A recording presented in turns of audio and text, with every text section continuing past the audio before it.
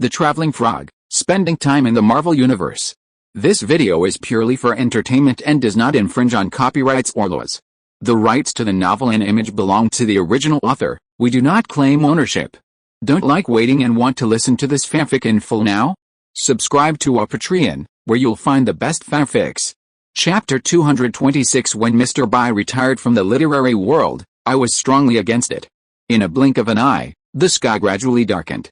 Wang Jia, with a blush on her face, sat on Bai Yi's legs, hugged his neck, and rested her head on his shoulder. "Are you hungry?" Bai Yi kissed Wang Jia on the cheek and said with a smile, "I'll go make dinner for you, honey, I'm hungry." Wang Jia hugged Bai Yi's neck, shook it, and said coquettishly, "Okay." Bai Yi laughed and put Wang Jia on the sofa, and turned around to cook for her. Wang Jia jumped behind Bai Yi, put her hands through Bai Yi's neck, and clamped her legs around Bai Yi's waist. "I want to watch you." "Okay," Bai Yi said, "then you'd better be careful not to fall." So, while carrying Wang Jia on his back, Bai Yi opened the refrigerator in Wang Jia's house. Milk, face masks, chocolate, red wine, apples, grapefruit. "I can't find anything to cook in your fridge." Bai Yi glanced at it and said, "You hardly ever cook when you're at home." Wang Jia smiled shyly. "There's a cafeteria at work. It's cheap and the food is delicious. I usually eat there. Occasionally, if there's an emergency, I'll go out for a meal with friends and make some simple food at home." Bai Yi felt the same way. How many young people in cities today are used to cooking? If I hadn't embarked on a path of no return, I probably wouldn't have done it.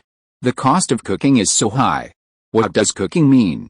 It means you have to go to the market after get off work, and that only happens when you get off work around 5 or 6. If those who get off work around 7 or 8 go there, there's only rotten leaves left.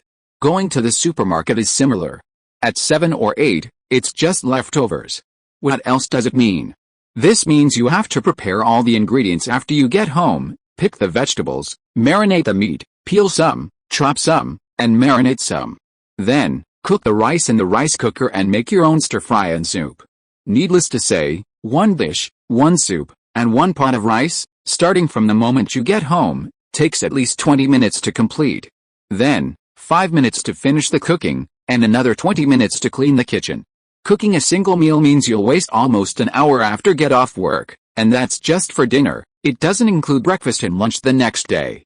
The preciousness of time far outweighs the financial cost, and the mental strain of wasted time is enormous.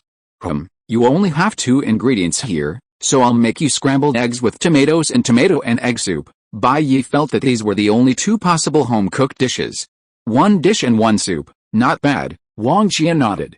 "But, honey, do you really know how to cook? Please don't make something unbelievable, just watch." Bai Yi raised an eyebrow. Although Wang Jia doesn't seem to cook much on weekdays, she has a full range of seasonings and other things. So she started cooking. Cut the tomatoes in a cross shape, blanch them in boiling water for 2 minutes to easily peel them, and then cut them into slices. Beat the eggs, add a small amount of salt and water, pour them into a bowl and mix well. Add a small amount of oil to the pan, bring to a boil, pour in the egg liquid without turning it over, cook over medium-high heat until the egg liquid solidifies, turn it over and fry it, then serve. Heat oil in another pan, add the tomatoes and stir-fry over high heat. After the juice comes out, add a little water and 1 teaspoon of sugar, stir well. And add a little light soy sauce to remove the fishy smell. Finally, pour in the fried eggs and stir-fry over high heat. Add appropriate amount of salt to taste and chopped green onions to enhance the flavor. It's done. Serve and serve.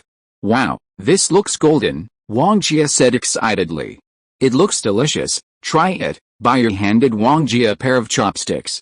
Wang Jia tasted it, nodded vigorously, and said, "Refreshing, sweet and delicious. It's really good. I think it tastes better than some hotels." "Now you understand, right? If I didn't have some other talents, I could even make a living as a chef. How could I have created such a shady dish?" Bai Yi said proudly. "I know, you're the best," Wang Jia praised Bai Yi. Soon, Bai Yi had prepared a dish and a soup, and the 2 sat down at the table. "Bai Yi, your food is really delicious." Wang Jia couldn't stop savoring Bai Yi's dishes, eating them with rice. "What's that?" "The main thing is that you have run out of ingredients. It's so late, and the ones you buy won't be fresh. This is the only way for now. Bai Yi smiled and said, "One day, I'll prepare the ingredients and come home to make you a real meal." "Okay," Wang Jia said happily. "Bai Yi, then you can stay at my house from now on. With you around, I can save a lot of money on canteen meals." Faced with Wang Jia's temptation, Bai Yi was a little embarrassed and said, "I came back to China not to rest, but I still have business to do, so I'm afraid I can't be here with you every day. But I promise that I will come here to accompany you as soon as I am free." "Are you kidding? Bai Yi still has so many people in China, such as Su Chang, who he hasn't met yet. How can he stay at Wang Jia's house every day? How can he live like this? Are you so busy?" Wang Jia was unhappy and said, "Every time I tell you about these things, you make excuses. What are you busy with? It seems like you are busier than our boss. There's no way around it. I have to make money. How about I push back on this business and concentrate on accompanying you?" Bai Yi said, "It's just some compensation. How can it be as important as you?" Bai Yi's tactic of retreating to advance immediately calmed Wang Jia down. He even reflected on whether he had done something wrong. "Forget it, your work is important. I'm busy with work anyway, flying in the sky all day. If you really stay in my house all day, you'll soon be bored. Although we were given 2 days off to rest because of what happened just now, we will definitely be busy again afterwards. You'd better go and do your own thing." "Wang Jia," Bai Yi held her slender hand and said with a sob, "You are so sensible. I don't know what to say." "Okay, I'm not one of those girls who likes to make trouble." Wang Jia smiled. "Bai Yi, by the way, Wang Jia, I told you, the Boeing 737-800 has certain systemic risks." Wang Jia frowned. "The Boeing 737-800 is the best-selling business jet. If I refuse to fly, the company won't keep me idle unless I change jobs?" Bai Yi thought for a moment and said, "Okay, I might have been a little inconsiderate. Let me figure out how to make this happen for everyone." China has a large fleet of Boeing 737-800s, and they hold the world's safest flight record, with 4,227 days of safe operation. Even if there were problems with a Boeing 737-800, it's unlikely that Wang Jia would be affected. But Bai Yi already had a certain psychological scar on Boeing. He couldn't ignore Wang Jia's safety and let her continue flying on this aircraft, turning a blind eye. So, while Bai Yi chatted with Wang Jia, he texted Zheng Xian on his phone. Warn him about the risks of the Boeing 737-800 and consider safety considerations when introducing it to domestic airlines. It would be best to organize a comprehensive review of structural cracks and inspections of the bleed air level 5 check valves among Chinese airlines. Meanwhile, Bai Yi asked Zheng Xian to arrange for Wang Jia to receive special care and absolutely not allow her to fly the Boeing 737-800 again. Zheng Xian was skeptical when Bai Yi told him about the systemic risk issues with a Boeing 737-800, but he was still willing to help and provide some care for Wang Jia.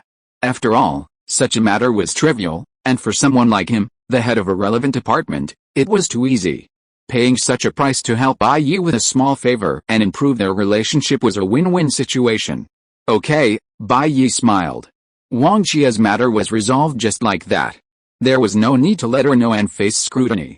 Doing things under the guise of doing good for others doesn't necessarily make them happy. Ultimately, Bai Yi was doing this to put his mind at ease. There was nothing wrong with being a jerk to someone, but doing what he could. The next day, when the sunlight shone into the house, Bai Yi and Wang Jia, who had been working hard all night, finally woke up. Fortunately, Wang Jia had 2 days off, otherwise, he would definitely be late. Bai Yi got up and made breakfast. Milk and fried eggs. Wang Jia ate it very happily. "Let's go out and play today," Wang Jia said. "It's not good for your health if you always play at home." "Well, the main thing is that going out can absorb sunlight, which is better for your health." "Okay," Bai Yi's mind turned quickly and said, "Then let's go to the movies? Are there any new movies recently?" If it was to watch a movie, you would sit in a dark room for hours and it would be difficult to meet acquaintances. If you were to do other things, what if you ran into other people? Wang Jia naturally didn't see Bai Yi's sinister intentions. He happily took out his mobile phone and started to check the latest movies.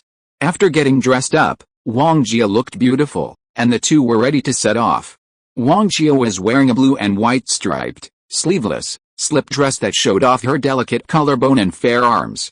A ribbon-like belt, tied into a bow at her waist, hugged her slender, tall frame, showcasing her perfect figure. Her long, slender legs, round and smooth, were visible, revealing a gentle and elegant demeanor. Her jet black hair, flowing over her shoulders, exuded a subtle fragrance, complementing her delicate, goat milk-like skin.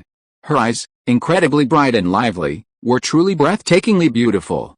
"Let's go." Wang Jia took Bai Yi's arm and smiled as they walked out the door. Along the way, everyone who encountered the two of them took a second look. They were a perfect match, like a couple from heaven. Who wouldn't envy them? They arrived at the cinema and sat inside. They were watching a romantic film.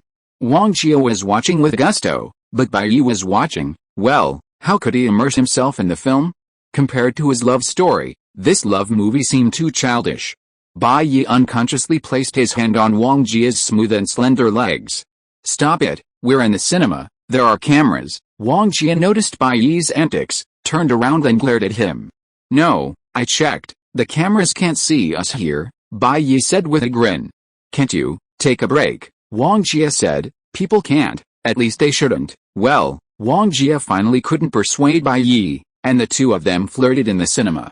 Although they didn't do anything bad, it still felt pretty good. Leaving the cinema, there was a shopping mall outside. "It's all your fault." Wang Jia pinched the soft flesh on the inside of Bai Yi's arm. "I didn't even finish watching the movie. I missed a lot of exciting scenes, it's my fault. How about I watch it again with you in a couple of days?" Bai Yi joked and took Wang Jia to the mall for a stroll. "Bai Yi, what do you think of this dress?" Wang Jia asked Bai Yi, holding a red dress and comparing it to her own. "Not bad." Bai Yi took a look and said, "If you have a striking temperament, a solid color will work perfectly.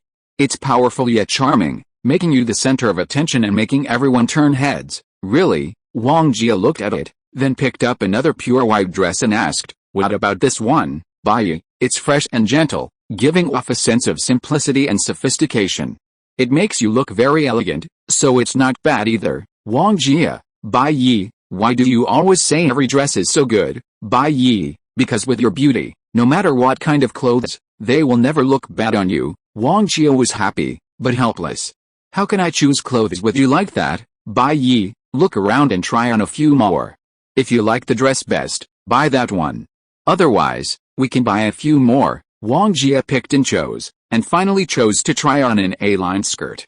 It has a cute and playful temperament, which makes people look younger, and it also makes the body look elegant when walking. "I'm going to the dressing room to try it on." "You're not allowed in." Wang Jia held the skirt, worn by Yi, and headed for the dressing room. Unfortunately, the moment she closed the door, Bai Yi had already squeezed in as nimble as a monkey, closing the door behind him and saying with a playful grin, "I came in to help you check if there are any hidden cameras recording or anything. There are so many bad guys in this world nowadays, we have to be on guard." "Just kidding, how could he miss something like helping his girlfriend change clothes?" Chapter 227 Drunk Moment. After a long pause, Bai Yi emerged from the dressing room, pulled up his pants, nodded, and said, "Very good, I've checked. There are no hidden cameras inside. You can change in peace." "Why change?" Wang Jia emerged from the dressing room, rolled his eyes at Bai Yi, and said, "You've wrinkled all the clothes. You might as well just buy them." "All right," Bai Yi said, "let's buy all the ones you saw before. We have plenty of money." Just as Wang Jia was furious, wanting to bite Bai Yi to death, the two finished buying clothes and prepared to go home. Halfway there, Wang Jia's phone rang. "Hello, really, I see." After chatting for a moment, Wang Jia hung up. "Bai Yi, what's wrong?" "Wang Jia, Sister Yingying called me." Wenwen hit her head, but it's not serious. She stayed in the hospital for a day for observation and was released. "To celebrate our survival, we're planning a dinner party, is that so?" Bai Yi said. "I'll take you there this afternoon. When you're done with the dinner, give me a call and I'll pick you up." Wang Jia was about to speak when his phone vibrated with a text message. "What's the matter?" Bai Yi tilted his head. "Sister Yingying said it's a family dinner and asked me to bring you along." Wang Jia said, "That's understandable. After all, we were in such a big situation this time. We're incredibly lucky to be back alive. It's all thanks to God. We survived, so it's nice to celebrate and let off some steam." "I'm fine with that. Let's go together then." Bai Yi smiled. Eating and drinking together was nice, but Bai Yi thought Wang Jia's best friend, Joyuan, looked quite like someone he liked. He wondered if they could get to know each other better. Who knows, maybe they could even strike a multi-million-dollar business deal someday. Next, Bai Yi walked Wang Jia back home. Watching Wang Jia getting ready in her bedroom, Bai Yi paused and said, "Wang Jia, well, I'm going out for a bit." "Wang Jia, what are you going out for?" "I'm going to ask a friend to get me a car. It's going to be inconvenient for me to be in Shanghai without one," Bai Yi said. Wang Jia, "Okay, go ahead." "Okay." Bai Yi left Wang Jia's house and went to the subway station. He took the subway and arrived at a residential complex called Ode to Joy, an apartment complex. Bai Yi had bought a floor there to live in during his free time. He couldn't remember how much he paid for it, but it wasn't expensive, probably around 1 or 2 million yuan. Bai Yi also left behind a few BMW X5 style cars. Everything was primarily designed to cultivate his down-to-earth persona. Furthermore, there were luxury villas and luxury cars specifically designed to create a luxurious image. Since Wang Jia didn't have a car, Bai Yi planned to use a BMW X5 as a means of transportation. After returning to his apartment, Bai Yi first went up to his 23rd floor to take a look. The entire floor was connected, with all sorts of fun amenities. However, Bai Yi rarely lived there, as he was still based in New York and rarely visited China, so the house had accumulated dust. After inspecting it, Bai Yi called the property management to arrange for a cleanup. The property management here was quite upscale and would do some work for the owners. Not bad. Bai Yi inspected it and prepared to leave. He definitely needed to clean up the place, as he couldn't always follow Wang Jia around. And while he was out doing business, if any girl wanted to visit, he'd have to make sure they had accommodations. He got off the elevator and arrived on the 22nd floor. The doors opened, revealing an intelligent, professional office lady. Tall and athletic, she wore a black suit and flat leather shoes. Though her office lady outfit clung to her, revealing only her slender neck, it couldn't hide her voluptuous figure. She was elegant and graceful, her complexion strikingly beautiful. The only flaw was her stern expression, devoid of a smile, giving her the appearance of a frosty beauty. Bai Yi, he felt a strange familiarity with this woman. This familiarity wasn't from sleeping together, but rather, from his imagination. Bai Yi tilted his head, glanced at her, then pretended nothing had happened.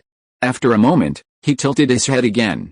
The woman, with her keen senses, noticed Bai Yi's surreptitious gaze. She turned back, looked at him openly, and asked, "Is there something on my face?"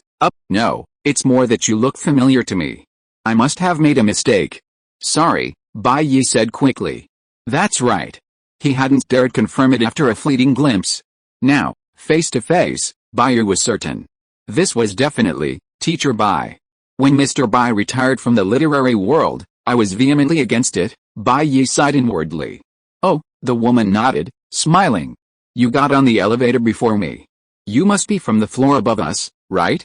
Let me introduce myself. I'm Andy, and I live on the 22nd floor. We'll probably be neighbors for a long time to come." Bai Yi looked handsome and lively, like a pure and innocent little brother, which didn't resonate with Andy. Otherwise, he'd be incredibly difficult for ordinary people to approach. But seeing Bai Yi's reserved demeanor, she couldn't help but feel a certain liking for him, a rather amusing feeling. Bai Yi introduced himself. "Hello Andy, I'm Bai Yi, and I live on the 23rd floor." "Andy, what a coincidence. It seems we're neighbors, living on opposite floors. But I've lived abroad for many years and just returned. Today I'm here to inspect the renovated room. Before this, I was staying in a hotel." "Bai Yi, that's a coincidence. I've also lived abroad for many years and just got back 2 days ago. My room's all dusty since I've been away for so long, so I just called the property management and asked them to help find someone to clean it." Andy looked at Bai Yi in surprise. "You're back from abroad too?" "Bai Yi, yeah, I just run a small business over there, nothing big." "Andy, I used to work on Wall Street, and I came back to stay for a while to help some old friends." In a short time, Bai Yi and Andy became quite familiar with each other, like friends reunited after a long separation. Andy thought Bai Yi was truly interesting. She had never met anyone like him before. In the elevator, the two exchanged contact information. Andy smiled and said, "Because I went abroad a long time ago, studied there, and then started working there, I might not be very good at handling neighborhood relationships back home. If anything comes up, I might need your advice." Bai Yi smiled back. "No problem, Just come to me if you need anything. I often work in both domestic and international shifts, so I know a bit about things on both sides. The elevator reached the basement parking lot. The two said their goodbyes. Bai Yi drove his BMW X5 and left the Ode to Joy apartment. I didn't expect to meet Teacher Bai here, Bai Yi muttered. Ode to Joy. No wonder it sounds so familiar. It's because of Teacher Bai. They returned to Wang Jia's house. She was wearing a light blue, three-quarter-sleeved casual shirt. The refreshing, youthful blue color complemented her complexion beautifully. The ruffled collar and sleeves were both white, giving the look of a two-piece gradient. The simple collar of the light blue shirt was decorated with a bow ribbon, sweet and youthful. The accordion pleats added a touch of playful fashion. The neckline was open and buttonless, revealing a sliver of white at the bottom of the V-neck, her milky white skin looking soft and supple. She wore a black cotton tulle ruffled skirt, its pleats dancing with every step. The figure-hugging silhouette enhanced her overall presence. Adding a pair of black high heels, her legs were incredibly long. She exuded both a sophisticated and intellectual air. Are you back? Yes, Wang Jia said, checking the time. It's almost time, we can go, okay. Bai Yi took Wang Jia downstairs and drove to the place Wang Jia and Liu Yingying had agreed to meet. They arrived at a hot pot restaurant. Kanye's secret hot pot. Are you guys having hot pot? Bai Yi asked in surprise. What? You can't handle spicy food? Wang Jia asked. How about a shabu-shabu hot pot? Of course I can, Bai Yi said. I'm not particular about food. I can eat anything. It's not that particular, Wang Jia. That's good. When they reached the door, Liu Yingying came up to greet them with a smile. You're finally here, come on, we've been waiting for you. Bai Yi and Liu Yingying led Bai Yi to a private room and took their seats. It was indeed quite lively. Captain Liu Chengjin had his family, second Captain Liang Dong had his girlfriend, Su Yichen was single, and the other flight attendants, including Yang Wei, had their boyfriends. Wang Jia, you're the last to arrive. You'll have to drink, Zhang Qiuyu shouted with a smile. No problem, Wang Jia said with a domineering attitude, you all know my alcohol tolerance. Let's see who goes home crying tonight. In reality, Wang Jia was a tough northeastern girl. Drinking, wasn't that like drinking water? Wang Jia sat down next to Zhou Yuan, with Bai Yi right beside her. Zhou, are you okay? Wang Jia asked, noting Zhou Yuan's still slightly pale complexion. I told you all a long time ago, it's nothing serious, but you just wouldn't believe me. Zhou Yuan smiled. I went to the hospital and had all the tests done, and the doctor just told me to get enough rest, not overwork, and take more vitamins. I'm glad you're okay, Wang Jia said. You don't know, I was so scared when you collapsed. Once everyone was present and introduced themselves to each other, co-workers and their families, the awkward atmosphere between strangers quickly dissipated. The waitress began serving the dishes. Among the flight attendants, Zhang Qiuyu was from Bashu Rongcheng and explained the history of the local hot pot. Bashu hot pot is generally divided into two schools, Rongcheng and Shancheng. The Rong school is gentle but sharp, while the Shancheng school is more intense. The Kanye secret hot pot here, the local Rongcheng hot pot, is rich and mellow, with a spicy flavor embedded in the butter. It not only preserves the flavors of authentic Sichuan hot pot, but also balances the differences between northern and southern flavors, ensuring the numbing and spiciness of the butter is rich yet restrained, satisfying the palates of diners from all regions. As Zhang Qiuyu spoke, the dishes were presented: 9-foot goose intestines, marbled beef, broccoli mushrooms, braised ox trotters, Kanye's meat, Kanye's gold and silver steamed buns, 9-second lotus hearts, Kanye's king ox liver, and fresh shrimp slipper. The ingredients looked incredibly good. Let's all have a drink, let's have one. Outings are all about having fun and relaxing, so how could one not drink? I'm so glad to be able to fly this mission with you all. Cheers, cheers. The atmosphere was lively over the hot pot. Bai Yi ate tripe and whispered to Wang Jia, it seems that except for Zhou Yuan and Su Yichen who are single and have no boyfriends or girlfriends, why didn't Sister Yingying bring her family here? Could it be that she is not married at this age? Don't talk about women's age outside. Wang Jia pinched Bai Yi quietly and said, of course Sister Yingying is married, and even her children are in elementary school. It's just, her family situation is a bit bad now, so she didn't bring her family. Bai Yi, why is that? Wang Jia, how should I know? It's probably because Sister Yingying is too busy at work, or something like that. Anyway, Sister Yingying advised us before to focus more on the family and not just think about work. Otherwise, no matter how good your career is, it can't prevent the breakdown of the family. Su Yichen looked at the intimate appearance of Wang Jia and Bai Yi whispering. His eyes were extremely dim. He knew that there was no hope for him and Wang Jia. Besides being more handsome, richer, and more talented than him, he was also a fucking transcendent, a super strong man who could tear apart a thunderstorm with his bare hands. Upon returning to China, because they had witnessed Bai Yi's actions, the relevant departments with extremely high authority immediately came to investigate him, along with Captain Liu Chengjian and Second Captain Liang Dong, and signed confidentiality agreements that were almost stricter than his own. What did this mean? He could probably guess it was something like a special unit with a license to kill, like the Dragon Group in movies and novels. Since ancient times, love has been left with only regret, and this regret is endless. He could only keep his head down and drink. While Bai Yi and Wang Jia were gossiping, Liu Yingying returned to the private room. Bai Yi quickly sat up straight, picked up a slice of thinly sliced beef with his chopsticks, dipped it in the red oil broth, dipped it in the sauce, and put it in his mouth. It tastes really good. Not too spicy, but very fragrant. Wang Jia, you should try it. Chapter 228. The energetic girl Su Cheng. I thought I heard you guys talking about me just now. What were you talking about? Are you saying bad things about me behind my back? Liu Yingying walked in and said with a smile. Of course not, Bai Yi said with a smile. I'm just saying, Sister Yingying, you look a lot like someone I saw in a photo at a friend's place before. Really? Liu Yingying asked curiously. What's your friend's name? Maybe I know him. Bai Yi, Ma Haohan. Liu Yingying. Why, Sister Yingying, you actually know Bai Yi's friends? Wang Jia asked, blinking. Haha, Liu Yingying said with a smile. Ma Haohan, he's my half-brother, right? Bai Yi looked at Liu Yingying in surprise. He had just said it casually, but he hadn't expected it to be true. What a coincidence. Wang Jia, Sister Yingying, I'm sorry, I said the wrong thing.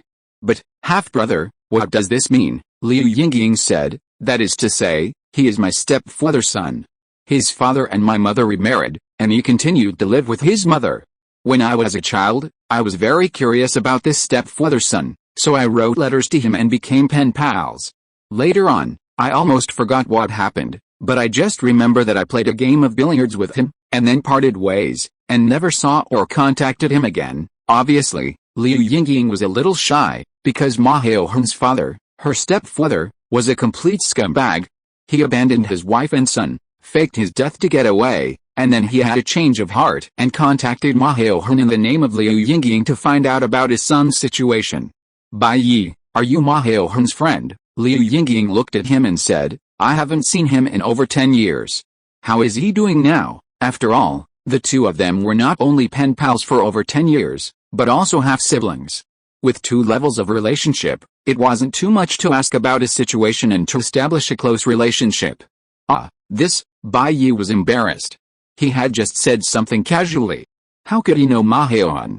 We've known each other for several years. We haven't been in touch recently. I don't know, Bai Yi said, but I can try to find out for you, Sister Yingying. Later, Liu Yingying smiled and shook her head, saying, forget it. He really has friends all over the world and likes to travel around. He's been out of touch for a few years. Who knows where he went? Let's drink. Bai Yi raised his glass, clinked it with Liu Yingying's, and drank the wine in his glass in one gulp. Wang Jia looked at Bai Yi in surprise, having never imagined that someone Bai Yi had made up could actually be related to Liu Yingying. Brother Bai Yi, I'll toast you a glass of wine. If it weren't for you, I might have passed out in the cabin. Zhou Yuan raised his glass and smiled. You're welcome, Bai Yi smiled. We're all friends. Isn't it normal to help each other? The two clinked their glasses and drank them in one gulp. Captain Liu Chengjian and second-in-command Liang Dong also stood up and toasted Bai Yi. Although their words were vague, they were definitely in recognition of Bai Yi's help. Bai Yi accepted everyone's offer. The meal was a feast for both host and guest.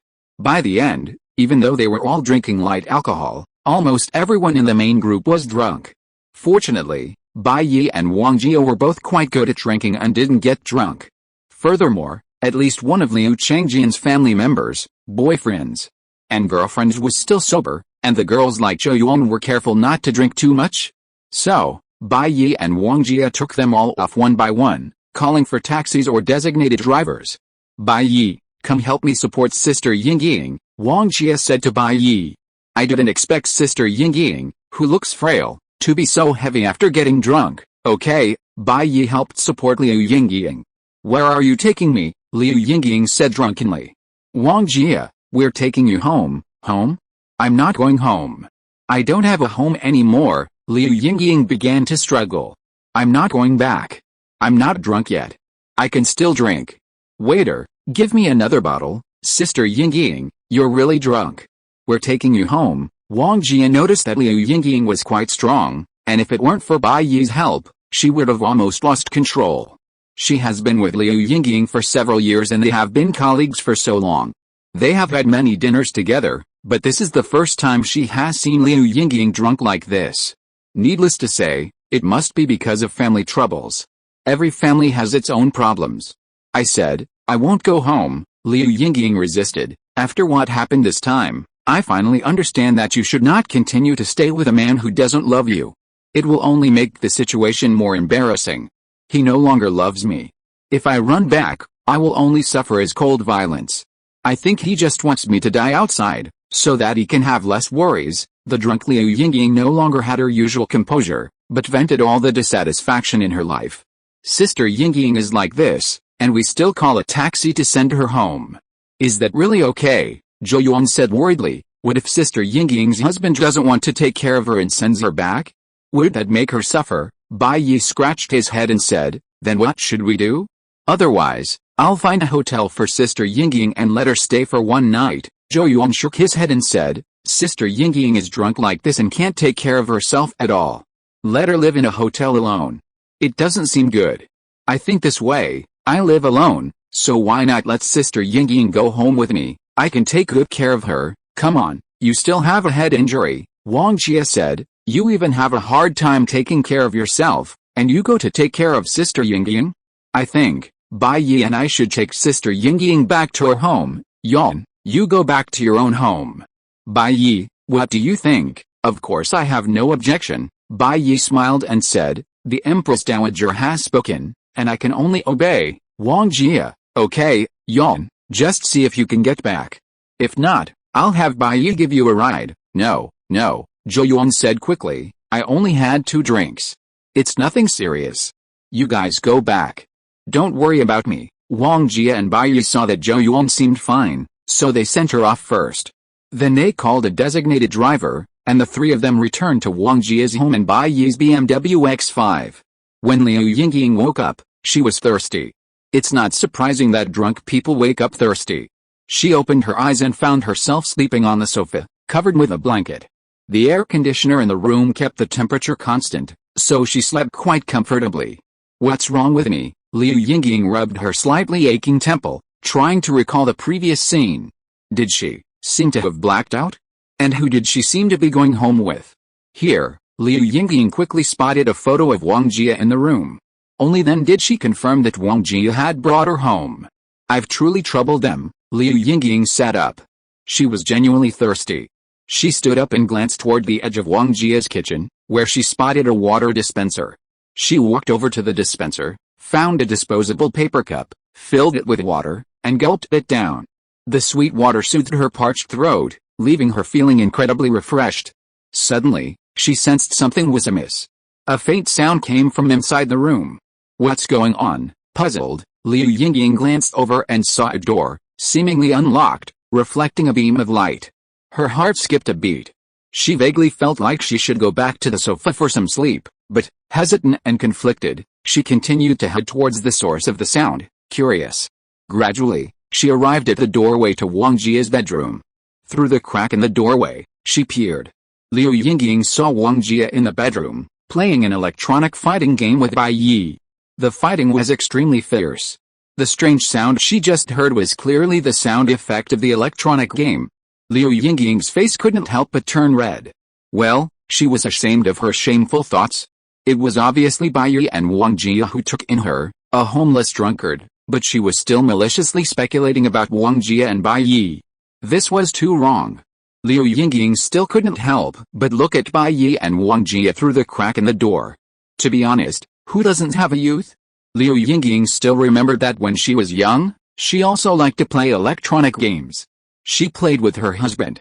Because they were comrades in arms, they got married and got together. But as she grew older, these things naturally faded away. She and her husband, in particular, had been in a long-running Cold War. Tensions ran high between them, their affection practically non-existent, and naturally, communication was rare. And playing games alone was definitely pointless. Watching Bai Yi and Wang Jie, still tucked away in their room late at night, playing video games together, reminded Liu Yingying of her own youth. It was so great to be young, Liu Yingying sighed. She sat on the floor, watching Wang Jie and Bai Yi happily play their games while reminiscing about her past. After a long pause, Liu Yingying let out a long sigh. What was the point of dwelling on that? There was no going back. She stood up, but her legs, from sitting on the floor for so long, were suffering from poor blood circulation. She felt numbness in her legs, and it took her quite a while to finally find a chair in the middle of the living room, holding onto the wall. Young people these days really don't know how to take care of themselves. It's already the middle of the night, isn't it? And you're still playing games. When you were young, you didn't know how to take care of your bodies and just stayed up all night. When you get older, you'll understand the pain. After a short rest, Liu Yingying walked into the bathroom. She had been drunk, so the unavoidable smell of alcohol was a little off, so she wanted to take a shower first, otherwise she would feel uncomfortable all over. A long while passed. Liu Yingying took a shower, but since she had no change of clothes, she could only wrap herself in a bath towel and left the bathroom. Coincidentally, Bai Yi had been playing games with Wang Jie for so long and was thirsty, so he came out to drink some water. Accidentally, because they were both walking fast, they bumped into each other. Bai Yi was tough and strong, so he was fine, but Liu Yingying was a frail woman. The collision nearly caused her to fall, and Bai Yi hurried to support her. Well, because of the slip, the bath towel Liu Yingying was wearing had slipped a little. The next morning, when Wang Jie woke from a deep sleep, her hand subconsciously reached for the quilt beside her, but Bai Yi was gone. You're up so early. Wang Jie stood up and saw the sunrise in the sky through the French window. The scene of the rising sun seemed full of hope. She stretched vigorously. Looking at the fiery red clouds and the green jungle in the distance, they formed a harmonious picture. The golden sunlight covered the earth with a layer of golden light. Wang Jie walked out of the room in pajamas and slippers. She saw that the sofa was empty, but Bai Yi was cleaning the kitchen counter in her house. Where's Sister Yingying? Wang Jie poured herself a glass of warm water, took a sip, and asked. You're angry too late. Bai Yi smiled and said, Sister Yingying woke up very early and was too embarrassed to leave. She waited until I walked out of the room before saying goodbye to us. She left a lot of words thanking you, but she had something to do at home and it was not easy for her to stay here any longer, so she asked me to say sorry to you. Sister Yingying is too polite. We are all family. I just helped her out. Why is she so particular? Wang Jie smiled and looked at Bai Yi. What are you doing again? Oh, I saw that your kitchen was extremely dirty, so I helped you clean it, Bai Yi said, although it doesn't look like a big deal on the surface. As a professional chef, I can't tolerate the cleanliness of many things. When did you become so diligent? Wang Jie looked at Bai Yi in surprise. I can't believe you got up so early just to help me clean. I've always been very diligent, right? Bai Yi said, and didn't I tell you before that when I have time, I will personally cook a big meal for you. I think today is a very suitable day. Tell me what you want to eat and I will make it for you at noon. Really? As soon as Wang Jie heard about delicious food, her attention was indeed on the food. She reported to Bai Yi several delicacies that she had always wanted to eat but had never had before. Okay, leave everything to me. Bai Yi secretly breathed a sigh of relief. Wang Jie was still very easy to fool. Chapter 229 Su Chang's Foolishness. After promising to cook a feast for Wang Jie, Bai Yi set to work. He took Wang Jie to the market to buy groceries.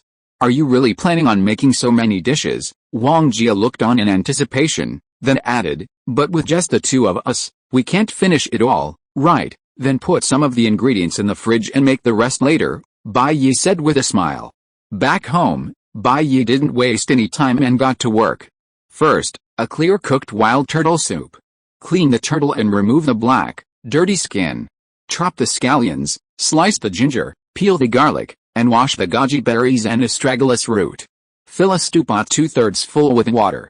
Once the water boils, add the turtle, goji berries, astragalus root, scallions, ginger, and garlic, along with 2 tablespoons of cooking wine. Bring to boil over high heat, then reduce to low and simmer for 1 to 2 hours. Season with salt. Bai, it smells so good. It seems you really have a knack for cooking, Wang Jie exclaimed, sniffing the alluring aroma wafting through the kitchen. How could I lie to you? Bai Yi said. I always tell you the truth. Besides the clear boiled wild turtle soup, Bai Yi also prepared braised yellow eel, pot roasted pig's trotters, roasted lamb, and braised pork elbow. Everything's ready, let's eat. Bai Yi brought the clear boiled wild turtle soup, the last and longest dish, to the table. Finally, Wang Jie's face lit up with joy. Bai Yi had given her a big surprise. The aroma lingered in her nostrils, making her drool. She was sure her neighbors could smell it and were craving it right there in her own home. Bai Yi lifted the lid of the casserole, letting the aroma of the clear-cooked wild turtle soup fully release. He took Wang Jie's bowl with one hand and said with a smile, have some turtle soup first to whet your appetite. It's very nourishing, warming the body and strengthening the spleen, nourishing yin and blood, and strengthening yang. Drinking a small amount of soup before a meal is like a warm-up before exercise, activating the digestive organs and promoting adequate stomach acid secretion, preparing for the main meal. Wang Jie took a sip, and his eyes immediately lit up. He nodded repeatedly, it tastes so delicious, I'm glad you like it. Have some more turtle meat? Bai Yi gave Wang Jie the soft skin around the carapace, the most delicious part of the meat, rich but not greasy. You can have it yourself, don't worry about giving it to me, Wang Jie said as he savored the delicious food. Bai Yi smiled. While Wang Jie was devouring his meal, Bai Yi poured himself a glass of red wine and said, well, I have something to tell you. Don't be angry. What? Wang Jie mumbled. Bai Yi said, in a couple of days, I might have to go out and work. Wang Jie's happy expression froze for a moment. She acted as if nothing had happened and said, I know you are a busy man, just go and do your thing. I'm not a little girl who needs you to be by my side all the time, don't be angry. How could Bai Yi take Wang Jie's words seriously? He quickly held Wang Jie's hand and said, I'm also saving some money for milk powder for our future, Tisk. Who wants your milk powder money? Wang Jie hit Bai Yi and said, things between us are not certain yet, Bai Yi said in a firm tone, what do you mean by not certain? In this life, I will marry you. How can there be any uncertainty? Wang Jie snorted lightly. Even if you want to marry me, I may not marry you. Bai Yi pretended to be lonely, there's no way. It seems that in this life, I may only be able to become a monk in a temple. Virtue. Wang Jie rolled his eyes at Bai Yi. For a guy like you who attracts bees and butterflies, becoming a monk would be a celebration for the whole world. A delicious meal and free sweet talk finally brought Wang Jie to his senses. Bai Yi stayed with Wang Jie for 2 more days, leaving his BMW X5 with him for transportation while he left. There were still plenty of fish in Shanghai waiting to be fed. He couldn't afford to hang himself on a crooked tree like Wang Jie. Who should I go to first? Bai Yi muttered as he left Wang Jie's house. Let's go to Su Cheng first. After all, she's the one I contacted the most. It was because of her that I decided to come back, he decided. Su Cheng. Bai Yi checked his phone. Yes, Su Cheng was filming at Yian Garden. Yian Garden was the smallest existing miniature garden in Shanghai, but it boasted mountains, ponds, bridges, towers, pavilions, halls, boats, terraces, corridors, ancient trees, and lush bamboo. His disciple, Liang Yaosong, chief engineer of the Shanghai Architectural Planning and Design Institute, personally went to Yian Garden to arrange the landscaping. It's said that the rain scene is the unique feature of Yian Garden, and listening to the rain at Yian Garden is one of the 24 scenic spots of Songjiang. Even on ordinary days, when the sound of rain can't be heard, holding the curved bridge handrails, gazing up at the century-old trees on the hill, awash with history, and then gazing at the few newly emerged lotus leaves on the surface of the pond, one suddenly feels a sense of lush greenery. This sparse arrangement of a few lotus leaves in a cluster perfectly complements the pond's character. A few fish, wagging their tails, swim around the lotus leaves, adding to the charm. Bai Yi pondered. Maybe I should get a better car first, then look for Su Cheng. After all, The entertainment industry, those who know will understand. Driving a junk car might make people treat you like a pig, and Bai Yi wasn't interested in playing the pig-eating the tiger game with those people. He took a taxi and arrived at Grand Hyatt residence. He had an apartment there on the 18th floor, having spent tens of millions on it, so the car parked with it was an Aston Martin. Just like the Ode to Joy apartment, Bai Yi went upstairs to take a look at his apartment. He might bring a woman to live here later. This Grand Hyatt residence is a true luxury. Standing on the balcony, one can gaze out over the nightscape of abundant Shanghai and the Huangpu River. It's not an ordinary residence with a 70-year leasehold, but a serviced apartment. As Shanghai's top-tier serviced apartment, it offers 24-hour security, personalized housekeeping, business ticketing, pet care, and supermarket shopping services, as well as catering and conference services, personal assistance, and professional asset preservation and appreciation services. The design employed Waldorf Astoria's signature architects, HBA. The lobby boasts a 9-meter ceiling, custom sculptures and water features, a modern art gallery, art viewing opportunities, and exhibitions of renowned masters, all embodying elegance and luxury. Bai Yi returned to his room and looked around. Even when Bai Yi wasn't staying there, the place remained immaculately clean, thanks to the housekeeping service. He could move in any time. Not bad, Bai Yi nodded with satisfaction after taking a look around. The decor was understated and unpretentious, yet the materials were exquisitely crafted, creating a relaxed and comfortable atmosphere. The living comfort was undoubtedly quite good. Bai Yi retrieved the keys to his Aston Martin from the parking lot downstairs and prepared to leave. He opened the elevator and saw someone inside. A worker. Another, who seemed to be from property management. Bai Yi saw the woman's bare-mouthed work badge, Zhang Xiaoqin, so it's her. Bai Yi looked at the woman's face and sighed. This world is full of coincidences, sir. Is there something wrong with me? Zhang Xiaoqin asked, feeling uneasy as she watched Bai Yi stare at her thoughtfully. Although Bai Yi was handsome, a very handsome man, and his gaze seemed to bring out her charm, she was now a married woman, and of course, she couldn't let her imagination run wild. Oh, it's nothing. You just look familiar to me. I felt like I'd seen you somewhere before. Now that I think about it, I must have been mistaken, Bai Yi said with a smile. Miss Zhang Xiaoqin, the girl before her, had a baby face, her features brimming with sweetness. She didn't look old at all, but rather adorable. She had a petite figure and a delicate, refined aura. She truly gave off the air of a legitimate Lolita.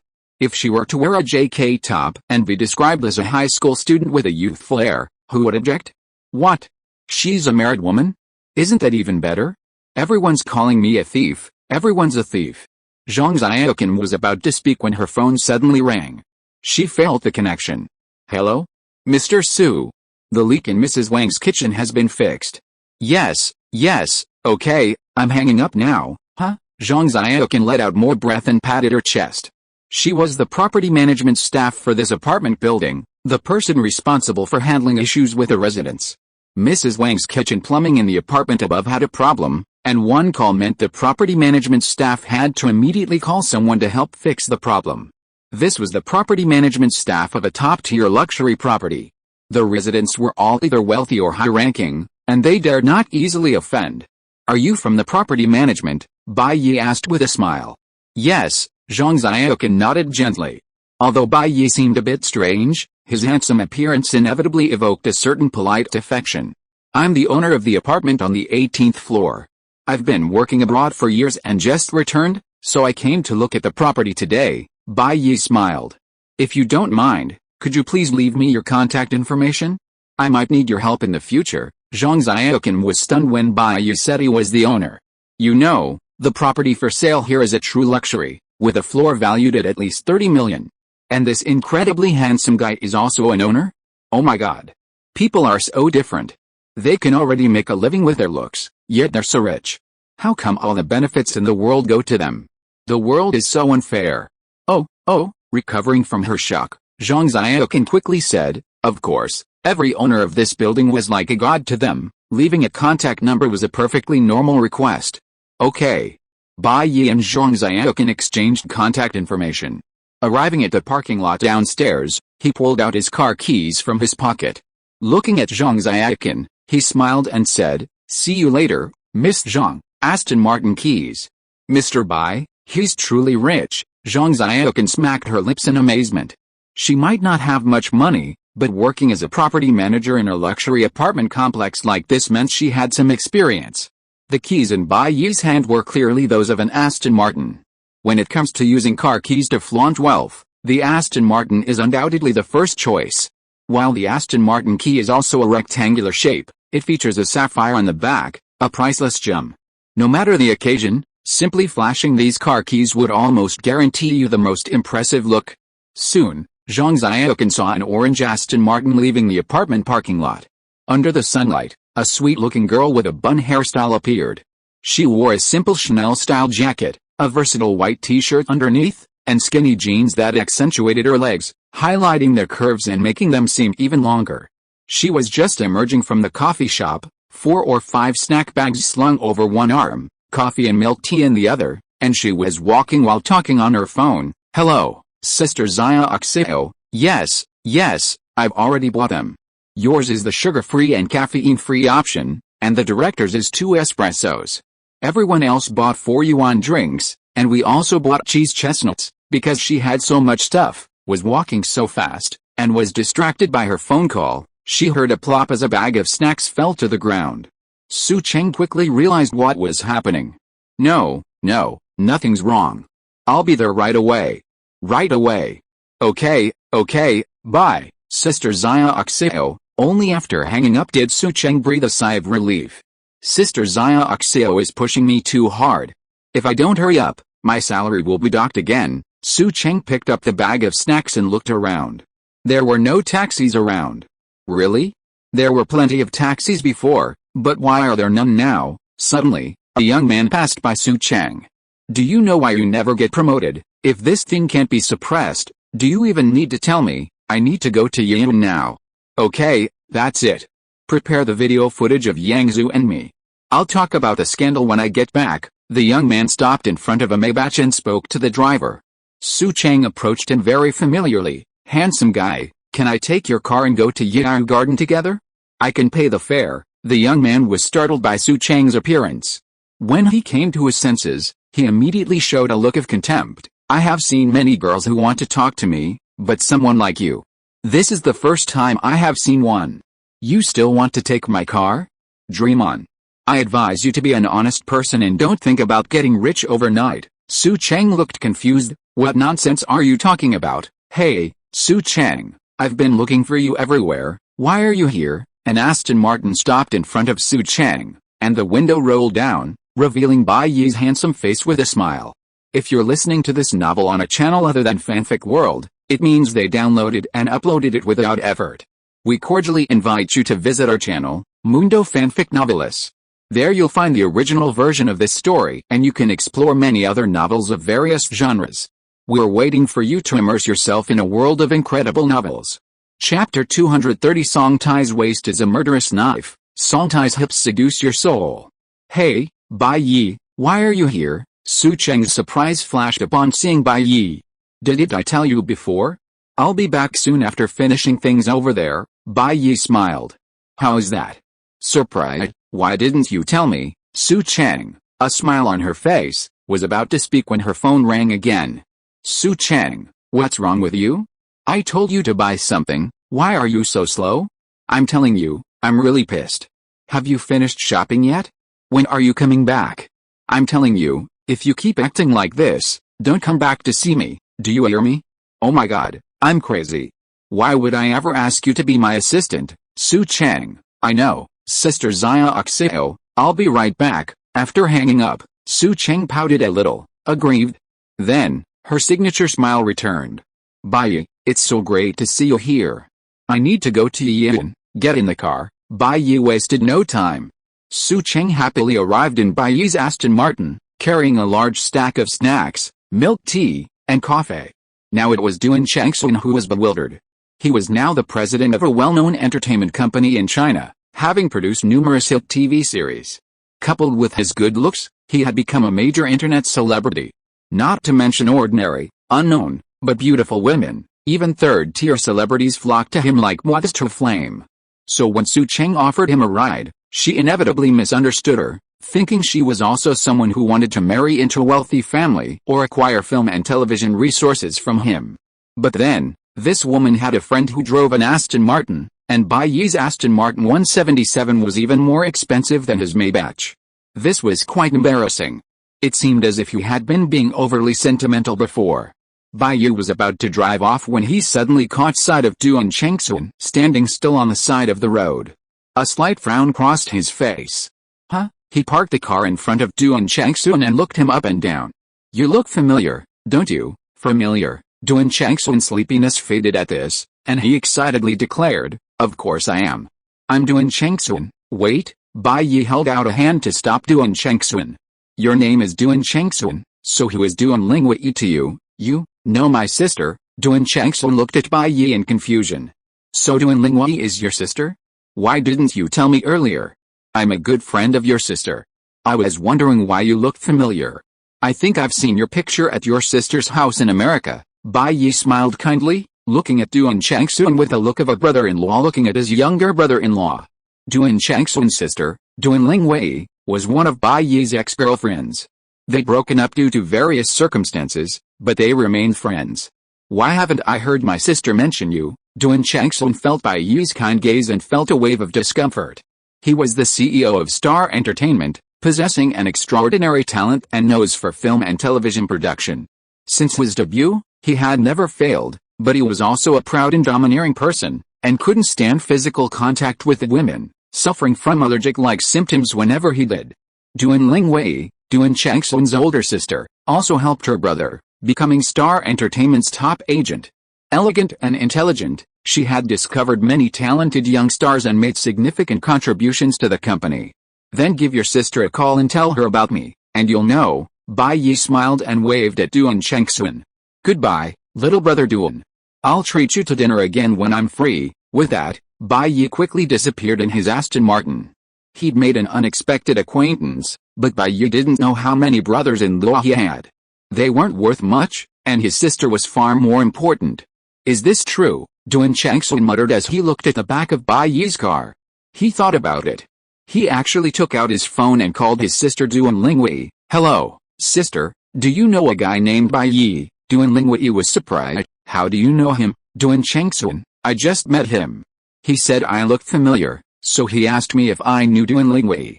I said Duan Lingwei was my sister, and he said you were his good friend. Duan Lingwei, well, I am indeed his good friend. But as for Bai Yi, I'm not sure.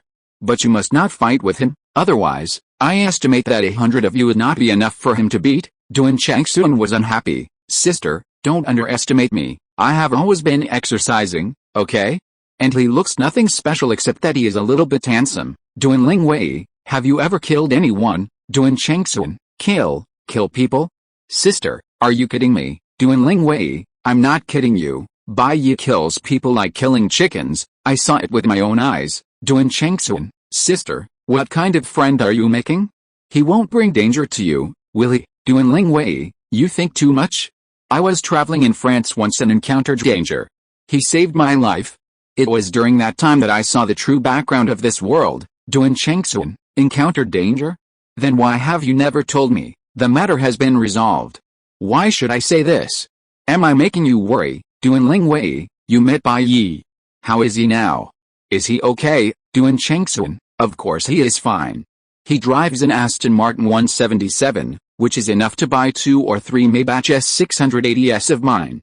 And he just drove away a naive woman in front of me. Duan Lingwei, as Duan Lingwei on the other end of the phone was silent for a long time, Duan Chengsun seemed to realize something. Sister, you are not having a relationship with him, are you? Nothing, it's all in the past. Duan Lingwei changed the subject. If you envy his Aston Martin 177, how about I give you one for your birthday this year? I'm not interested in the Aston Martin 177 right now.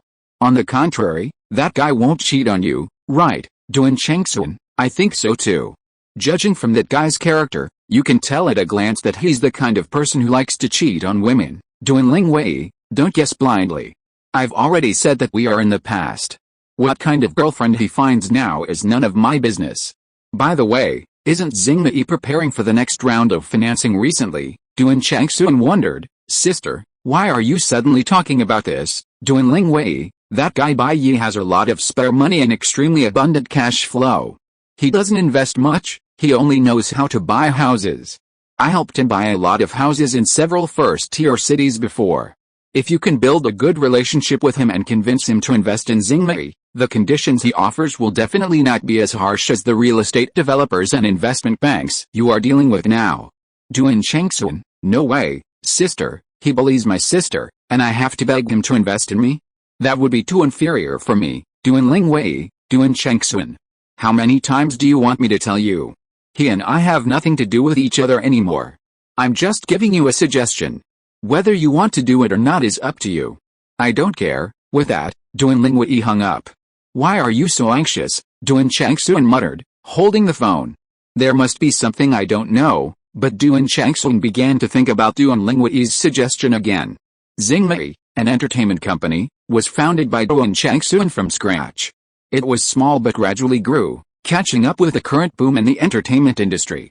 If Duan Changxun wanted to catch this wave and take Xingmei to the next level, he would have to accept financing, use the funds to expand the business, and gradually develop Xingmei into a large entertainment group. Honestly, who in the entertainment industry wouldn't want to be an entertainment godfather? Currently, most investors value Xingmei at around 1.5 billion RMB, but only one real estate developer is willing to give it 1.8 billion RMB. No one would be dissatisfied with having too much money. So Duan Changxun is now trying his best to negotiate with this real estate developer. The other party is willing to put up 360 million yuan to raise funds to obtain 20% of Xingmei's shares, but there is a condition. It is necessary to sign a gambling agreement with Duan Changxun, giving a net profit requirement that is difficult to achieve. If Duan Changxun cannot do it, then he will have to sell all of his 51% shares in Xingmei to this real estate developer at a low price. In other words, if Duan Changxun loses by then, he may be left with only a pair of underwear. However, when Duan Changxun continued to negotiate with the other party, he was inclined to accept the other party's gambling agreement, because he is Duan Changxun, a well-known gold medal producer in China. As long as he can get that investment and develop Xingmei's current backlog of projects, he believes that he will be able to meet the other party's requirements. Of course, if there is a better investor who is just a pure financial investment without more gambling requirements, then Duan Changxun is not a fool, so why not refuse it? In that case, for my sister's sake, I have to consider giving you a chance to invest in me, Duan Changxun snorted. With my vision, investing in me will definitely give you a generous return. You'll make a killing. Bai Yu sped down the road in his Aston Martin 177. Passing cars, upon seeing Bai Yu's car, all avoided it, not daring to approach. The reason was simple, they feared a bump or a collision would lead to ruin. Bai Yi, I'm lucky to have you here today, otherwise I would be dead, Su Cheng said with a smile, but that man just now was too narcissistic. I just wanted to take a ride with him, but he said I wanted to chat him up. Bai Yi didn't know whether to laugh or cry, and said, my lady, are you kidding me? When you were about to take a ride, didn't you even look at the other person's car logo? It's a Maybach S680, a luxury car worth 5 million. Is it for you to take a ride, Maybach S680? Worth 5 million, Su Cheng smacked her lips. Is it so expensive? Well, judging from her appearance, she probably didn't recognize the car Bai Yi was driving now, which was worth more than 10 million RMB. But I'm not like you boys who are interested in cars, Su Cheng said. I've been working hard to study my acting skills. I've been reading books like An Actor's Self-Cultivation, interpreting characters, and creating roles over and over again. And I'm so busy with my work as an extra that I don't even feel like I have enough time to sleep.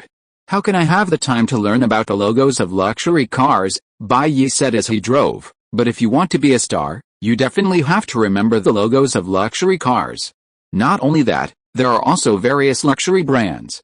Most of your celebrity jobs are dealing with these things. When a star doesn't understand luxury cars and luxury brands, it's like you are a top student, but you don't know what CNKI is, and you say you read a book written by a Nobel Prize winner in mathematics. You'll be criticized badly. Don't you know things like CNKI if you've been to college? The Nobel Prize in mathematics. Normal people, everyone knows that there is no Nobel Prize in mathematics, okay? Su Cheng's focus is very strange. That's right. If you're a master in a certain field but don't even have basic common sense, you're definitely not going to make it. Bai Yi said. Do you think celebrities live off the paychecks from filming? Of course not. Film pay is only a small part of their income. The majority comes from endorsements. Spend a day or two shooting a commercial, and then, boom, tens of millions are in the bank. Isn't that awesome, Su Chang? If I really became a star, I'd definitely still prioritize my work, strive to improve my acting skills, make better movies and TV series, and steadily work my way to the top step by step. Well, miss, so how far have you come now? Bai Yi asked with a smile. Su Chang stuck out her tongue and said, this is probably the first step in a long journey, but I firmly believe that my future will be a success. Bai Yi chuckled and said, that's right, the most important thing about being a star is your thick skin. As long as you keep it up, you'll definitely become a big star. You're the one with the thick skin? Su Chang angrily hit Bai Yi. The two were arguing when Su Chang received another call. Yes, Sister Zaya Oxeo, I'm in the car and will be back soon. Su Chang hung up the phone and sighed helplessly. Bai Yi, drive faster, Sister Zaya Oxeo is too anxious and keeps urging me. What kind of person is this? How dare you order you around like this? You're basically using you like a mule. Bai Yi frowned and said, I've never treated you like this. Okay, that's different, Su Chang said. I'm Sister Zaya Oxeo's assistant now, and she's my boss. I make money, so it's not shameful. Chapter 231 Long, wide and thin legs, YYDS. Shabby, so damn shabby, Bai Yi said. You're not going to get ahead with this messy mess. You need to find a reliable agency and an agent. It's almost impossible to succeed if you keep playing supporting roles. Of course I know playing supporting roles isn't good, but I've been practicing my acting skills and familiarizing myself with the basics every 2 years since I started. When I feel like supporting roles aren't really helping me anymore, I might consider taking a training class or participating in a talent show, Su Chang said patiently. Anyway, I don't think it's appropriate for me to be too ambitious at this stage, okay? Bai Yi shook his head helplessly. The Aston Martin 177 quickly arrived on the set. Hey, when we go in later, don't talk nonsense.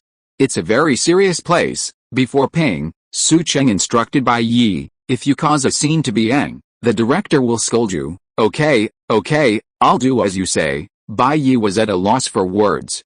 Su Chang didn't even know what an Aston Martin 177 was. Would someone driving one be afraid of a director? Su Chang nodded in satisfaction and turned to walk forward, but then seemed to remember something.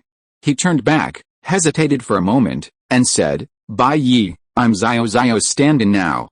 I'm filling in for Zio in the tough, tiring scenes. Even if you feel bad for me, you can't disturb me at this time. I understand, Bai Yi said speechlessly. Su Chang, foolishly, tried to comfort Bai Yi, saying with a smile, it's nothing. Only those who endure hardship can rise to prominence. Then he entered the crew. After many twists and turns, Su Chang arrived in front of a woman who looked mildly attractive but had a worldly air. Zio, I bought you your snacks, coffee, and milk tea. You're only just coming back now. Feng Zio glanced at Su Chang disapprovingly. The director's got everything ready. We're about to start filming. I'm sorry. Su Chang apologized hastily. Although she had tried her best, if it weren't for Bai Yi's help, she'd probably still be waiting for a taxi on the side of the road. But, the boss is God. If she said she was wrong, she had no choice but to apologize. Alright, hurry up and put on your makeup.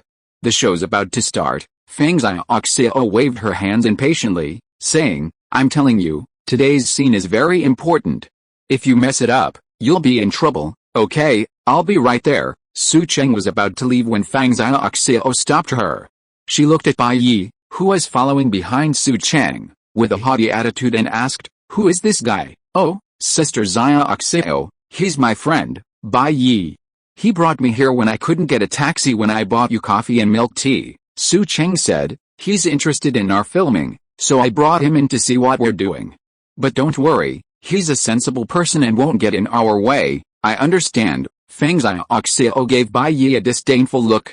While he was certainly handsome, since he was Su Chang's friend, he must be broke, with very little money. And these days, good looks are useless, only money matters. Take her current boyfriend, for example. He lives in a villa worth tens of millions, drives a multi-million-dollar car, and can easily secure her a prestigious role on a set. Isn't he much better than this good-looking, useless man? Hello, Sister Zaya Oxio. I'm Su Chang's friend. Thank you for taking care of her. Bai Yi extended his hand with a gentle smile. Fang Zaya Oxio ignored Bai Yi's outstretched hand and said bluntly, "Alright, stay away. I'm busy right now and don't have time to chat with you guys." With that, Fang Zaya Oxio swayed coquettishly and left for the moment. She was still fretting over what unique gift to give her boyfriend for his 80th birthday in a few days. How could she have the time to chat with a mere assistant's friend? As expected of a woman named Zaya Oxio, Bai Yi sighed, shaking his head. Someone who didn't know you might think your last name was Bayan. Soon, Su Chang emerged from the dressing room. She had changed into pale pink cheongsam. The short length showcased her long legs, yet still retained the cheongsam's fashionable style. The pink hue imbued her with a girlish, feminine charm. It perfectly showcased the beauty of her feminine curves, a truly captivating sight. The embroidery was also quite aesthetically pleasing, and the nipped-in waist accentuated Su Chang's slender waist. The waistline and waist-to-hip ratio were perfect, perfectly matching Bai Yi's aesthetic. Very beautiful, Su Chang. Bai Yi gave her a thumbs up and smiled. It seems you look great in a cheongsam. No wonder there's a saying in the martial arts world, Song Tai's waist is a killer, Song Tai's hips are captivating. Su Chang truly possesses a unique beauty in a cheongsam, unlike other women who simply imitate her looks. She truly deserves to be called the ceiling of the cheongsam world. Compared to the women who once shone through the cheongsam, their graceful figures epitomize femininity, sensuality, and allure. But Su Chang strikes a balance between innocence and charm, possessing the mature allure of a woman and the playful cuteness of a girl. She possesses the natural softness of a Jiangnan woman, her delicate almond-shaped eyes radiating a uniquely classical elegance. Paired with the cheongsam, she embodies both the elegant lady of a rich family and the charming beauty of a humble family, embodying a myriad of alluring qualities. How could I be as good as you say? Su Chang scratched her head in bewilderment. Okay, stop being so pretentious. You're just a small stand-in. Think about how to shoot the next scene. Fang Zaya Oxio glanced at Su Chang's waistline and hips with jealousy, and said, "You have to be serious in the scene with Teacher Mei later. She is a first-line actress. Her fingers are thicker than the thighs of people like us. If you make her angry, I will be in trouble, and you won't have an easy time either. By the way, do you remember your lines?" Su Chang, who was still lowering her head under Fang Zaya Oxio's scolding, immediately became energetic when she heard about acting. Remember, Sister Zaya Oxio, don't worry, I have memorized all your lines a long time ago. I rehearsed the scene with Teacher Mei today many times by myself last night. There will be no problem, then let's go. Fang Zaya Oxio walked in front with a cat-like gait, exuding a worldly air.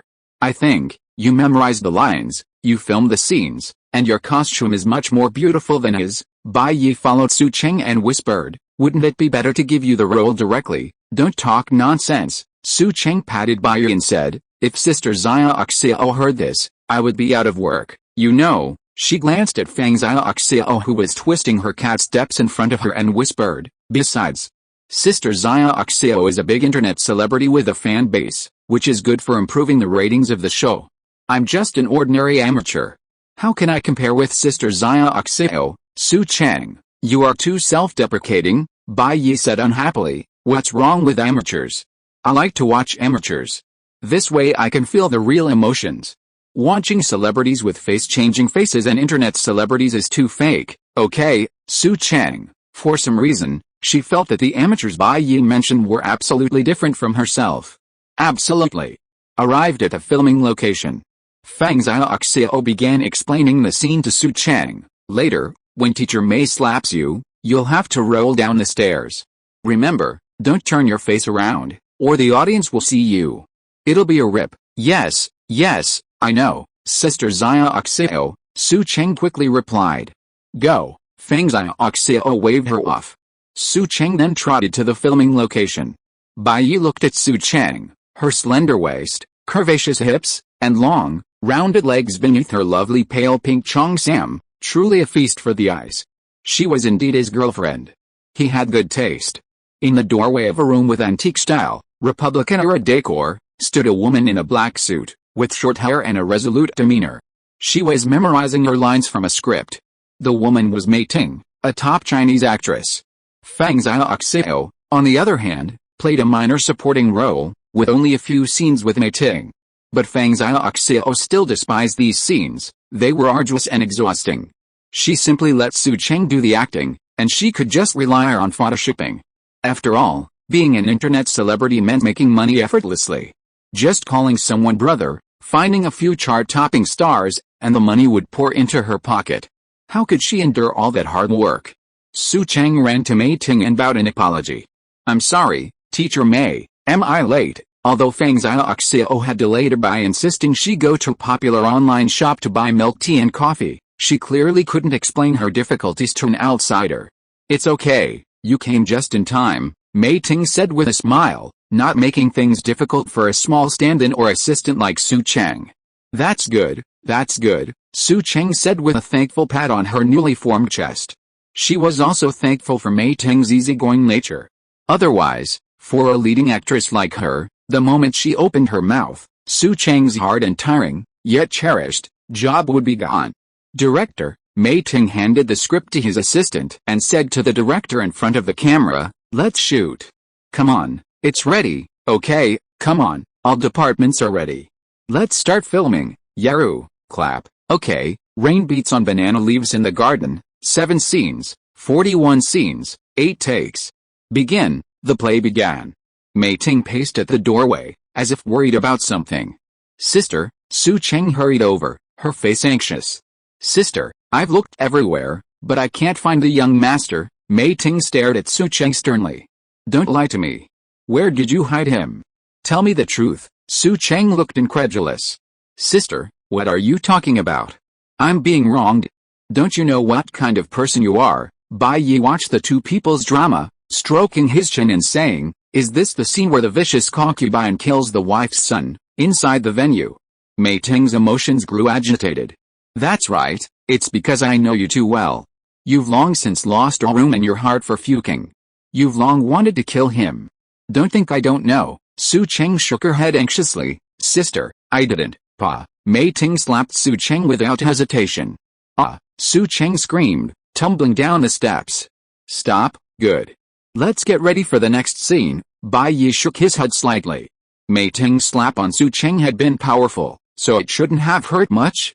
But Su Cheng tumbled down the steps, so it would be strange if it didn't hurt. Extras are truly at the bottom of the entertainment industry pyramid. They do the hardest, most tiring, and most dangerous work, yet they receive the lowest pay. Many celebrities don't even have to act on set. They can earn huge salaries just by cutting out a scene. Take Fang Xiaoxiao for example.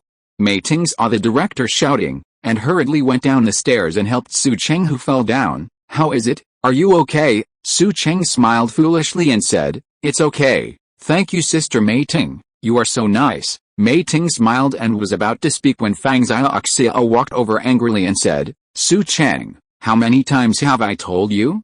Don't turn your face for the audience to see. Can you be more professional?" Sister Xiaoxiao, Su Cheng didn't know how to defend herself. She had tried her best to act just now. How could she see whether her face was exposed or not? She was in the play, so how could it be seen? The director, standing in front of the camera, seemed to be in a state of confusion. He walked over, frowning and asking, "What's wrong?" Mei Ting glanced at Fang Xiaoxiao and said, "Director, the stand-in actor's face just showed. Can this be edited out?" "It's okay, it should be edited out." Fang Xiaoxiao quickly stopped him, saying, "No, director, showing the stand-in's face is a blunder. You're a director who's pursuing someone. Let's reshoot it." The director said impatiently, "What does it have to do with you whether I'm pursuing someone or not?" Fang Xiaoxiao was just a minor supporting role, brought in by the assistant director through connections. Damn, she had more problems than the leading actress, Mei Ting. Problem. "Director, please don't be angry." Fang Xiaoxiao didn't dare to argue with the director. She said cheekily, "I'm doing this for the good of our show, isn't it? You know I admire you so much. I've seen your Red Sun dozens of times. It's so well shot, the best film I've ever seen." The director scoffed coldly, "You must be mistaken. I shot the color red, not the Red Sun." Fang Xiaoxiao was embarrassed. "Director, Su Cheng couldn't help but ask, 'Director, how about another take?'" Bai Yi watched quietly from the side, seeming somewhat indifferent. Even if he had 100 ways to change Su Cheng's predicament, this was the path Su Cheng had chosen. All he could do was respect Su Cheng's choice. Chapter 232 Brother-in-law and Brother-in-law. Su Cheng was exceptionally stubborn and had a strong sense of loyalty. So, having taken Fang Xiaoxiao's salary, she felt compelled to do everything in her power to please her. Mei Ting, a bit perturbed, said, "You should take care of your injury first." Glancing down at the scrape on her arm, Su Cheng gave an embarrassed smile and said, "It's okay, Teacher Mei, my injury isn't a problem." Then, Su Cheng turned to the director and crew, bowed her head apologetically, and said, "Excuse me, everyone. One more take." The director glanced at Mei Ting, who nodded slightly. The director, without further ado, continued preparing for another take. "Thank you for your hard work. Let's do it again. All departments. Come on, get ready, start shooting. 3, 2, 1, the assistant director was directing the scene. As Bai Yi watched, Su Cheng took another take. The acting process wasn't particularly complicated, but tumbling down the stairs must have been painful. This time, Su Cheng's performance was flawless, and the director approved it. Fang Xiaoxiao didn't intervene or deliberately embarrass Su Cheng again. After the scene was finished, Bai Yi came forward to help Su Cheng up and asked, "Are you okay?" After the scene was finished, the crew members who had been setting up the scene dispersed and gathered around the director to discuss how to shoot the next scene. Su Cheng felt like a forgotten person. "It's okay, what can happen to me?" Su Cheng smiled optimistically. "During my time as a traditional actor, I've suffered worse injuries than this. This is just child's play, you really don't take your health seriously." Bai Yi smiled helplessly and said, "What if you end up with scars all over your body? I wonder what you'll do." Su Cheng smiled foolishly. "No, I'm just the type of person who doesn't scar easily." Bai Yi helped Su Cheng to a small stool at the side, took out some medicine, and applied it to the scrape on Su Cheng's arm. "Hey, Bai Yi, how was my performance?" "Amazing, right?" Su Cheng said proudly. "These are the skills I've honed after 2 years of being a bit player. They're worlds apart from the newbies, honestly, not great," Bai Yi retorted. "Not even as good as me, how could that be?" Su Cheng was unconvinced. "I'm a professional, and you're an amateur. How can you be better than me?" "Bai Yi, trust me, no one knows acting better than me. AC God who couldn't act would have been ripped to pieces in the sheriff field long ago. You act to make money, but I acted to make my life. There's no comparison." "But Su Cheng, the way you look in Cheongsam, especially your long, wide and slender legs, is really YYDS, Bai Yi said. "When you get off work later, I will accompany you to buy a few Cheongsams, okay?" Su Cheng looked at Bai Yi's ambiguous look, and she figured it out in an instant. She glared at Bai Yi angrily. "No, what are you thinking about in your mind all day long? I won't let you abuse me at will." "How can this be abuse? This is just the interest between us as boyfriend and girlfriend," Bai Yi cried out. "It's been so long since we last saw each other. I miss you so much that I'm going crazy. Don't you miss me?" Su Cheng's fair and tender face was flushed, and she said, "No. I'm filming every day, and my life is very fulfilling. How can I have the free time to be like you, thinking about unhealthy things in my mind?" "Woman, your name is called duplicity," Bai Yi sighed slightly. "You know, when he was with Su Cheng before, Su Cheng had just started playing a minor role and was still a baby. Later, he helped Su Cheng become a woman. He just couldn't believe that Su Cheng would miss him after that. However, Su Cheng was tough on the outside, but his body was still very soft. So as long as he insisted, Su Cheng would definitely not be able to resist and would have to wear the Cheongsam he sold and let him bully her." "Su Cheng, are you okay with your injury?" Mei Ting, who was not on the show for the time being, saw Su Cheng and Bai Yi practicing here, so he walked over with a smile and greeted them. "Oh, it's okay, it's okay." Seeing Mei Ting approaching, Su Cheng quickly stood up and said with a silly smile, "Teacher Mei, it's okay, you sit down, no need to stand up, I'll sit here." Mei Ting waved Su Cheng to sit down, and sat down beside him. "How is your injury?" "Oh, I'm fine." Su Cheng glanced at Bai Yi and smiled. "My friends have taken care of it for me." "Friends?" Mei Ting's eyes moved to Bai Yi and smiled. "More than just friends, right?" Teacher Mei, you have a good eye, you're worthy of your reputation." Su Cheng smiled foolishly and said, "Let me introduce you, this is my boyfriend, Bai Yi. He's curious about my work environment, so he came to see how it's going. Hello, Teacher Mei Ting. My name is Bai Yi. Bai Yi was also gentlemanly and extended his hand to Mei Ting. Mei Ting reached out and shook Bai Yi's hand. She did notice a lot of things wrong with Bai Yi. How should I put it? Bai Yi's clothes were mostly unbranded. To internet celebrities like Fang Xiaoxiao, they were just the clothes of a poor person, but to female stars like Mei Ting, the materials used in Bai Yi's clothes seemed very high quality, very much like those custom-made clothes. In fact, Bai Yi really didn't like wearing so-called brand-name clothes. Whether they were expensive or not was secondary. The main reason was that the quality was not very good and they were not comfortable to wear. It was more comfortable to wear clothes that were tailored to your measurements. Of course, custom-made clothes were not necessarily more expensive than those from big brands, it was just that they were more comfortable to wear. Haha, you two look like a perfect match, and your relationship is not ordinary.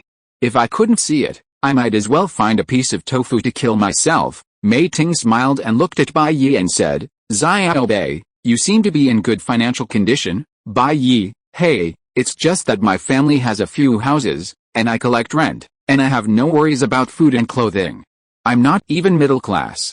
Compared with a big star like you, Sister Mei, it's far behind. Oh, so you are a landlord, that's amazing, Mei Ting said to Su Cheng. It seems that Su Cheng won't have to suffer after marrying into your family. Actually, she doesn't have to suffer now, Bai Yi said. It's not that I can't support her.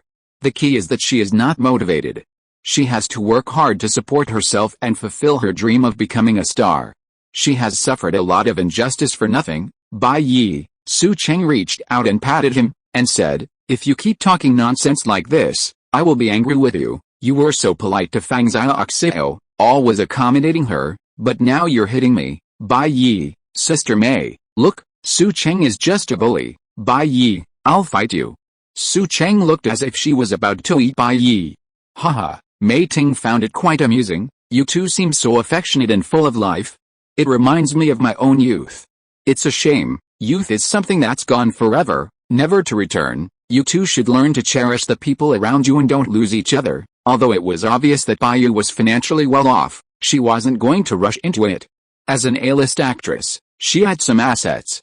She simply felt that Bai Yi and Su Cheng were a perfect match.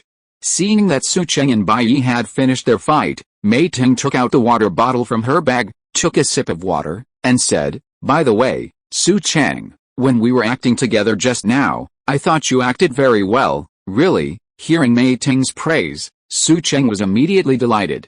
This was the recognition of a top actress, which was not easy. Su Cheng's face fell again. But I'm just a stand-in. A stand-in is also an actor. Mei Ting laughed and said, an actor's success can be divided into two types. One is a gift from ancestors, and the other is a gift from God. The so-called gift from ancestors refers to an actor with good talent. Through hard work, he starts with small supporting roles and gradually moves towards fame. The gift from God means that the actor is infinitely talented and intelligent, and has a myriad of spiritual energy. But the most important thing is that he encountered a good opportunity, a chance opportunity that made him famous. This has nothing to do with his subjective efforts. It's just a gift from God. I can't say I can tell if an actor is a gift from God, but from the way I see you, Su Cheng, there's a possibility that you were gifted by ancestors. Although you didn't graduate from a professional school, your acting is very spiritual. If you work hard, learn more and practice more, in 2 years at most, you should have no problem making a living in this industry. Bai Yi listened and felt that according to what Mei Ting said, Mr. Zhou should be an actor who was born with talent from heaven, while Zhang Ziyi was an actor who was born with talent from the ancestors. Su Cheng was overjoyed when Mei Ting said this, but still tried to appear humble. Haha, Sister Mei Ting, you praise me too much? I didn't have much chance to learn acting before, and I just learned it randomly. Mei Ting, the most important thing about acting is talent. I think you are very talented. Learn while performing in the future. Su Cheng nodded vigorously. Well, I will work hard. Thank you, Sister Mei Ting. Don't be so polite. Mei Ting smiled. But Su Cheng, in the field of acting, small fire depends on promotion, and big fire depends on fate. Sometimes, strength and talent may not be able to be fulfilled, so you can't stubbornly regard the path of an actor as everything.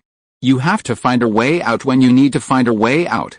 By the way, I almost forgot that your way out has always been with you. Su Cheng glanced at Bai Yi, and a blush flashed across his face. Sister Mei Ting, you are making fun of me. Su Cheng, you dead girl, where have you been? Feng Xiaoxiao was shouting from afar.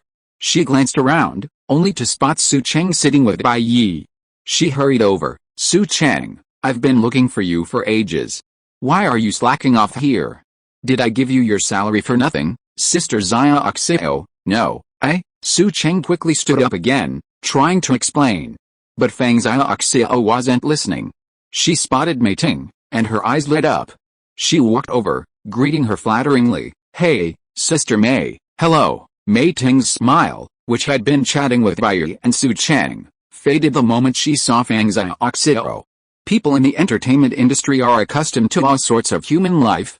Mei Ting could chat and smile with Su Cheng and Bai Yi because Su Cheng had a pure aura and Bai Yi was stunningly handsome. They looked like a nice couple. But this Feng Xiaoxiao.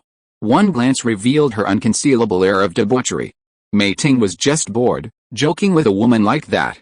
In response to Feng Xiaoxiao's greeting, Mei Ting just replied indifferently, hello. Feng Xiaoxiao didn't care about Mei Ting's cold attitude. She was just an internet celebrity, at the bottom of the entertainment industry, while Mei Ting was already a first-line actress.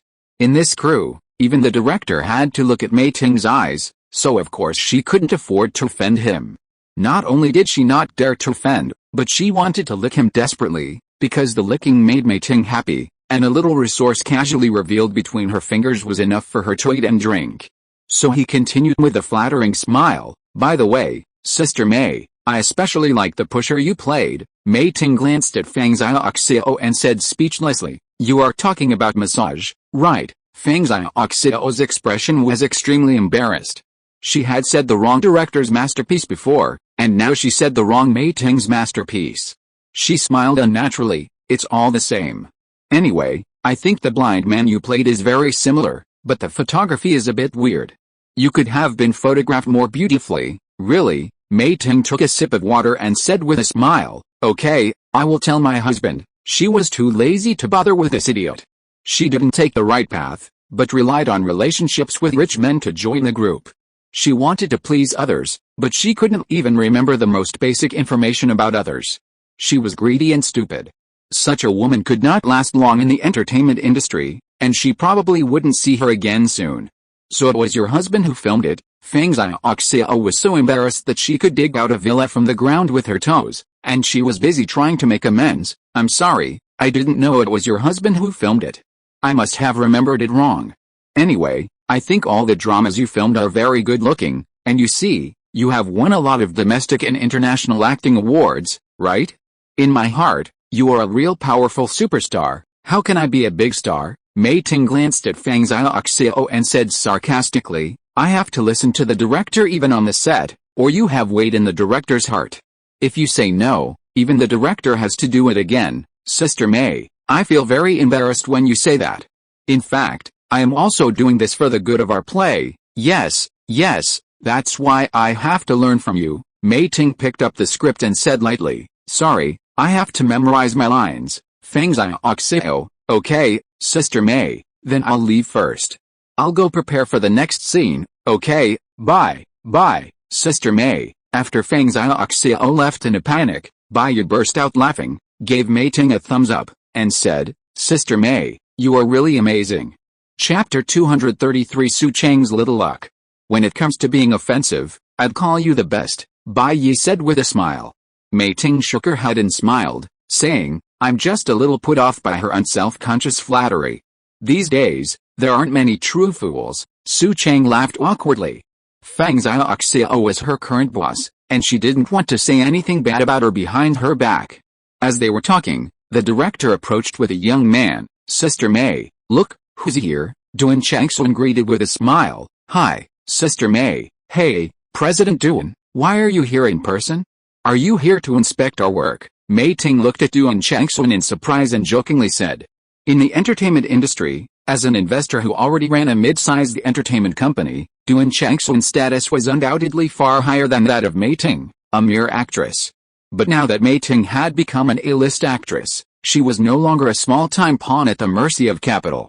Although her status was lower, she still had the right to engage in equal dialogue. No, I'm just here to check on you, Duan Changsun said with a smile. He was superior to Mei Ting in his ecological niche, but he couldn't possibly be so arrogant as to give a top actress a cold shoulder.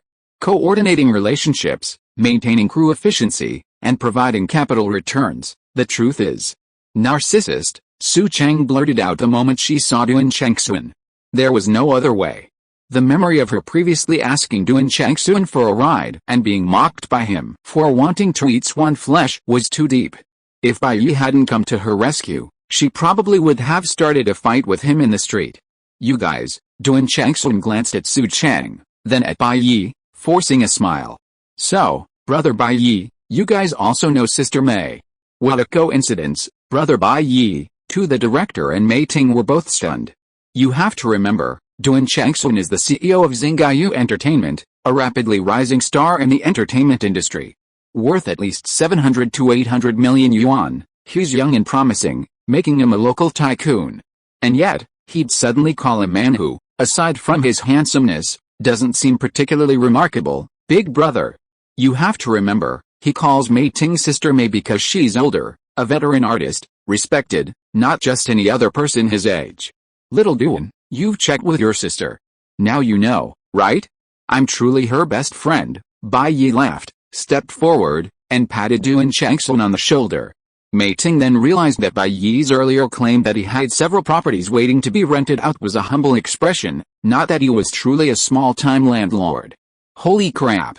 Young people these days are way too modest, not at all youthful and frivolous. If she had a worse temper, she'd probably offend him someday. It wasn't that offending some big-name capitalist would put her, a top-tier actress, at risk of extinction, but it certainly would be a huge hassle. Indeed, my sister said she doesn't have many close friends in her life, just a few, but Brother Bai Yi, you're definitely the one she feels the deepest connection with, Duan Changsun said, his conscience betraying him. There was no other way. Xingaiyu desperately needed investment, and Bai Yi was the kind of man who had money but didn't know how to spend it. So, wasn't it only natural for his former brother-in-law to help him spend some of it? He'd been tough talk before, but in reality, money was the bottom line. No matter what, he had to get the money out of Bai Yi's pocket first. As for how he'd treat Bai Yi afterwards, that depended on his mood. Haha, your sister's words are a bit too much, Bai Yi chuckled. As he spoke, everyone took their seats. Mei Ting quipped, Xiao Bei, you're really going too far.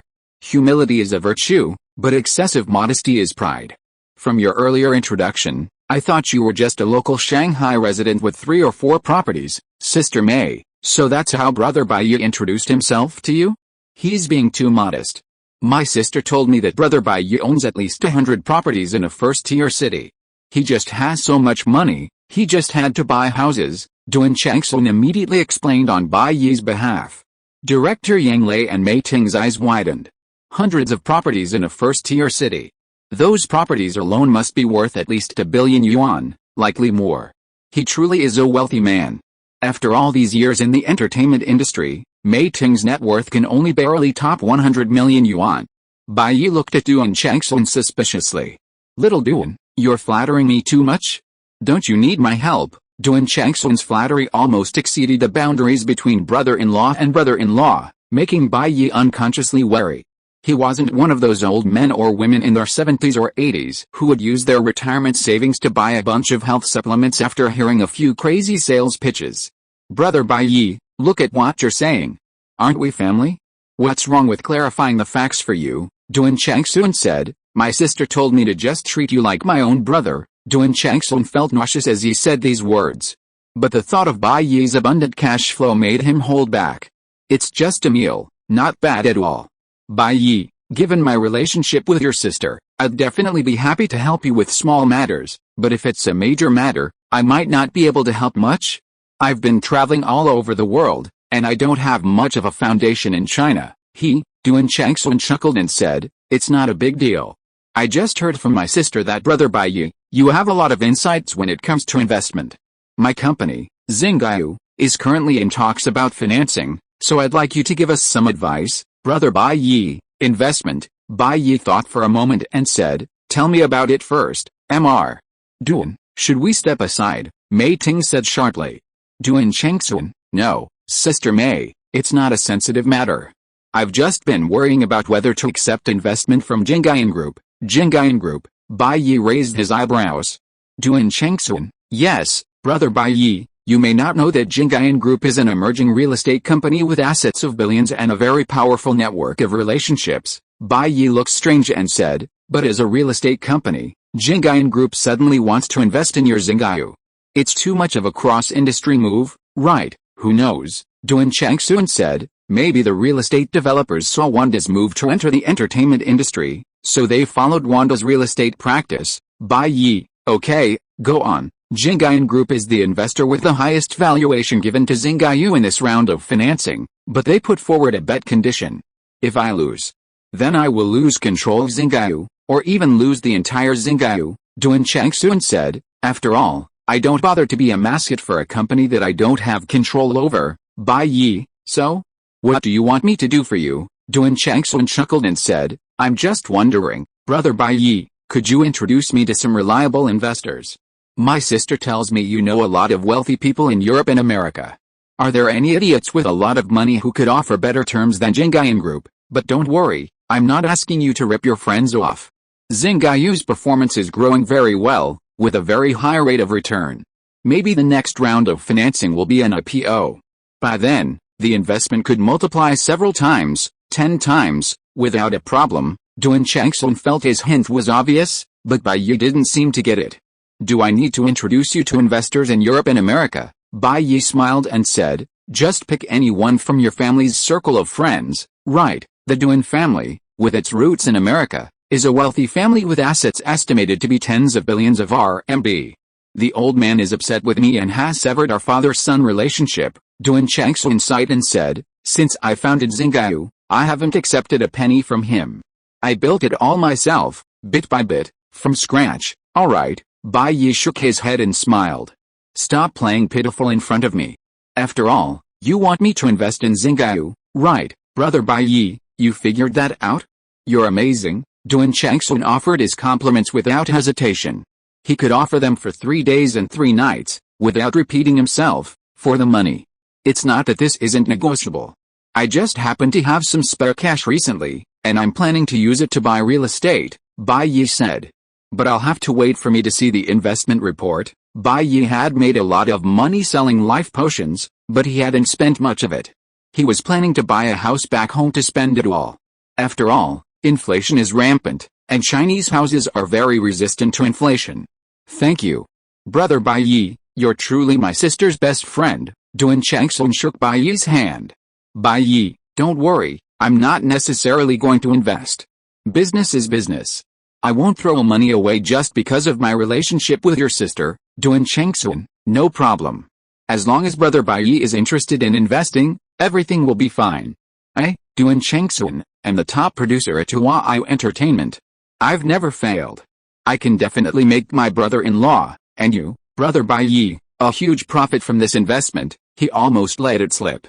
Bai Yi smiled and said, we'll talk about the rest later, but I can tell you a secret to cheer you up. What? Actually, I'm also a shareholder of Jingyan Group. I own over 10 percentage points of Jingyan Group, making me the 3rd largest shareholder. Duan Chengxun, this is damn good news, right? Right? Directors Yang Lei and Mei Ting, sitting nearby, were truly enlightened. They hadn't expected business negotiations to actually work this way. Furthermore, Bai Yi, this seemingly harmless fellow, not only owned hundreds of properties in first-tier cities, but was also a real estate tycoon and the 3rd largest shareholder of Jingyan Group, a fortune approaching 1 billion RMB. Brother Bai Yi, how did you get involved with Jingyan Group? Duan Chengxun was puzzled. I'm not an investor in Jingyan Group. It's just that one of Jingyan Group's shareholders, well, how should I put it, probably owed me money, so he gave me shares to pay it off. Bai Yi said, I saw that Jingyan Group shareholder Yu Jinyan looked familiar, and I thought Jingyan Group might have some potential, so I took over the shares. I see, Duan Chengxun probed. Brother Bai Yi, my sister has told me a lot about your relationship, but she hasn't told me what kind of business you're in. It seems very profitable. You've bought so many properties and still found time to invest in Jingyan Group. Brother Bai Yi, you must have other investments as well. How can you say your cash flow is so abundant? Your sister didn't tell you because she didn't want to scare you. I'm mainly in the PMC industry, I guess, Bai Yi said with a smile. Su Cheng, still dazed by Duan Changsun's description of Bai Yi's wealth, subconsciously asked, what is a PMC? The room fell silent.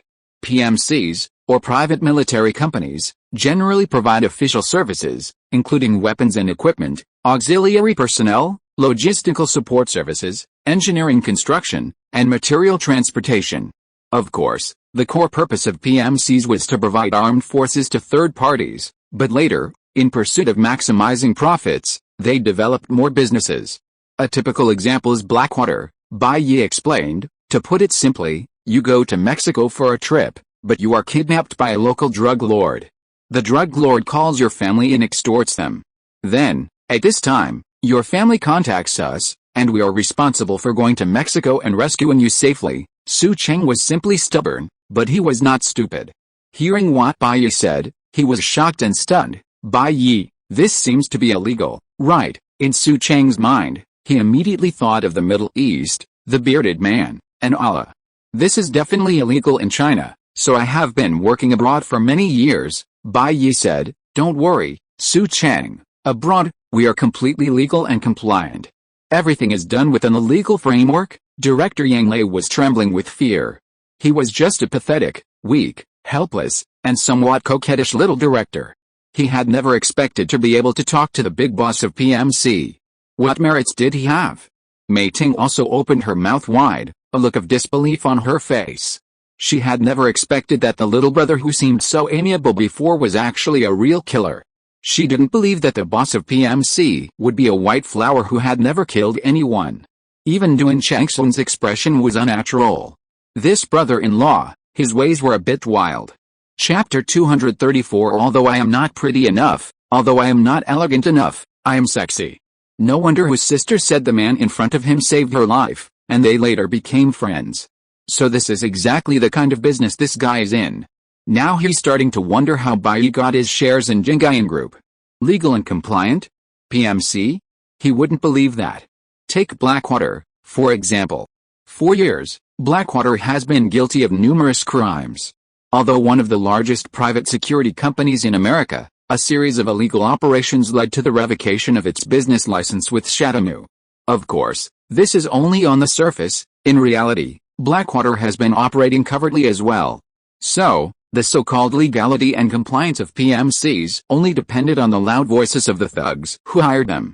This is the real deal. If you say you can do it, you can do it, and if you say you can't, you can do it. If you say you can't do it, you can't do it. If you say you can't do it, you can't do it. You can't do it, and you can't do it. It seems that the kind of business you're in, Brother Bai Yi, is all about profit, Duan Changsun said with a cough. This kind of business isn't particularly profitable, really. The key is how you run it. We generally only take on high-value missions, so we make a bit of money. Bai Yi gave each of Duan Changsun, Director Yang Lei, and Mei Ting a name tag and said, if you encounter anything special abroad in the future, feel free to contact me. For your sake, I'll give you a 20% discount. Thank you, thank you. Duan Changsun twitched as he pocketed Bai Yi's card. He felt unlikely to need Bai Yi's help. After all, he was in the entertainment business. It was hard to imagine him needing to worry about someone like Bai Yi, but sometimes there might be a chance. Bai Yi, isn't this business dangerous for you? Su Cheng asked, looking at Bai Yi with concern. She didn't expect Bai Yi to have much money, just enough for daily needs would be enough. Doing something so dangerous just for the money didn't seem worth it. Don't worry, Bai Yi placed his hand on Su Cheng's head and said with a smile, other people's jobs might be dangerous, but mine is absolutely safe. Have you ever seen me come to see you with any fresh scars or anything like that? Su Cheng tilted his head and thought for a moment. That's true, Duan Changsun. He seemed to feel a few more tire marks on his face. Director Yang Lei asked curiously, Mr. Bai, since you're in this kind of business, won't you be subject to special inspection when you enter the country? As soon as these words were spoken, everyone's eyes snapped to him. Such a sensitive question, and you asked it so carelessly? Director Yang Lei immediately realized and wanted to slap himself. His inherent curiosity had come at the wrong time and was too rash. Yes, Bai Yi didn't care. He nodded and said, "It's just the beginning. Later on, we'll do some things for the country as well. Once we become good friends, everything will be fine. Apart from not being able to move around in the country, there won't be any problem for me to return." Duan Changsun, director Yang Lei, Mei Ting, holy crap. This guy is a real boss. Director Yang Lei and Mei Ting looked at Bai Yi with awe. It wasn't just about Bai Yi's business, it was also because Duan Changsun was also thankful that he had asked casually. Otherwise, he would have been thinking that after he had swindled Bai Yi's investment, his attitude towards Bai Yi would depend on his mood. Now it seems that it was a good thing he didn't act rashly. It wasn't that he was afraid of Bai Yi, he just had simple respect for AK-47. The scene was a little awkward for a moment, and no one knew what to say. To ordinary people, they were investors, directors, and celebrities, but compared to the other world, Mei Ting took the opportunity to break the silence. She looked at Duan Changsun and said, "Mr. Duan, isn't your Star Entertainment hosting a talent show?" "Yes." Duan Changsun looked at Mei Ting in confusion, unsure why she suddenly brought this up. "We've even sent you, Sister Mei, an invitation to be a judge. I've been busy lately, so I asked my agent to decline." "Maybe the news hasn't reached you yet," Mei Ting said. "I think Su Cheng is perfect for your talent show." Clearly, Mei Ting was trying to befriend Bai Yi, helping Su Cheng fulfill her dream of becoming an actress and a star, and earning Bai Yi's favor. It wasn't exactly flattery, but rather normal human interaction. What if she ever needed Bai Yi's help? Many things are hard to explain. More friends, more paths. Yes, yes, yes. Director Yang Lei also pushed his glasses and said, "Su Cheng has a very good image and great acting skills, but she has been wasting her time until now because she has no way out. If she is signed by Star Entertainment and trained well, she will definitely soar to the sky." Hearing what Mei Ting and director Yang Lei said, Duan Changsun felt a little uncomfortable, and had to say, "Brother Bai, I also think Miss Su Cheng has great potential. Why not let her join our Star Entertainment?" Bai Yi is his sister Duan Linghui's ex-boyfriend, and he has to help Bai Yi promote his current girlfriend. In other words, his sister said that the two of them are in the past, otherwise, forget it, the past is over, and his sister is right. As a person, you have to look forward. Join Star Entertainment. Bai Yi raised his eyebrows and said, "Su Cheng, what do you think?" "Me?" Su Cheng pointed at herself, a little confused.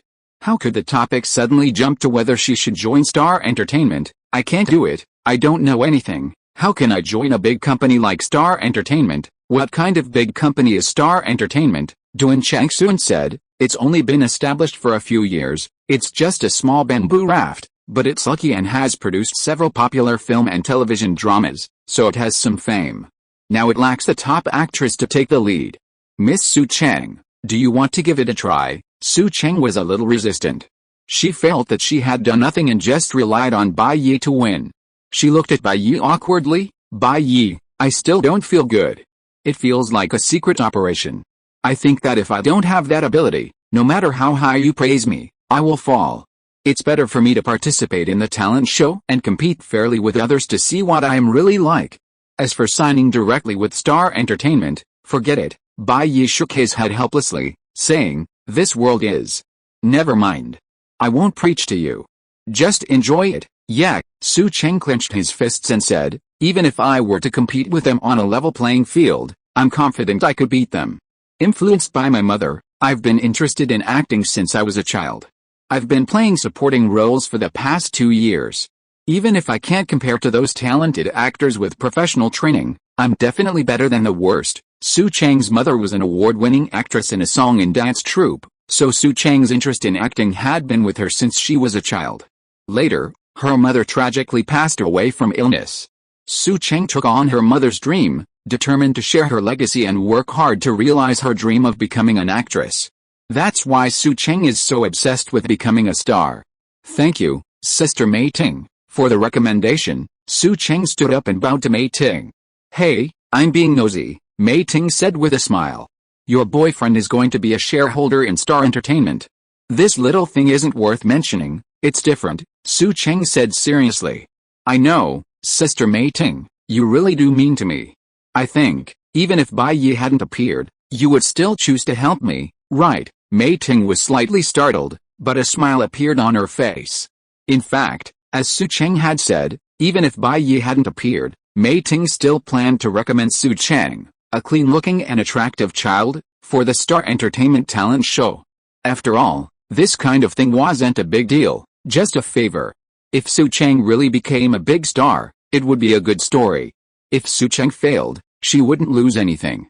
Bai Yi thought for a moment and said, Xiao Duan, what's your talent show like? Does it have traffic? Can you sing? Duan Changsun explained, we're collaborating with a video website to put on this talent show. While it might not be as good as those popular talent shows, it's not some petty self-entertainment. It's all about showcasing talent and getting judges to rate it. The judges are generally A-list celebrities. Songs and acting are naturally the most important components of talent, so this is certainly possible. If that's the case, Bai Yi smiled and said, Su Cheng, how about I write a song for you? Write a song. Duan Chengsun, Director Yang Lei, and Mei Ting all stared at Bai Yi in amazement. This underworld boss could also write songs? Bai Yi, you can write songs? Su Cheng asked in disbelief. It's just a hobby. I don't know if it's any good. Bai Yi smiled shyly. Writing songs? Of course he couldn't, but he could plagiarize. This world was very similar to his previous one.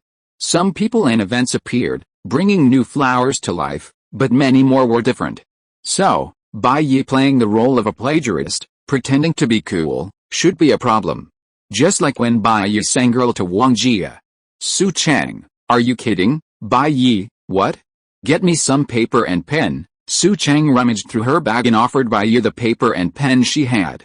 She was genuinely curious. Bai Yi could write songs? She saw Bai Yi ponder for a moment, then within minutes, he began to write. Soon, Bai Yi handed Su Cheng the sheet music and lyrics. Take a look, can you sing it? Su Cheng took it and looked at it. The song was titled Little Luck. Lyrics, I hear raindrops falling on the green grass, I hear the bell ringing in the distance, but I don't hear your voice, calling my name earnestly. When I fell in love with you, I didn't understand emotion. It was only after we parted that I felt the unforgettable pain. Why didn't I realize that meeting you was the best thing in life? Perhaps, too busy smiling and crying, too busy chasing shooting stars in the sky. One naturally forgets who has stood silently guarding them through thick and thin. It turns out you're the blessing I most want to hold on to. It turns out we were once so close to love. That decision to fight the world for me, that rain showering with me, every scene is of you, your pure and untainted sincerity. I'm so lucky to have met you, but I've lost the right to shed tears for you. I wish, in the horizon I can't see, you'd spread your wings, destined to meet you. How lucky she would be. As Su Cheng watched, she couldn't help but hum. It must be said, Su Cheng's singing is quite pleasant, primarily due to her beautiful voice, though her technique isn't particularly impressive. Duan Chengsun, along with directors Yang Lei and Mei Ting, listened to Su Cheng's humming. How should I put it? It felt unexpected. This is a quite good piece. Brother Bai, you really can write songs, don't you? Duan Chengsun scratched his head and said, I have a feeling this song could be a hit, haha, it's mainly just a hobby. I just wrote it when I had some free time. I'll see if Su Cheng can use it. Bai Yi waved his hand modestly. How can this be a hobby? This is already better than most songwriters, Duan Chengsun said. Brother Bai, do you have any other hits? I can offer you a commission at the highest market price. If Bai Yi had a lot of songs like Little Lucky, Duan Chengsun felt that Star Entertainment could easily produce a few A-list singers in the future. Forget about the commission, Bai Yi declined. I did write a few lyrics in my free time. I'll sort them out and send them to Su Cheng, and then you can do whatever you want with them. Just kidding. Bai Yi didn't have much in his stash, and he had to use it to please other girls. Giving Su Cheng a few songs to help her out was fine, but selling them, he had nothing better to do. Is that so? All right then, Duan Chengsun said regretfully. Don't worry, Brother Bai. We at Xingai will definitely maximize the value of the song you wrote for Miss Su Cheng. We're professionals in this area. Although we haven't been around long, we've already launched several top-tier stars. Su Cheng was also very happy. Bai Yi, I really underestimated you before. You can actually write such a good song. Elsewhere, Feng Xiaoxiao, who had just been driven away by Mei Ting, came over to find Su Cheng for something. She was immediately displeased when she saw Su Cheng chatting and laughing with Duan Chengsun, director Yang Lei, and Mei Ting. I just got yelled at by Mei Ting, and now you, my little assistant, are going to try to curry favor with Mei Ting. Do you think that's appropriate, Su Chang? Come here, Feng Xiaoxiao called out in a bad tone. Su Chang was stunned and quickly stuffed the manuscript in her hand into her bag. What's the matter? Sister Xiaoxiao, I'm here, Duan Chengxun, Director Yang Lei, Mei Ting. No way, your boyfriend is already a big shot, and you are still busy being an assistant to that little internet celebrity? Bai Yi shook his head helplessly. This girl is just silly, there's really nothing you can do about her. Chapter 235 Reliving the Old Dream with Su Chang. The other side. Feng Xiaoxiao brought Su Chang to a deserted corner, looked at Su Chang with an unpleasant expression and asked, Su Chang, do you know Sister Mei, the director, and Mr. Duan? Su Chang was stunned for a moment, blinked, and said, we just met. Feng Xiaoxiao looked Su Chang up and down, and said sarcastically, I say you are really amazing. You can chat up anyone. Do you know the rules? Su Chang waved her hands quickly and said, Sister Xiaoxiao, we were just chatting for a while just now. It's hard to say who was chatting up who. Still pretending, Feng Xiaoxiao sneered and said, Su Chang, let me tell you, you have to follow the rules. You are my assistant, and look at how I treat you. I gave you the opportunity to play my stand-in and make more money, but you went to cling to other people's thighs. My, Feng Xiaoxiao's, era is still to come. You are lucky to be my assistant, Su Chang. Feng Xiaoxiao pointed at Duan Changsun and said, do you know who that is, Su Chang? Who is it? Feng Xiaoxiao, he's a big shot in the film and television industry. He directed the recent hit drama Sky City. You say the boss of such a big company doesn't drink alcohol normally, but the other day, he took the initiative to come and toast me. So you understand? Do you know why the director asked me to shoot this drama? Su Chang replied awkwardly. Then Sister Xiaoxiao, you are really amazing. Dinner is ready. The production staff suddenly interrupted Su Chang and Feng Xiaoxiao's conversation. All departments have lunch. Feng Xiaoxiao, okay, go get me some food. Oh, okay, Sister Xiaoxiao. Su Chang stood up and went to help Feng Xiaoxiao get the food. Halfway through, Su Chang suddenly realized that she didn't have her phone with her. She thought about it and realized that she seemed to have left it next to Bai Yi. Feng Xiaoxiao was calling her so anxiously that she forgot to take it. She hurried back to Bai Yi and the others to get her own phone. Bai Yi asked with a smile, hey, Su Chang, what did Feng Xiaoxiao say to you just now, Sister Xiaoxiao? Su Chang looked at Duan Changsun and said, Mr. Duan usually doesn't drink, but a few days ago, he took the initiative to come and toast her. I don't know why Sister Xiaoxiao told me this. I went to get Sister Xiaoxiao's food. Meanwhile, everyone in their seats looked at Duan Changsun with strange eyes. Little Duan, I didn't expect you to be this kind of person, Bai Yi said with a smile. Mei Ting also jokingly said, that's right, your taste is a bit poor, Mr. Duan. Director Yang Lei, Mr. Duan, this is your fault. Why didn't you tell me earlier? If you had, I would have worshipped Sister Xiaoxiao like an ancestor. Stop kidding, Duan Changsun said with a distorted expression, I don't even know her. Who knows what that crazy woman is talking about? A woman like Feng Xiaoxiao, who exuded a worldly air, made him feel uncomfortable even if he looked at her for a second, let alone. Old Yang, what's the matter with that crazy woman? Duan Changsun was a little annoyed. He hated Feng Xiaoxiao's behavior of using the tiger's skin to cover her coat, especially when it came from him. A little internet celebrity who got here through the assistant director's connections. Director Yang Lei, seeing Duan Changsun was genuinely angry, spilled all the details about Feng Xiaoxiao. She's a big name. She's been here filming quite a few times. But it's always been Su Chang who's been her stand-in. She's barely filmed herself, without any connections. You dare to talk like that? Duan Changsun was furious. You're the investor in this show, you're the boss. If you're not happy, I'll help you get rid of her, Director Yang Lei said. How can she start without a name? Duan Changsun snorted. I want her to never make it in the entertainment industry again. People like her are only fit to be little internet celebrities. Old Yang, sorry to bother you for a moment. Yang Lei, what do you want to do? Just wait and see. Duan Changsun stood up and left. Bai Yi took out a cigarette, lit it, and looked at Duan Changsun's back, smiling silently. Feng Xiaoxiao was both foolish and wicked. She let Su Cheng fling her down the stairs several times, showing no concern for her injuries. And knowing Duan Chengsun's immense power, she casually teased him. She lacked both emotional intelligence and intellectual intelligence. A woman like that couldn't possibly survive in the entertainment industry. It would be a good thing if Duan Chengsun sent her away sooner rather than later. Wasn't that cruel? Haha, she wasn't going to starve to death after she stopped being a celebrity or internet celebrity. Working as a screwdriver in a factory, with food and shelter provided, how great. Isn't that how most ordinary people in this world live? Duan Chengsun grabbed a bottle of red wine and walked towards Fang Xiaoxiao. Xiaoxiao, Mr. Duan, seeing Duan Chengsun, Fang Xiaoxiao quickly stood up, staring at him in disbelief. As Duan Chengsun had said, they didn't even know each other.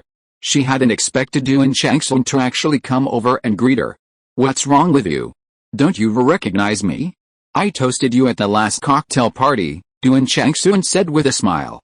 Oh, how could I forget? The wine you served, Mr. Duan, is especially delicious. Fang Xiaoxiao's head was already dizzy.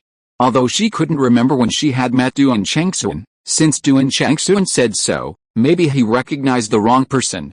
Well, if she didn't recognize him, she would be a fool. Mr. Duan, what's the matter with you? Xiaoxiao, you are being too polite, aren't you? I remember I told you that you can call me Chengsun in the future. Chengsun, Fang Xiaoxiao felt that her spring might be coming.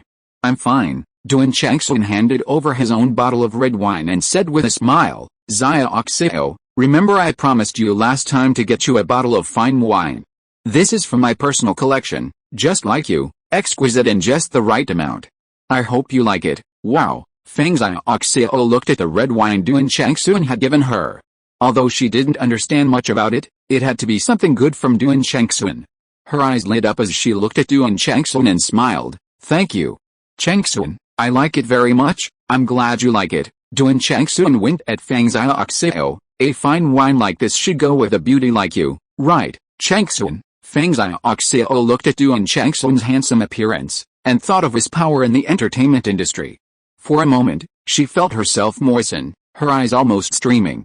She had never expected that after wasting her whole life, her luck would turn and she would meet a tall, rich, and handsome man who appreciated her charm. Fang Xiaoxiao was one of those people who didn't have much self-awareness. She didn't even think about what she had that made Duan Chengsun treat her so well. Although she was still a little pretty, weren't there a few pretty women in the entertainment industry? There were simply too many. After seeing so many people, why would Duan Chengsun fall for her? Well, Fang Xiaoxiao had some explanations for herself. Although I'm not pretty enough, although I'm not elegant enough, I'm sexy. The only thing Fang Xiaoxiao was confident about was this. There are indeed many beautiful female stars in the entertainment industry, but none of them are as sexy as me, Fang Xiaoxiao. Duan Chengsun came close to Fang Xiaoxiao and whispered in her ear in an ambiguous tone, but it's a pity that we don't have the Kobe steak shipped in by air. The melt-in-your-mouth texture is the best match with this red wine. How about we make a private appointment next time and go to my winery for a visit, okay? Fang Xiaoxiao nodded her head like a rattle. Duan Chengsun, I'm really sorry for letting you play such a small role this time, so please bear with me. Fang Xiaoxiao waved her hands quickly. It's okay, it's okay. There's no difference between big and small roles. You are a rare good actor, don't worry, it won't be like this in the future, Duan Chengsun said. I will open a place specifically for you in the future. Suddenly, Fang Xiaoxiao's phone rang. She took it and looked. The contact person was Mr. Wang. Fang Xiaoxiao hesitated for a moment. Who called you, and why didn't you answer? Duan Chengsun raised an eyebrow and asked.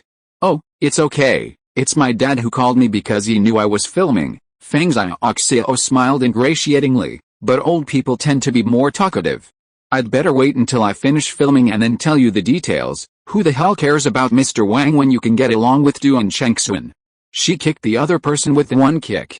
She wasn't afraid that Mr. Wang would expose her, because Mr. Wang was married. If he wasn't afraid that his wife would divorce him and take away most of his property, then she would just die with him. Let's see who's afraid. Those who are barefoot are not afraid of those who wear shoes. After Duan Chengsun came back, Bai Yi asked with a smile, it seems that you had a very happy chat with her.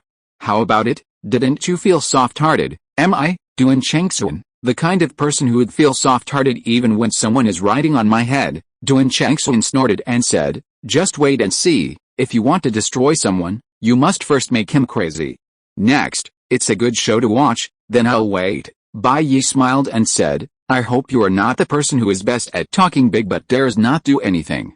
Attention all departments, the filming has begun. Okay, rain hits banana leaves and falls in the garden. 7 scenes and 41 shots. Start. Okay, come on, get ready, come on. 1, 2, fall. Feng Xiaoxiao sat on the ground with an impatient look on her face. When the assistant director's counting voice ended, she fell to the ground with a ouch. After being seduced by Duen Changsun, she no longer had any thoughts about filming. She only wanted to finish these tasks quickly and leave with Duen Changsun. That way, she could use all the skills she had learned over the years on Duen Changsun. She would make sure that boy would never want to leave again. Maybe she still had a chance, since she became the boss lady of Xingayu. Stop, Director Yang Lei called for a stop, with a dark face, walked in front of Feng Xiaoxiao, suppressed his anger, and said, Xiaoxiao, what you just did was too fake, let's do a real one, okay? Be a little more careful. Feng Xiaoxiao looked aggrieved, the ground is so hard and so dirty, it hurts so much, I don't want it, come on. Who's that? Bring Xiaoxiao an elbow pad. Director Yang Lei finished instructing the staff, then turned to look at Feng Xiaoxiao. Just put on an elbow pad. Feng Xiaoxiao, that's useless. The ground is so hard.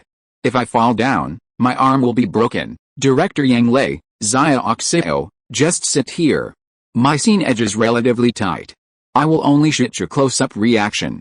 You, just jump forward like this. Wear elbow pads, and you will be fine, okay? It won't hurt you, Feng Xiaoxiao retorted, it's easy for you to say it, why don't you try to jump one, okay? Director Yang Lei, without any nonsense, sat down on the ground and demonstrated, look, just like that, 1 pounce, and it's fine. It's that simple, okay, come on, get ready to reshoot, get ready to reshoot. Director Yang Lei got up from the ground by himself. I can't shoot anyway. The baby's skin is so delicate. Who will be responsible if it gets hurt? Feng Xiaoxiao angrily slapped her face. If it were before Duen Changsun came, Feng Xiaoxiao might still be afraid of the director. After all, the director is the most authoritative person in the crew. But now she's almost a boss lady of Xingayu. What are you, a lousy director? I have to use all my skills to deal with Duen Changsun. How can I have time to play tricks with you? What if I get hurt and Changsun feels uncomfortable? Feng Xiaoxiao walked to the side and said to the assistant next to her, Assistant, bring me my red wine. Thank you. Director Yang Lei's face turned completely black. He walked over and said angrily, Xiaoxiao, let me tell you, in the panorama just now, the stand-in had already helped you fall, and the whole process was acted out. You, on the other hand, are right here, with a close-up reaction, just a plop. This shot requires showing your face, and the stand-in can't act. Can you be more professional? Feng Xiaoxiao frowned and said, I should be the one asking you this. What do you mean? Don't think that you are great just because you filmed Sky City and became famous. You don't even think about who invested in this show? What does who invested have to do with you? Feng Xiaoxiao smiled complacently, moved in front of Director Yang Lei, and whispered, Isn't the biggest relationship in the world the relationship between men and women? Director Yang Lei was really furious. Feng Xiaoxiao, I don't care who you are related to. This crew is here to film today and to work. If you want to film, then film. If you don't want to film, you can leave. No one is stopping you. I'm not leaving. If you can't film, then get out. Director Yang Lei shouted, Security, security, kick this crazy woman out. You dare to call me a crazy woman. Feng Xiaoxiao was furious and poured the red wine in her hand directly on Director Yang Lei's face. Wow, she's playing so hard, Duen Changsun exclaimed in amazement while filming with his mobile phone. Bai Yi chuckled and shook his head. Isn't it because she was played too hard, so she's crazy? Chapter 236 You are such a clingy little devil. Feng Xiaoxiao's action of splashing her red wine in the director's face instantly stunned the entire crew. On a crew, the director holds the highest authority. Even an A-list actress would maintain a certain level of courtesy and respect when working with a lesser-known director. Otherwise, if word spread of her disrespect for the director, who would dare to work with her in the future? It must be said that Fang Xiaoxiao had made a small but significant contribution to history. Director Yang Lei removed his wine-stained glasses, wiped his face, and angrily shouted, "Fang Xiaoxiao, you can get out now." "Get out?" Fang Xiaoxiao was startled by Director Yang Lei's shout. She seemed to realize she had gone too far. Duan Chengxun, observing the situation, put down his phone, saved the video, and then ran over to Director Yang Lei, asking, "Are you okay?" "Not for now, but I'm pissed off." Director Yang Lei wiped the red wine from his face. When Fang Xiaoxiao saw Duan Chengxun, she came over quickly as if she had seen a savior, and said coquettishly, "Chengxun, look at him, he told me to get out." Duan Chengxun took 2 steps back, avoiding Fang Xiaoxiao's embrace, looked at her with a puzzled look, and asked, "Excuse me, are you?" Fang Xiaoxiao waved her hand in front of Duan Chengxun. "Chengxun, what's wrong?" "Sorry, it may not be appropriate to call you that. Do I know you?" Duan Chengxun frowned and glanced at Fang Xiaoxiao, as if he really didn't know her, then naturally turned away from Fang Xiaoxiao, came to Director Yang Lei, put his arm around her shoulders, and asked with concern, "Don't be angry. It's not worth getting angry with such a person." "Yeah." Director Yang Lei nodded and shouted to the crew, "On-site producer, can we still shoot? Hurry up and get the irrelevant people out." "Okay, Director." Immediately, an on-site producer came out of the crowd, stretched out his hand to stop Fang Xiaoxiao, and said politely, "Excuse me, teacher, could you please leave the set?" Duan Chengxun, Fang Xiaoxiao seemed to realize something and shouted angrily, "Are you trying to play tricks on me?" Duan Chengxun ignored her and returned to the camera position at the back with Director Yang Lei. Director Yang Lei sat back down in front of the camera and said, "Yaru, bring the script over. We'll skip the scene and go straight to the next one." "Okay, Director." When no one was around, Director Yang Lei complained to Duan Chengxun, "I'll never help you with this kind of thing again. I'm afraid this will make me a bad name in the director world." "Don't be angry, old Yang." Duan Chengxun apologized quickly. "I was wrong. I'll set up a table for you tonight to make amends." I wanted to puff her up a little, but at most it just made her less professional. I didn't expect Fang Xiaoxiao to soar to that point, throwing wine at the director.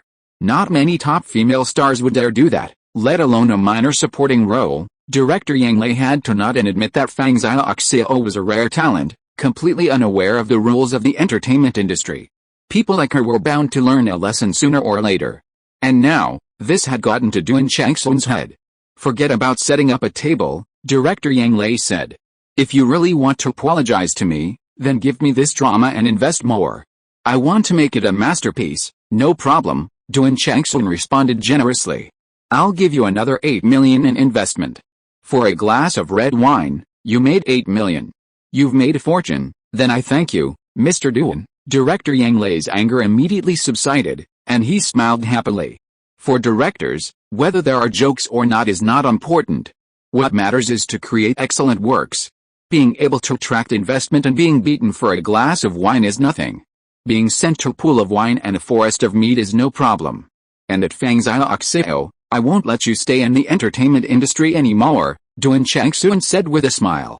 Director Yang Lei hesitated for a moment and said, "It's better to finish the matter cleanly, but don't involve the crew." "Don't worry, do you think my brain is the same as the Fang Xiaoxiao?" Duan Chengxun smiled and said, "I will definitely not show up myself." If Duan Chengxun openly posted that scene of Fang Xiaoxiao on his own account, Fang Xiaoxiao would definitely be finished, and he himself would probably be greatly affected, because which star would not be afraid that if they work with Duan Chengxun again and have some conflicts in the future, Duan Chengxun will not give them such a show? "Your entertainment industry routines are still deep," Bai Yi laughed on the side. "By the way, Mr. Bai, Fang Xiaoxiao is gone, so her role can just be given to Miss Su Chang." When Director Yang Lei heard Bai Yi's words, his mind turned, his eyes lit up immediately, and he said with a smile, "Ms. Su Chang has already served as a stand-in and filmed a lot of scenes for Fang Xiaoxiao. Now, as long as we reshoot some close-up shots, it will be okay. It's not a big problem. Mr. Bai, you must help and persuade Miss Su Chang to take on this role. Otherwise, it will be a lot of work to find someone to reshoot Fang Xiaoxiao's scenes now. Just think of it as me, old Yang, owing you a favor." "What are you talking about, Director?" Bai Yi smiled and said, It's Su Chang's blessing that you are willing to help her. I owe you a favor. Feng Xiaoxiao's role is the fourth female role, which is not a small number. Director Yang Lei gave Su Chang a chance, of course, because Bai Yu played a bigger role. Otherwise, a third-tier celebrity or a major internet influencer would have been far better than the minor role of Su Chang. It wouldn't have been a big deal, it was simply a matter of transplanting the role from Feng Xiaoxiao to someone else. But wasn't Bai Yu's connection involved? Mr. Bai, you're taking this too seriously. You have a relationship with Mr. Duan, and this film is Mr. Duan's investment. I'm just borrowing his favor, Director Yang Lei said with a humble smile. What's so great about that, Duan Chengxuan? You'll see how powerful I, Feng Xiaoxiao, am from now on. Let's just wait and see. Feng Xiaoxiao cursed as she packed her things and prepared to leave the set. It was as if Duan Chengxuan had dug up her family's ancestral graves. Su Chang didn't know yet that she was about to replace Feng Xiaoxiao and become the fourth female in the crew. She hurried into Feng Xiaoxiao's room. Sister Xiaoxiao, I bought you some salad. Su Chang looked at Feng Xiaoxiao packing her things and felt something was wrong. Sister Xiaoxiao, what happened? Su Chang, are you still pretending with me? You are really amazing. Why didn't I see it before? You are the real acting school. Feng Xiaoxiao overturned the salad box that Su Chang brought back and said. Don't think I don't know. You are in the same group with him. Su Chang, are you waiting to see me laugh? Are you satisfied now? Go hug someone's thigh. Su Chang was confused and asked, Sister Xiaoxiao, what are you talking about? What do you mean? It means that I don't want to act anymore and leave now. Feng Xiaoxiao picked up her suitcase and walked out. Hey, Su Chang grabbed Feng Xiaoxiao's arm and said, Sister Xiaoxiao, you were acting so well, why are you leaving so suddenly? Su Chang, even after all this, you're still acting in front of me. Do you really think I'm a fool? Feng Xiaoxiao sneered and looked at Su Chang, saying, you all just wait with me. It's just a crappy crew and a crappy Duan Chengxuan. Wait for me, I'll be back sooner or later. After saying that, Feng Xiaoxiao shook Su Chang's hand away. Hey, Sister Xiaoxiao. Su Chang reached out to stop Feng Xiaoxiao again, her face abashed. Can you please give me this month's salary first? This month, Su Chang had bought Feng Xiaoxiao snacks, coffee, milk tea, salads, and other things, all paid for by Su Chang himself. Including his salary, it must have come to at least 7,000 or 8,000. Looking at Feng Xiaoxiao's expression, it was clear she'd been bullied by Duan Chengxuan and the others, and she'd taken her anger out on herself. How dare you ask me for my salary? Feng Xiaoxiao glared at Su Chang fiercely. Your shamelessness truly astounds me. It's thicker than a city wall. Feng Xiaoxiao left without a backward glance. Su Chang was left helpless, not knowing what to do. She'd been toiling away for a month on Feng Xiaoxiao's behalf, even paying so much money up front, and now. Oh my god, why am I so unlucky? Su Chang lamented. There was nothing she could do. Fortunately, she still had a boyfriend, Bai Yi, by her side. Su Chang sighed, turned, and headed in Bai Yi's direction. On the way, Su Chang ran into Mei Ting. Sister Mei, Su Chang quickly greeted. Su Chang, you're here. Mei Ting smiled and said, you're just in time. The director was looking for you. Director, looking for me? Su Chang pointed at herself, puzzled. He was just Feng Xiaoxiao's stand-in. Why would the director ask him to do that when Feng Xiaoxiao was fired? After thinking about it, Su Chang could only conclude that it must be related to Bai Yi again. Yes, Mei Ting smiled and nodded, and said, just now, Feng Xiaoxiao threw a tantrum and splashed wine on the director's face, so she was kicked out of the crew by the director, but her role was vacant, right? After the director thought of a suitable person, he felt that you were the most suitable to replace Feng Xiaoxiao. Me? I can't do it. Su Chang waved her hands quickly and said, I'm just a stand-in. How can I play the role of Sister Xiaoxiao well? Su Chang, don't be so modest. Mei Ting patted Su Chang on the shoulder and said, everyone knows that Feng Xiaoxiao's scenes these days were almost all shot by you. She just took a few close-ups. Since she was kicked out, it's perfect for you to replace her, but, silly girl, when it comes to life, you don't have to sort things out so clearly. Mei Ting said, I know that without your boyfriend, Mr. Bai, you, an amateur, could not have taken over Fang Xiaoxiao's role, but you have divided these things too clearly. Are you really right? Think about it. Your boyfriend is not ordinary, he's either rich or noble, and you, his girlfriend, are just a bitch on the set every day, getting bullied by some small-time internet celebrities, and he just watches from the sidelines. Where do you put his face and dignity? Su Cheng hesitated. She wasn't the kind of person who was so pedantic that she couldn't think straight. In fact, she just wanted the relationship between her and Bai Yi to be pure. Hearing Mei Ting say this, Su Cheng realized that she was too lazy and that the impact was not only on herself, but also on Bai Yi. I understand, Su Cheng bowed to Mei Ting. Then please give me some advice, Sister Mei. Don't worry, you can do it. Mei Ting looked at Su Cheng's well-behaved and sensible appearance and felt fond of her. She said, your acting skills have been up to par these days. The two returned to Bai Yi and the others. Bai Yi smiled. Su Cheng, you're back just in time. I heard about it from Sister Mei Ting. Su Cheng bowed again to Director Yang Lei. Thank you for your guidance, Director. I'll definitely work hard. You're welcome, you're welcome. Director Yang Lei pushed his glasses and smiled. It's because of your impressive acting skills, Su Cheng, that I thought of you first. It's what they call hard work pays off. Yeah, Su Cheng nodded without saying anything more. Words are the least valuable thing in this world. She took the director's kindness to heart. Right, Bai Yi suddenly thought, if Su Cheng wants to film Fang Xiaoxiao's scenes, will she still have to participate in Xing Entertainment's talent show? That's not a problem, Director Yang Lei said quickly. Actually, Fang Xiaoxiao's scenes have already been filmed for the most part. Next, I'll rush the work and should be able to squeeze Su Cheng's scenes into 2 days. This will definitely not delay her participation in Changsung Company's talent show. He was here to do a favor, not to hold back. Brother Bai Yi, don't worry. Since old Yang has said so, there will be no problem. Duan Changsung also said, we are experts in these areas. Leave it to us, okay? Bai Yi had nothing to say. However, when Su Cheng signed with Xing Entertainment, he would definitely ask his ex-girlfriend Duan Lingwei to be Su Cheng's agent. Duan Lingwei was a top-tier agent in the entertainment industry, having managed several of Xing Entertainment's top female stars. Duan Lingwei was also very rational. She would definitely not retaliate against Su Cheng because of her relationship with Bai Yi. That would underestimate her. Soon, Su Cheng signed a contract with a crew and began reshooting Fang Xiaoxiao's scenes that afternoon. Yang Lei really did his best to get Su Cheng to shoot alone, striving to complete all of Su Cheng's scenes within 2 days. By the time Su Cheng finished, he was exhausted. Walking off the set, Bai Yi smiled and said, you look so tired. How about I take you out for a nice meal to replenish your energy? Forget it, I just want to go home and get some sleep. I'm so tired, Su Cheng said listlessly. Fine, Bai Yi nodded. Back home, Su Cheng quickly understood. Want to sleep?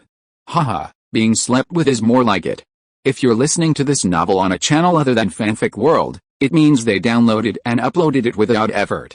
We cordially invite you to visit our channel, Mundo Fanfic Novelists. There you'll find the original version of this story and you can explore many other novels of various genres. We're waiting for you to immerse yourself in a world of incredible novels. Chapter 237 I am afraid that my friends are not doing well, but I am more afraid that my friends are doing too well. Entering Su Cheng's rental apartment, Bai Yi casually wrapped his arms around her slender waist and kissed her rosy lips.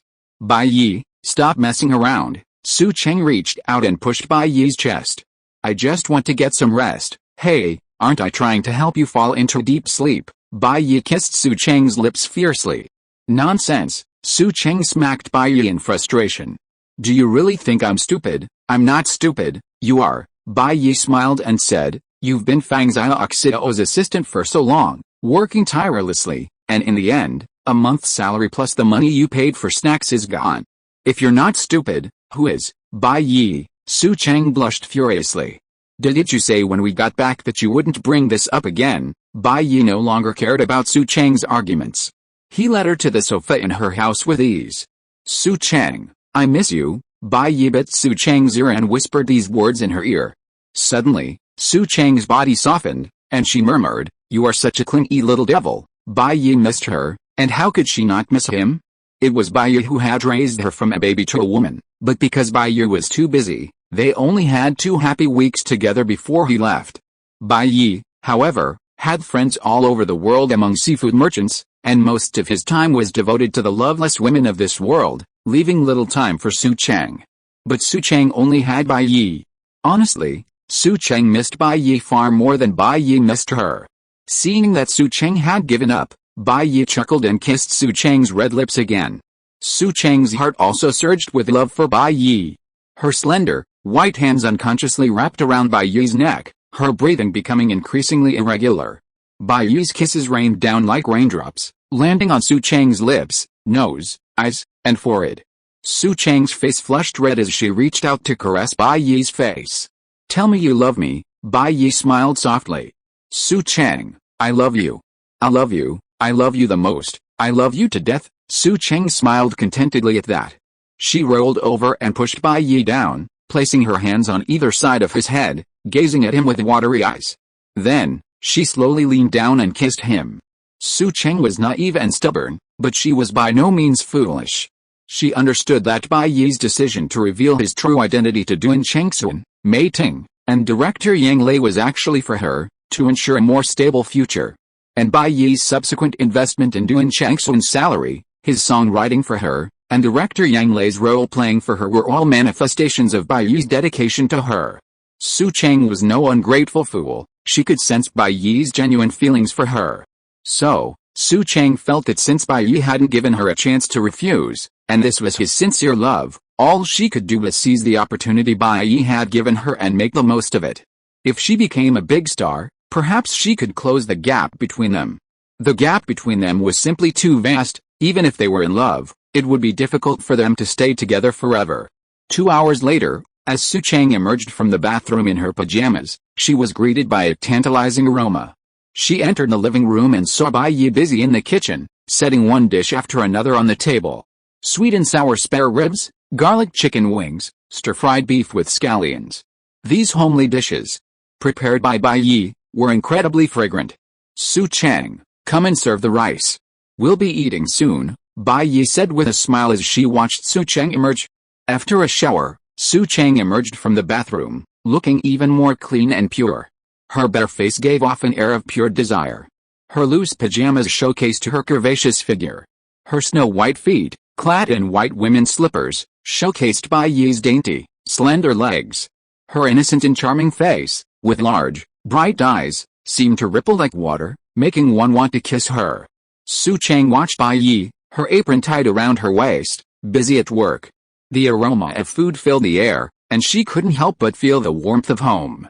"Okay, I'll help you." Su Cheng's face blossomed with joy. She clattered across the floor in her white rabbit slippers as she entered the kitchen to help serve the rice. "Well, it's time to eat," Bai Yi said with a smile as he placed the last of the winter melon and ham soup on the table, untied his apron, and said with a smile, "Delicious," Su Cheng exclaimed with delight after taking a bite of Bai Yi's stir-fried beef with scallions. Besides the fact that Bai Yi's cooking was truly delicious, Su Cheng also experienced the warmth of home. After her mother passed away from illness, her father, of course, still loved her, but he wasn't one to express his feelings, and their interactions were always awkward.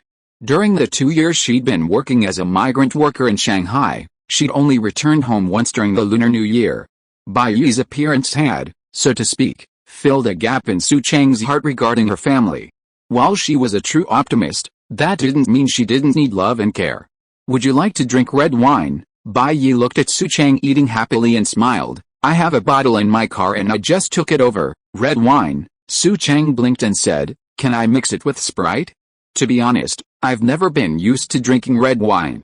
It's a bit bitter." "Oh, wouldn't that be too embarrassing?" "How could that be? We bought the wine ourselves, so we can drink it however we want. Who cares what others say?" Bai Yi smiled and said, "And it's normal, okay? I used to drink it like this, but do you have Sprite at home?" Yes, yes.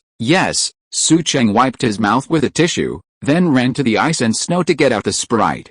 Bai Yi took out 2 highball glasses, poured half of them with red wine, and then poured half with Sprite, shaking them gently to mix them.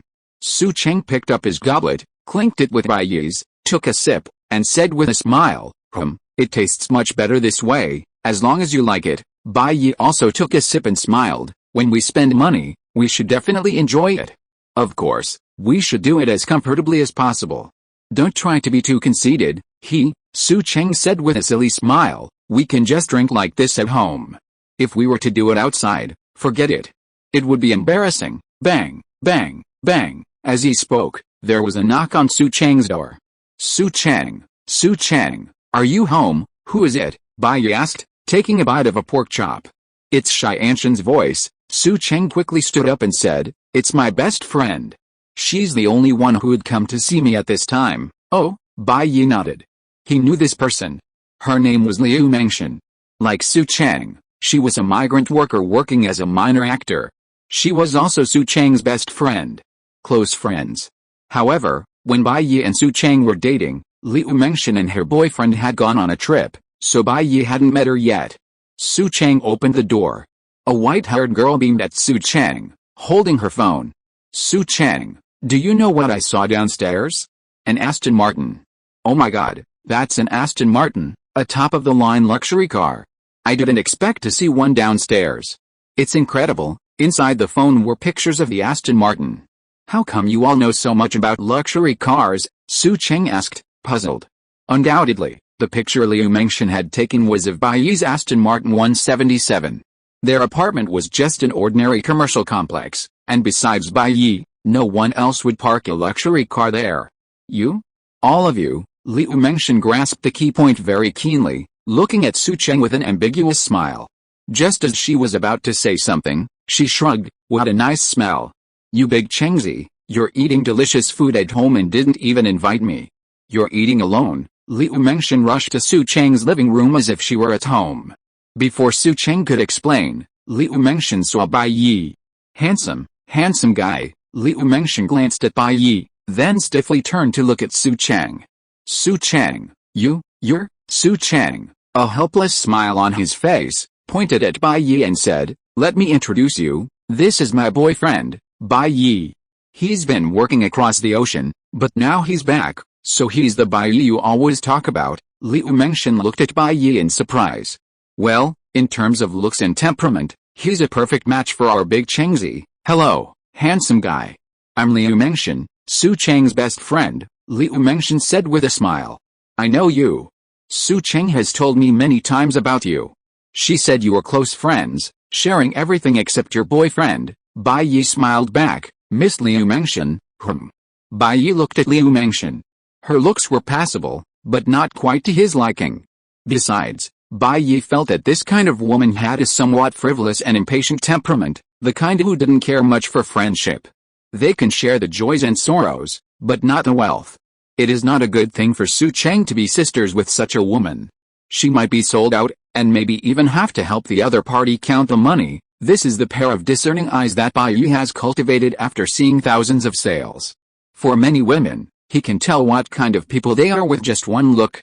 Bai Yi does not like this Liu Mengshan very much. Of course, Bai Yi will not show it on the spot, otherwise it will ruin Su Cheng's plan.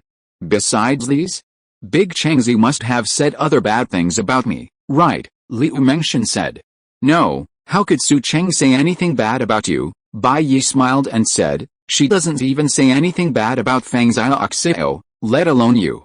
She has never had the habit of saying bad things about people behind their backs. Yes, Liu Mengshan also said, I don't understand. That Fang Xiaoxiao is so excessive.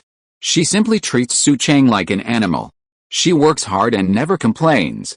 When she comes home, she just says that she is very tired, but she rarely says bad things about Fang Xiaoxiao.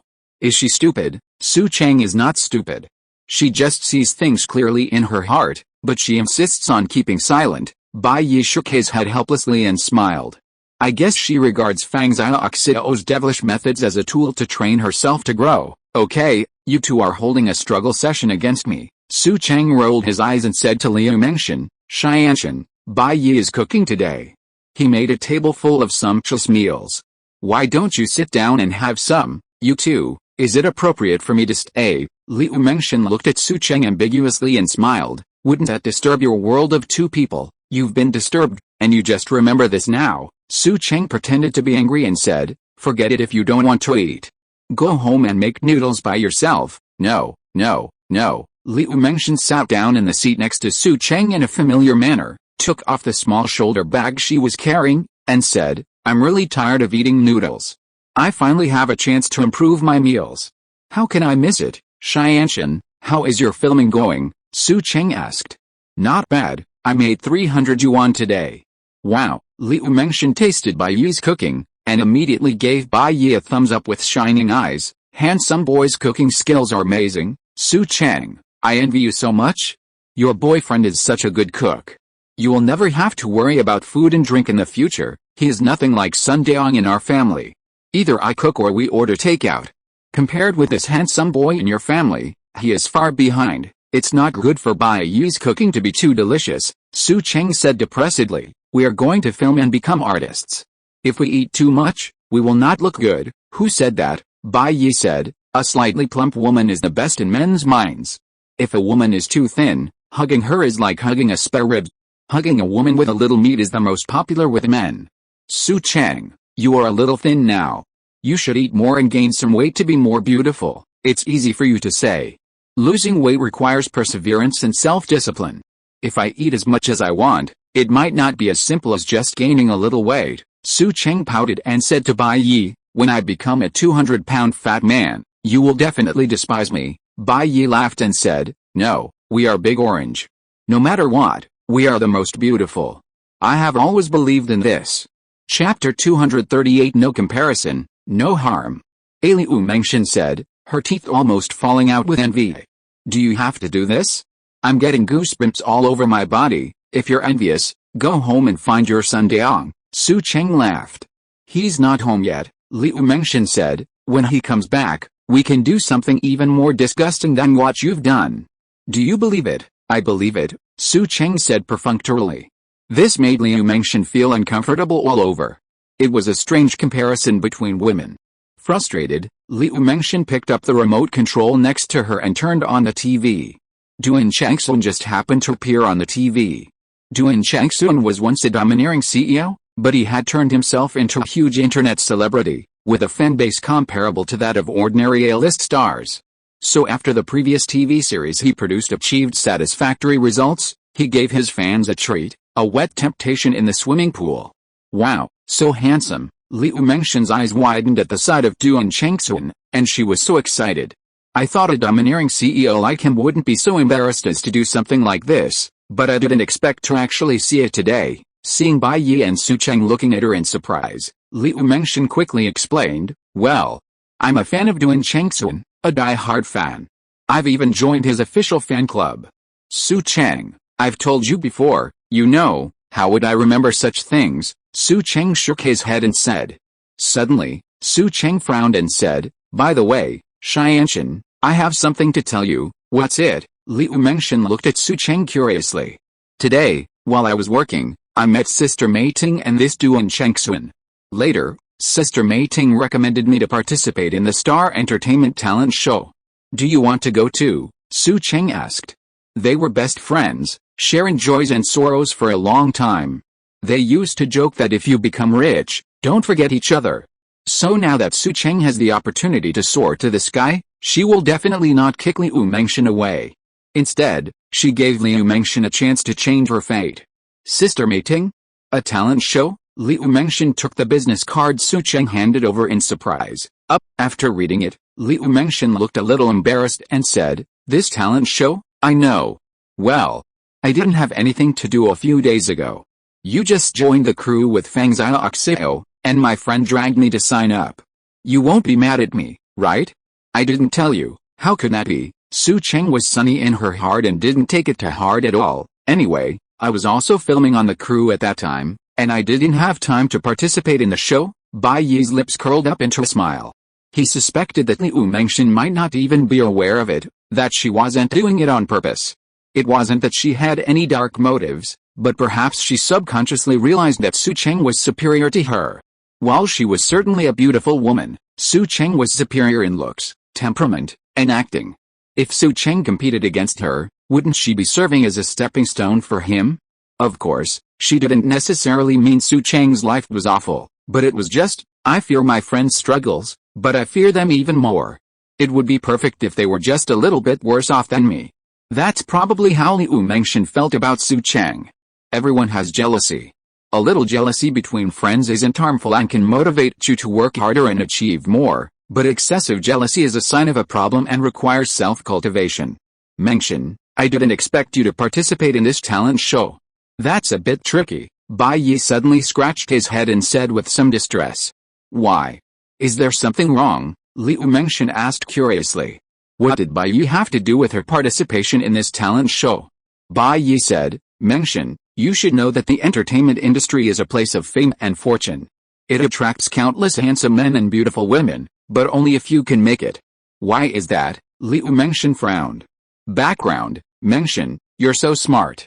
You get it right away, Bai Yi said. In the entertainment industry, without any background, it's extremely difficult to make it as a grassroots person. So, Liu Mengxian asked puzzledly, Bai Yi, what are you going to say? Ahem. Well, Duan Changxuan's sister Duan Lingwei and I are very good friends, and this talent show is hosted by Star Entertainment, so. Mengxian, you should understand. Bai Yi gave Liu Mengxian a look. The smile on Liu Mengxian's face froze in an instant. Bai Yi, you mean that when Su Cheng decided to participate in this talent show, the champion of this show was already determined? That's probably what you mean. Bai Yi shrugged and said.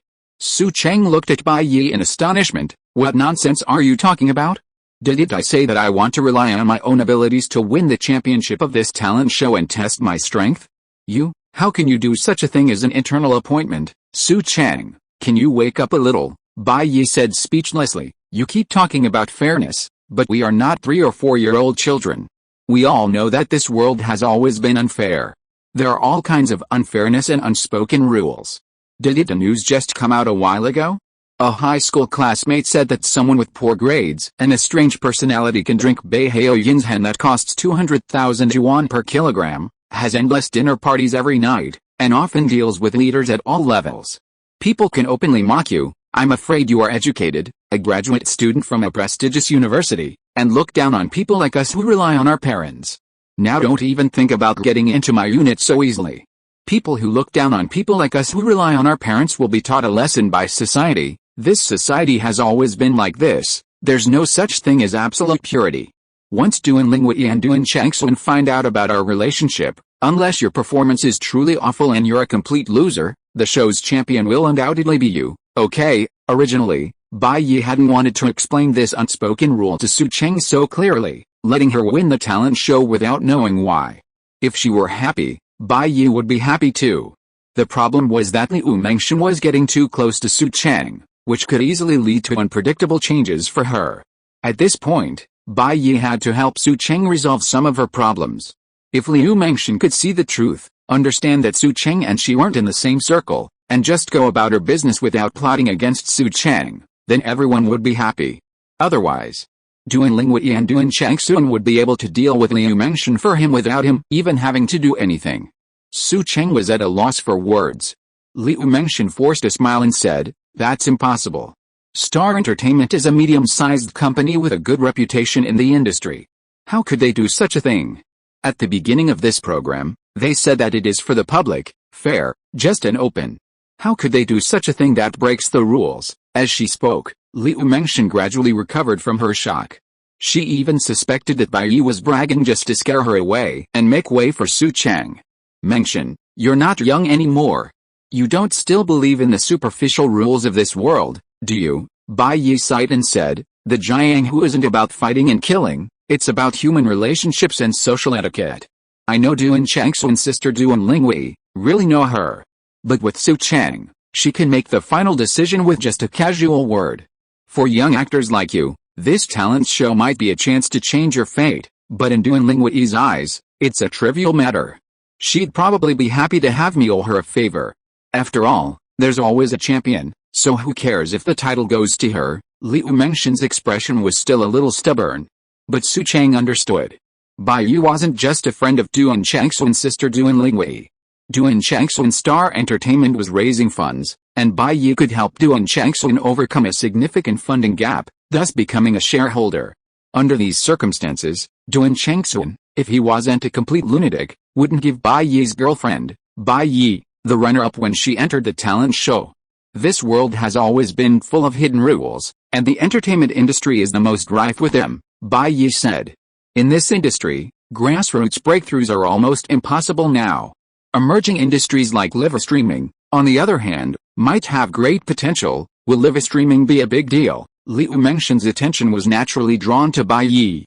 Besides filming, she also had a part-time job as a live streamer. Right. After all, the live streaming industry is relatively new and hasn't seen much development. It's still a vast, untapped market. If you excel at it, you might earn more than being a celebrity, Bai Yi said. And if you do well as a live streamer, with fans and traffic, you might be able to break into the entertainment industry and achieve success through a unique path. Liu Mengshen pondered for a moment. Liu Mengshen feigned a miserable expression, looking at Su Cheng and asking, Chengzi, could it be that you've really been chosen by Xingyu? I don't know, Su Cheng said helplessly. That Bai Yi guy, he's cheating on me. Never mind, I'm too lazy to talk about him. But he and Duan Changsun's sister have a special relationship. They must really be very good friends. So, listening to Su Cheng's words, Liu Mengshen understood, they really were related. A look of frustration washed over her. If it had been Bai Yi who said this, she might have suspected he was trying to scare her, but Su Cheng had been her friend for so long, and she knew her well. Su Cheng was a pure, spotless white lotus. Not to mention lying, she'd probably give 90 yuan to a beggar even if she had 100 yuan in her pocket. In other words, this was true. No matter how well she performed on Xingyu's talent show, she would only serve as a foil to Su Cheng. In this world, people only remember Mount Everest, the highest peak in the world, but not K2, the second highest peak. Who would want to be a star next to the moon?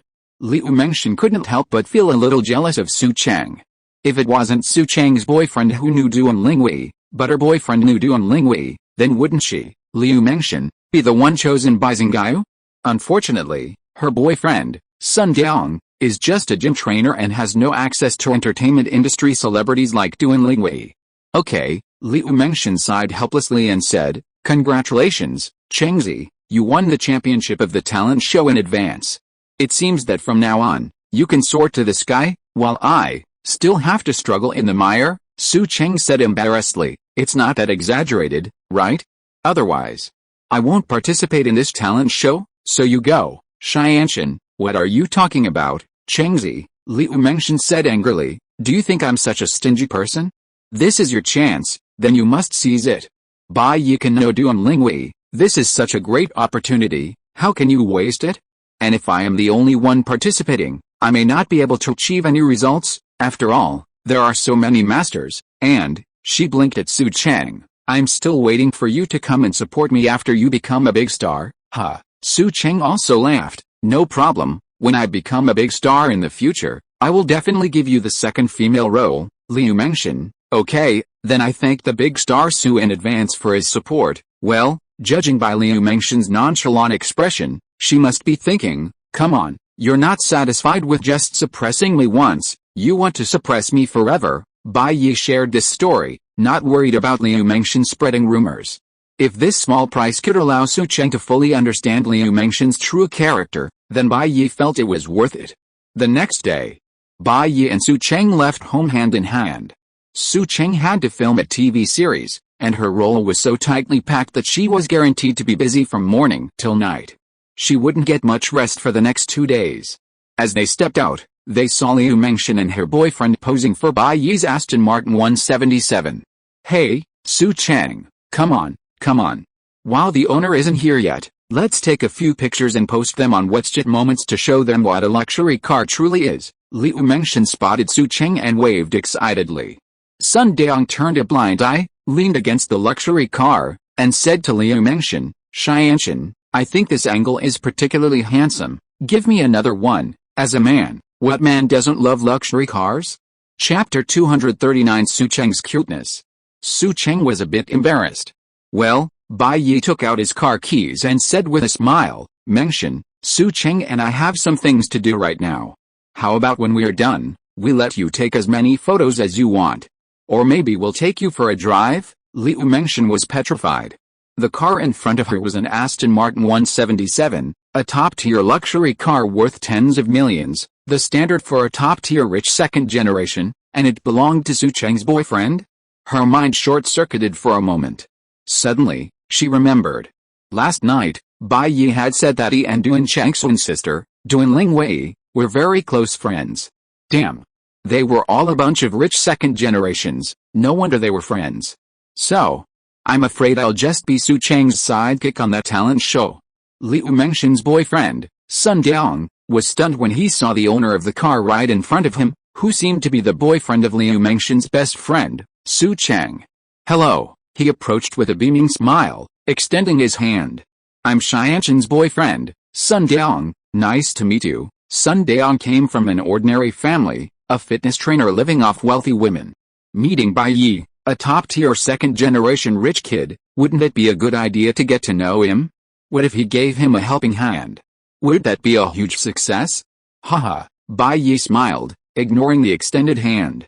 I understand, but Su Cheng has some important things to attend to right now. Can you? She wasn't just some piece of trash, worthy of shaking his hand and making friends. He wasn't a rag collector. Oh, Sun Diang quickly made way. You guys have things to do, so go ahead. Don't delay. Bai Yi led Su Cheng into the Aston Martin 177. Su Cheng waved at Liu Mengshen. Xianshen, see you tonight. See you tonight. Liu Mengshen forced a smile and waved at Su Cheng.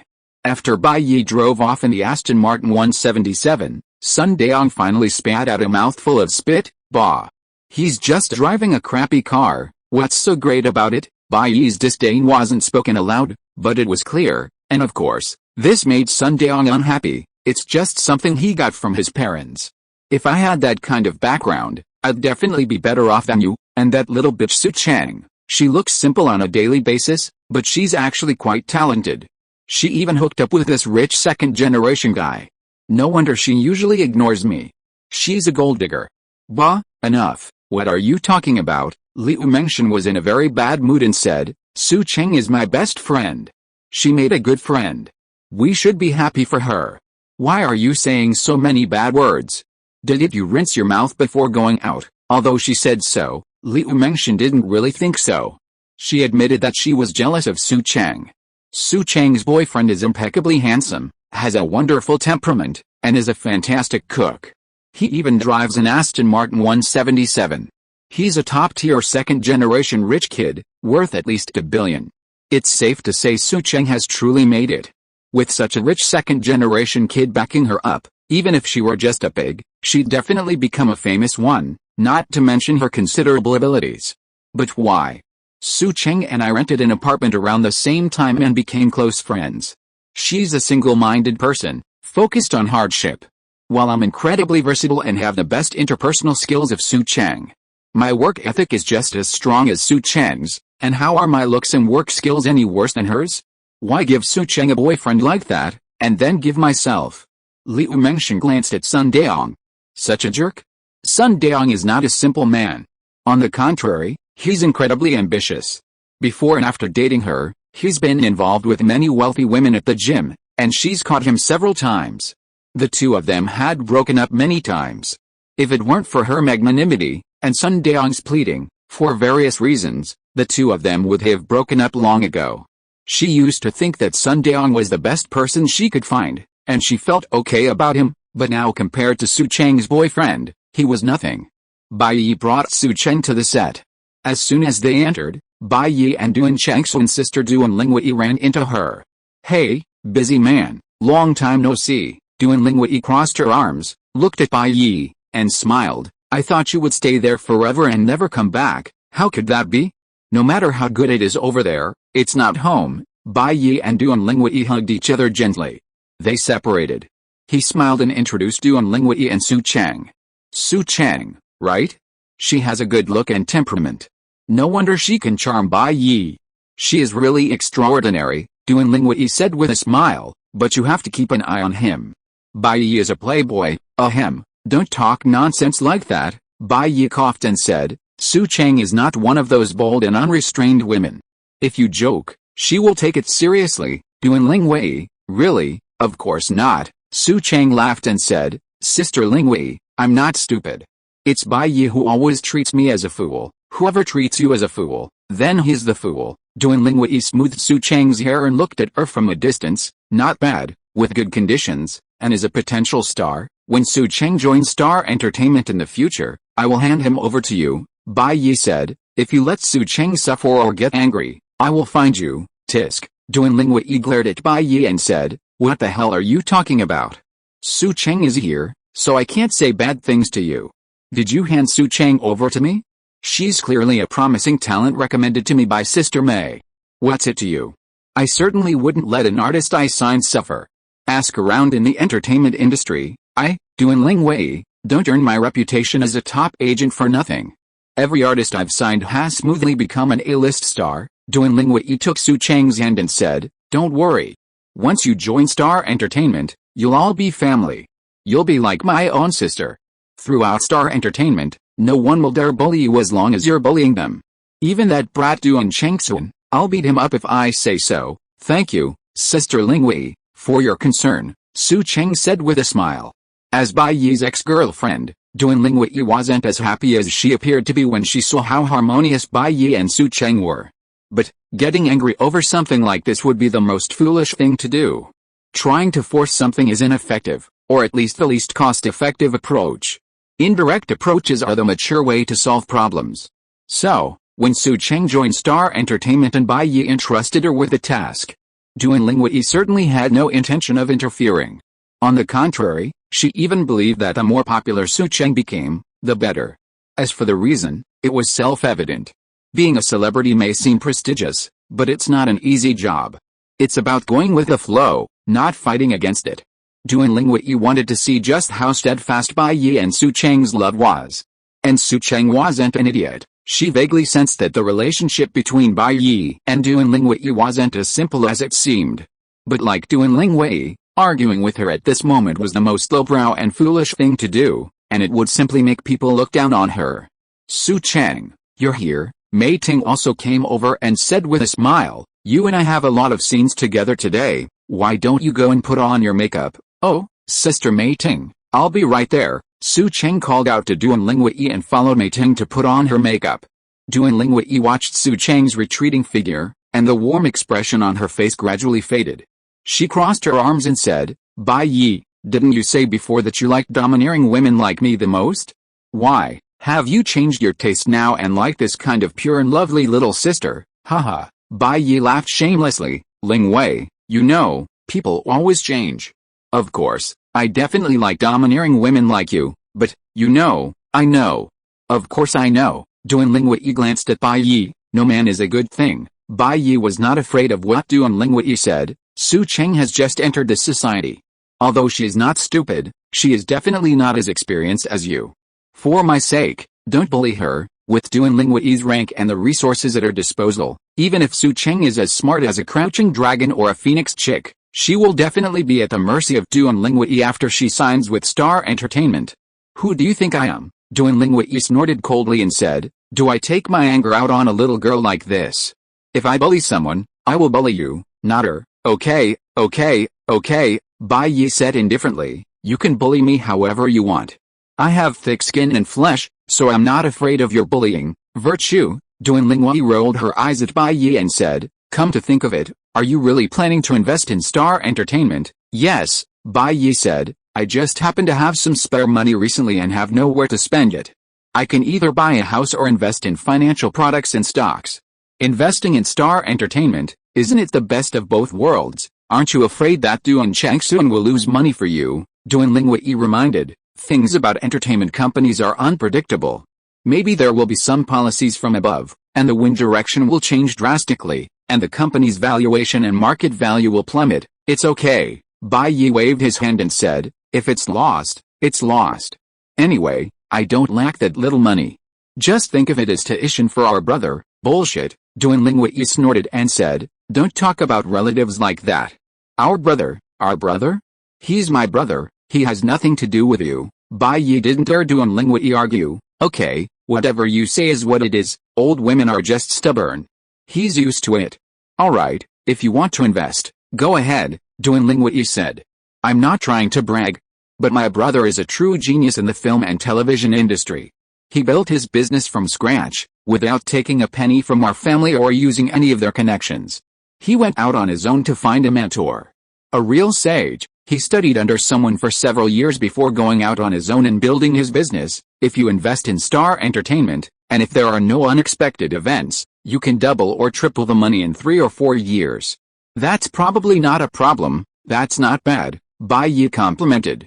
As expected of our brother, Duan Lingwei didn't point out the error in Bai Yi's statement again. Clearly, she was quite satisfied with his words. By the way, are you free tonight? Duan Lingwei asked. I have a cocktail party tonight, and I haven't found a date yet. It's a good thing you're back. Well, Bai Yi gave a wry laugh and said, maybe in a few days. Su Cheng has been working non-stop on the set these past couple of days, and he's incredibly busy. It wouldn't be nice for me to go to a party with you now. Wait until Su Cheng is settled, then I'll go with you. Okay, Duan Lingwei frowned, then relaxed. Okay, I'll give you a favor, but next time I ask you out, if you turn me down, I'll see how I deal with you. Understood? Bai Yi nodded. It was obvious that this woman had a clogged drain at home, and she was trying to trick him into going to her house to clear it.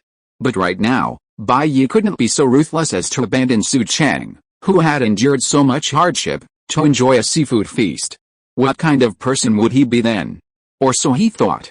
Inside the crew, Su Cheng's scene had begun, acting opposite Mei Ting. Bai Yi and Duan Lingwei watched from a distance. How is it? Bai Yi asked with a smile. It's okay, Duan Lingwei nodded and said, although she's a self-taught actress, her basic skills are okay. When acting, she can keep herself in character and make others do the same. This kind of acting skills is much better than most of the top young actors nowadays. With such ability, I can push you to become a first-tier traffic star. But traffic is destined to be a career that only lasts for a young age. After 2 or 3 years of bonus period, it's over. If she wants to go higher, it depends on whether she has higher talent. I will create opportunities for her, and it's up to her to seize them, Bai Yi said. Su Cheng is willing to work hard and endure hardships to become a big star and a great actor. She is not a delicate little lady. From now on, you can train her to your heart's content. Duan Lingwei, for an actor, hard work and hardship are not that important conditions. The most important thing is talent. Without talent, no matter how hard you are willing to work, it will be in vain. Veteran actors don't become famous just because they are old. Bai Yi, I think Su Cheng, a self-taught actress who didn't come from a professional background, can present such acting skills. Her talent is self-evident, right? Chapter 240 Foodie Su Cheng.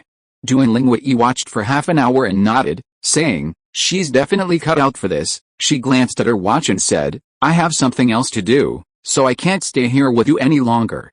Do you want to keep watching, or, I'm not leaving for now, Bai Yi said with a smile. But if you want to leave, I'll see you off. Never mind, you better stay here and take care of your girlfriend. Duan Lingwei rolled her eyes at Bai Yi and trudged out of the set in her high heels. Bai Yi tutted at the graceful curve of Duan Lingwei's back. It's been a while since I last saw her. Lingwei is getting more and more mature, almost overripe. She really needs to find a time to harvest them, or else those ripe peaches will hang on the tree for too long. Then, Bai Yi stood outside the set, continuing to watch Su Cheng's performance. Honestly, many of the plots that seem so amusing on TV are pretty idiotic when filmed now. Take the horseback riding scenes, for example. Watching them on TV, I thought the actors looked so handsome and dashing as they galloped, but when the camera zoomed out, it was hilarious. There weren't any horses, just random things they were riding on, with only the upper body shot, not the lower half. Then, they filmed a separate scene and combined it for editing. After filming for an entire morning, Su Cheng finally called it a day. Bai Yi hurried forward and handed Su Cheng a glass of water. How is it? Are you tired? If you are, we don't have to rush, we can take it slowly. Su Cheng took the water handed over by Bai Yi, took a sip, smiled and showed his big white teeth, and said, I'm very tired, but I'm also very fulfilled. This feeling of playing a role for the first time is simply great. You don't have to worry. I memorized all of Sister Xia Oxidao's lines before, because I have to be Sister Xia Oxidao's stand-in, so this is not a difficult thing for me. Bai Yi smiled and shook his head, and said, as long as you are happy. He took Su Cheng's hand and walked out. Let's not talk about this, I ordered takeout for you. Eat something good. After all, you work so hard, huh? Su Cheng said puzzledly. Aren't we eating with the crew? She blinked. Wouldn't it be bad if we have a special meal? Su Cheng, you've got the whole concept wrong. Special meals are for big stars, using the crew's public funds to eat and drink lavishly, and receive incredibly high salaries. Bai Yi said, we pay for our own meals, and we're not using the crew's account. It's a completely different matter. On a set, the director, actors, and extras definitely don't eat together, and the meals are definitely different.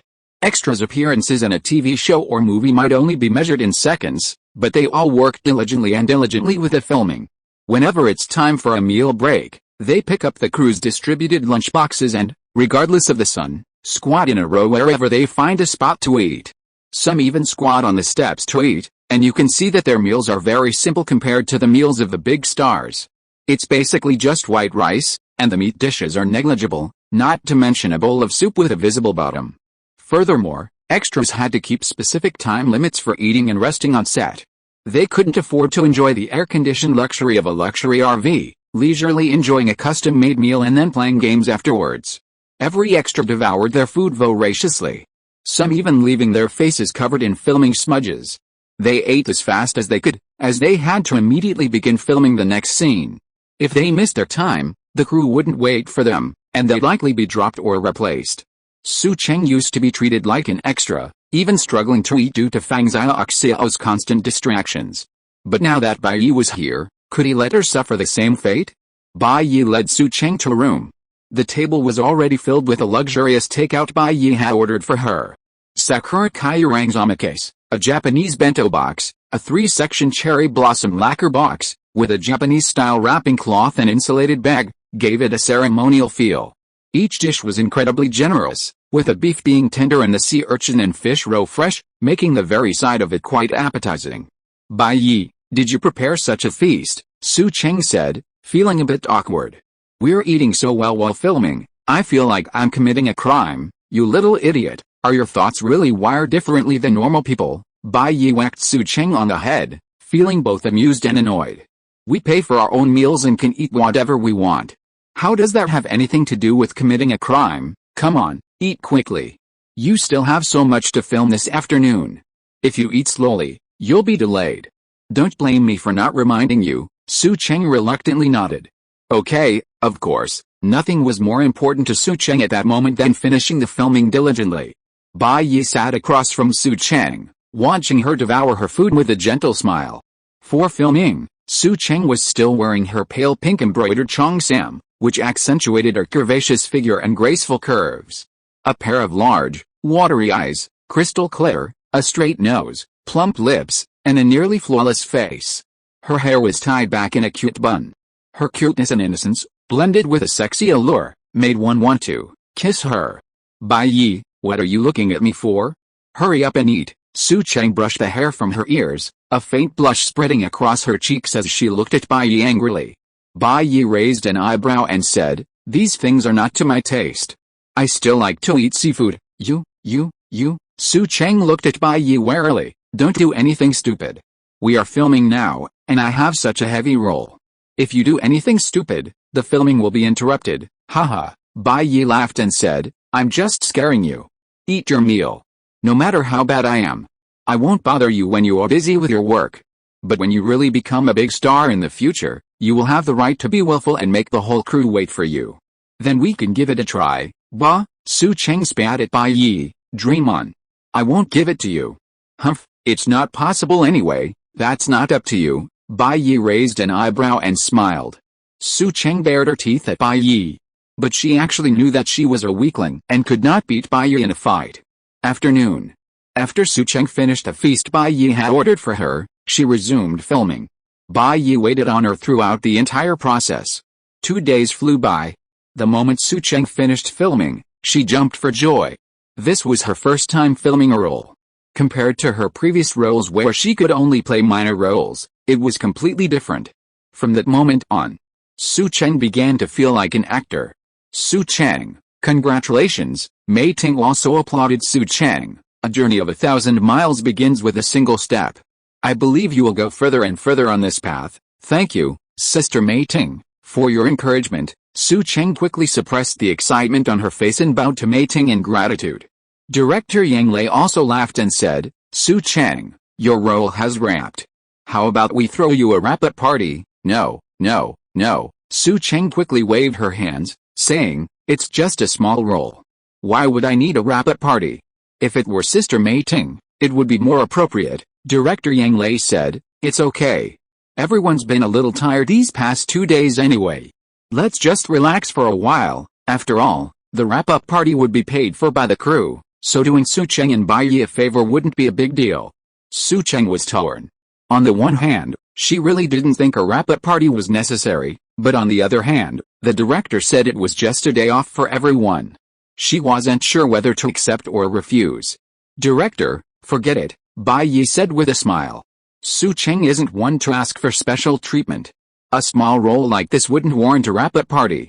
Besides, I've already booked a restaurant for her as a treat, so I don't have the time. That's unavoidable. We can't miss your date, Director Yang Lei said regretfully. He then turned to Su Cheng. But next time, when you become the leading actress in my play, don't refuse. Leading actress. Su Cheng remained clear-headed and said, Director, you think too highly of me. I started as a bit player, and thanks to your support, I've been able to play a small supporting role. I don't know when I'll be the leading actress. With your talent, Su Cheng, and now with Star Entertainment, I believe that time won't be too far away, Director Yang Lei said. After some pleasantries, Bai Yi drove Su Cheng off the set. 30,000 yuan. Su Cheng looked at the text message from his bank card on his phone and sighed. This money is too easy to make, right? It took me less than 3 days to make 30,000 yuan, which is an average of 10,000 yuan a day. You know, when I was a stunt double, I was tired, cried, and often injured, and I only made 50 yuan a day.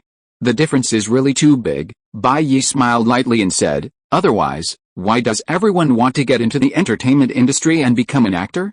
Even those top second generations are coming in to grab their jobs, because the income is high and it's easy. Who wouldn't want to do such a job? But it's also because you shot a lot of shots before, but they were just as a stunt double, and this time the director compressed your role into 3 days, so you made so much money in 3 days. You won't have such a good thing in the future. That's right, Su Cheng nodded and said, I've seen it on set. Some minor roles have to make way for the big stars. Even scenes that aren't that long and could be filmed in a day are dragged out for over 10 days to accommodate the big stars. It's common sense, so, don't get complacent. You have to keep working hard. Bai Yi chatted with Su Cheng as he led him to a restaurant. Tan family cuisine, also known as Bangayan cuisine, is the 9th most expensive Chinese cuisine. Tan family cuisine, also known as Bangayan cuisine, rose to fame in the imperial capital under the father and son Tan Zongjin. It's one of China's most renowned official cuisines, universally praised for its delicious flavors and tender textures. The dignitaries of the time were all honored to be their guests. Legend has it that reservations often took a month to get in. Over a century has passed, and Tan family cuisine has spread from the imperial capital to Shanghai, Sichuan, and elsewhere. But what remains constant is the authentic taste of this official cuisine. People love its flavor, but also, apparently, its high price. Tan family cuisine is considered one of the most famous private cuisines in China. It's not a folk specialty, but strictly speaking, imperial cuisine. This kind of imposing private cuisine might be the only one in China. Given Su Cheng's income, she'd clearly never been to such a place before. Upon arriving, she looked around curiously. Don't be so reserved. Bai Yi squeezed Su Cheng's hand and smiled at her. We're here to spend money, not to beg for it. What are you afraid of? Yes, Su Cheng felt the same way. If she showed any timidity, it would be embarrassing for Bai Yi. With that, she held her head high, took Bai Yi's arm, and followed him inside with a defiant air. They sat down. Their meal arrived quickly. Su Cheng, come here. Try the bird's nest soup. It'll whet your appetite. Bai Yi placed a bowl of bird's nest soup in front of Su Cheng. The signature dish of Tan family cuisine is bird's nest soup. The Tan family's clear broth bird's nest is made with a clear broth made from chicken, duck, pork elbow, scallops, and ham, along with the finest bird's nest. The secret is that the bird's nest is soaked in warm water, not lye, to preserve its original flavor. After soaking, it's infused with chicken broth, steamed, and then portioned into small bowls. The broth is topped with a clear broth made from chicken, duck, pork elbow, scallops, and jinho ham, with a few shreds of jinho ham added. The broth is as clear as water, and the bird's nest, a pale yellow, is tender and smooth with the addition of the ham, adding a refreshing and refined touch. Su Cheng looked over to the clear broth bird's nest, plump and translucent and wide, with a fragrant aroma. A pot of clear tea was placed on the table alongside the bird's nest. Su Cheng swallowed, taking in the aroma of the food. She took a sip. "It's so delicious." Su Cheng showed a look of surprise on his face and said, "I've never tasted such a delicious soup before.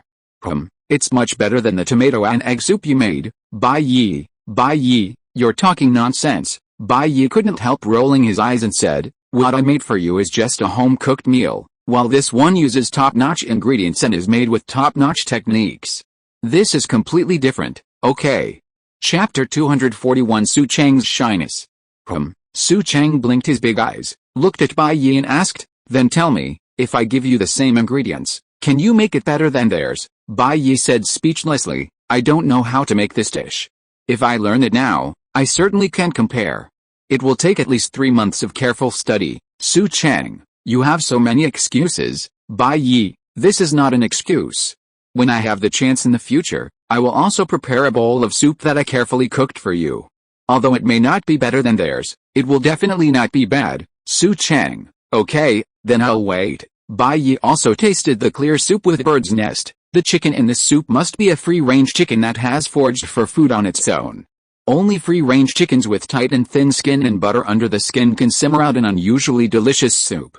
The bird's nest used is blood bird's nest from Thailand and the Philippines. Wow, Bai Yi, I feel like I'm not drinking soup, but soft sister currency. Su Cheng was surprised to listen to Bai Yi talking about the ingredients and craftsmanship of making this soup. "It is," Bai Yi said. "Otherwise, why do you think so many people are so desperate to be rich? Enjoy this bird's nest soup with a good red wine." Among the red wines that pair well with bird's nest soup, Chardonnay is undoubtedly one of the most suitable. Oak Chardonnays are imbued with charming notes of lemon and white peach, with hints of toast. They are medium-bodied, concentrated, smooth, and have a lingering finish. And this braised shark's fin dish, it's one of the Tan family's signature dishes. Try it. After finishing the bird's nest soup, Bai Yi pushed the shark's fin towards Su Cheng. This braised shark's fin dish uses the precious Luzon yellow shark's fin. The whole wing is first soaked in cold and hot water until it softens, then simmered in a chicken, duck, scallop, and ham broth. It must be simmered continuously for 6 hours, allowing the essence of the chicken, duck, ham, and scallop to be fully absorbed into the wing. The chicken, duck, ham, and scallop are discarded after the simmering. Su Cheng took a bite inside. "If I hadn't followed you, Bai Yi, in here, with my income, I'd never have been able to step foot in a place like this in my lifetime." It wasn't that the food wasn't tasty, it was that it was incredibly delicious. Even Su Cheng, no matter how clueless he was, knew how expensive this kind of food was. It was definitely beyond the reach of the average person. One meal could cost an average person several years' worth of food. That was only in the past. In the future, Su Cheng, you'll definitely become a big star. Bai Yi laughed. By then, even if you eat until you puke from eating this food, it won't be a big deal. Haven't you seen how much those top stars earn? 2.08 million a day is nothing. I believe you. Su Cheng won't fare any worse than them. Su Cheng, I don't think I'm on the same path as them. I probably wouldn't make that much money. And even if I became a big star, I wouldn't be so extravagant as to eat this kind of food every day. I'd be damned. Haha. Bai Yi laughed. Su Cheng, you're really too adorable. After a hearty meal, Bai Yi took Su Cheng home. Bai Yi opened the door with his key, pushed it open and walked in, and a singing voice came from inside. Liu Mengshan was playing the Pip Alive. Remember the fireworks at that concert? Remember that cool late autumn? Remember the crowds that pushed you towards me? The amusement park was crowded at the right time. Stop. Do you want to listen more? Then friends, please give me more encouragement. Thank you, Brother Xiao Wang, for your kindness. Thank you for your Lamborghini. People should be more sincere and less cunning. Liu Mengshan heard the sound of the door opening and saw Bai Yi and Su Cheng coming in. She quickly said to the camera, "Okay, friends, happy times are always so short, it's time to say goodbye again. If you like the anchor, please follow me, so you won't get lost. Bye." After turning off the live broadcast, Liu Mengshan stood up from the sofa and said with a smile, "You are finally back? Sun Daong is working overtime today, and I said I would come to play with you, but you were not at home. I was bored to death. Bai Yi took me to a restaurant for dinner, so I came back a little late." Su Cheng put down her bag and said, "By the way, Xianshan, have you finished your meal? We packed 2 dishes, but we haven't even touched our chopsticks yet. Bai Yi ordered too many dishes. I definitely had dinner. I made my own noodles, so if they're good, I'll definitely be able to fill up again," Liu Mengshan said with a giggle. Su Cheng placed the 2 packed dishes on the table and unpacked them. One was steamed chicken with straw mushrooms. Although Tan family cuisine is known as the finest official cuisine, it often has a strong home-style feel. Straw mushrooms, also known as shrooms or orchid mushrooms, are delicate and fragrant. Steaming them with a young hen is a simple recipe, but the combination of these 2 ingredients creates an unexpected effect. The aroma of the straw mushrooms permeates the tender chicken, adding a unique flavor to the tender chicken, making it delicious. Another dish was steamed mandarin fish. The mandarin fish was cleaned, processed, trimmed, and cut into pieces, then served with a ginger vinegar sauce. After the dried mushrooms, bamboo shoots, and ham were processed, they were placed on the fish. A clear broth was poured over the fish, and the dish was steamed. The remaining ingredients were removed. Other dishes included abalone, duck, and black sea cucumber. Su Cheng knew immediately that she and Bai Yi wouldn't be able to finish them alone, so she packed up 2 dishes she hadn't touched, simply so that her best friend, Liu Mengshan, could try them too. The dishes were still warm, but as soon as they were opened, a refreshing aroma filled Su Cheng's room. "Wow, it smells so good," Liu Mengshan exclaimed in surprise. "What restaurant did you guys go to for dinner?" As she spoke, she eagerly picked up her chopsticks and tasted the food. "This is amazing. Bai Yi took me there. It's a restaurant called Tan's Cuisine. It seems to have a lot of cultural heritage." Watching Liu Mengshan eat so heartily, Su Cheng felt hungry again. She picked up her chopsticks and shared the food with her. "Tan's Cuisine, no wonder," Liu Mengshan said. "This is a top-notch Chinese restaurant. Hey, Su Cheng, you were already full out here. Why are you still fighting with me for these 2 leftover dishes? I was full when we ate out, but after so long, I'm hungry again." "I'll give it another try," Su Cheng, unfazed, smiled. "Anyway, these 2 dishes are solid. Xianshan, you can't finish them all by yourself. I'll help you share some." Bai Yi watched with amusement as Su Cheng and Liu Mengshan fought over them. Perhaps deep down, Su Cheng still believed that food tasted better when you fought over it. It looked like vicious dogs fighting over food. Bai Yi sat on the sofa, grabbed the remote, and turned on the TV at Su Cheng's house. After watching for a while, Su Cheng and Liu Mengshan finally finished off the food they had taken home. "So this is what a top-notch restaurant makes? It's absolutely amazing," Liu Mengshan said excitedly, her mouth greasy. She wiped her mouth with a tissue and said excitedly. "It's okay," Su Cheng said. "It has become lukewarm, and the taste has actually changed a bit. It's not as delicious as freshly baked. Chengzi, I envy you so much." Liu Mengshan hugged Su Cheng and said, "You are so lucky to have found a boyfriend like Bai Yi, who can take you to eat delicious food every day, unlike the one at home, who still needs me to support him." "Huh," Su Cheng said embarrassedly. "In fact, Bai Yi is not as good as you think." "Chengzi, do you know what this means?" "What? You are taking advantage of others," Liu Mengshan said. "If I can find a boyfriend as good as Bai Yi, I will dump Sun Daong in minutes," Su Cheng said. "Xianshan, your idea is not very good. As a person, it's not that you can't value money too much, but you can't be too utilitarian. If you treat Sun Daong with this attitude, he will probably treat you the same way." "I know, I just said it casually," Liu Mengshan smiled awkwardly. "Chengzi, you are too serious, right?" Su Cheng smiled. "Of course, I know Xianshan, you are not that kind of person. Xianshan really shouldn't be that kind of person," Bai Yi said casually, "but rich people really hate gold diggers throwing themselves at them, because every woman wants to marry a rich man, but rich people are a minority after all, and there are too many beautiful women.